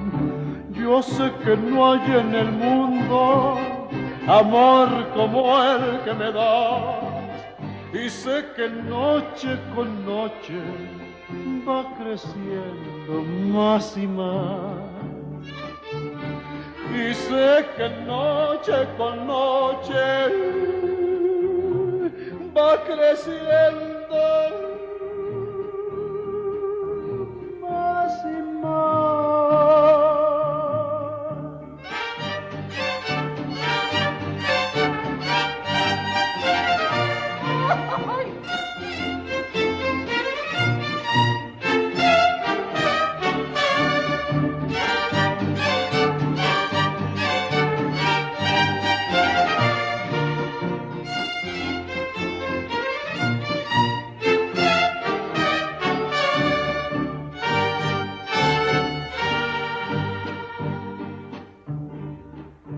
Cuando estoy entre tus brazos, siempre me pregunto yo, ¿cuánto me debía el destino que contigo me pagó? Por eso es que ya mi vida toda te la entrego a ti, tú que me diste en un beso lo que nunca te pedí. Yo sé que no hay en el mundo amor como el que me das, y sé que noche con noche va creciendo más y más. Y sé que noche con noche va creciendo más y más. Deja que salga la luna.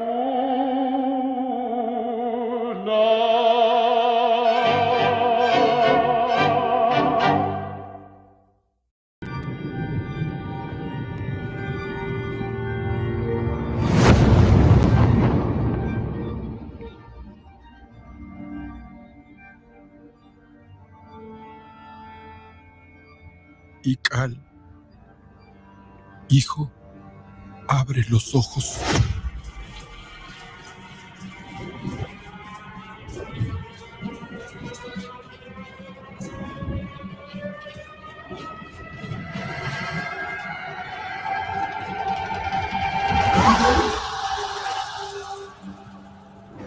Tu cuerpo se queda con nosotros, pero tu espíritu debe seguir.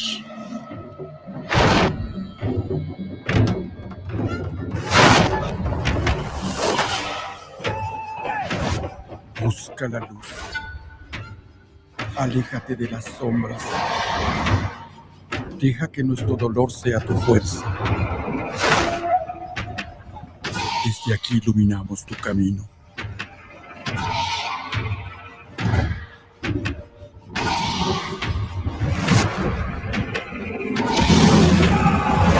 Lucha como nosotros ante esta pena tan grande.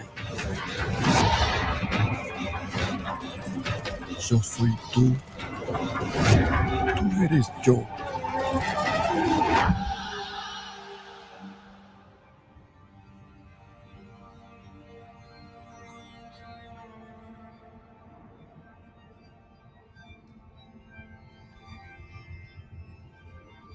La muerte que hoy nos separa,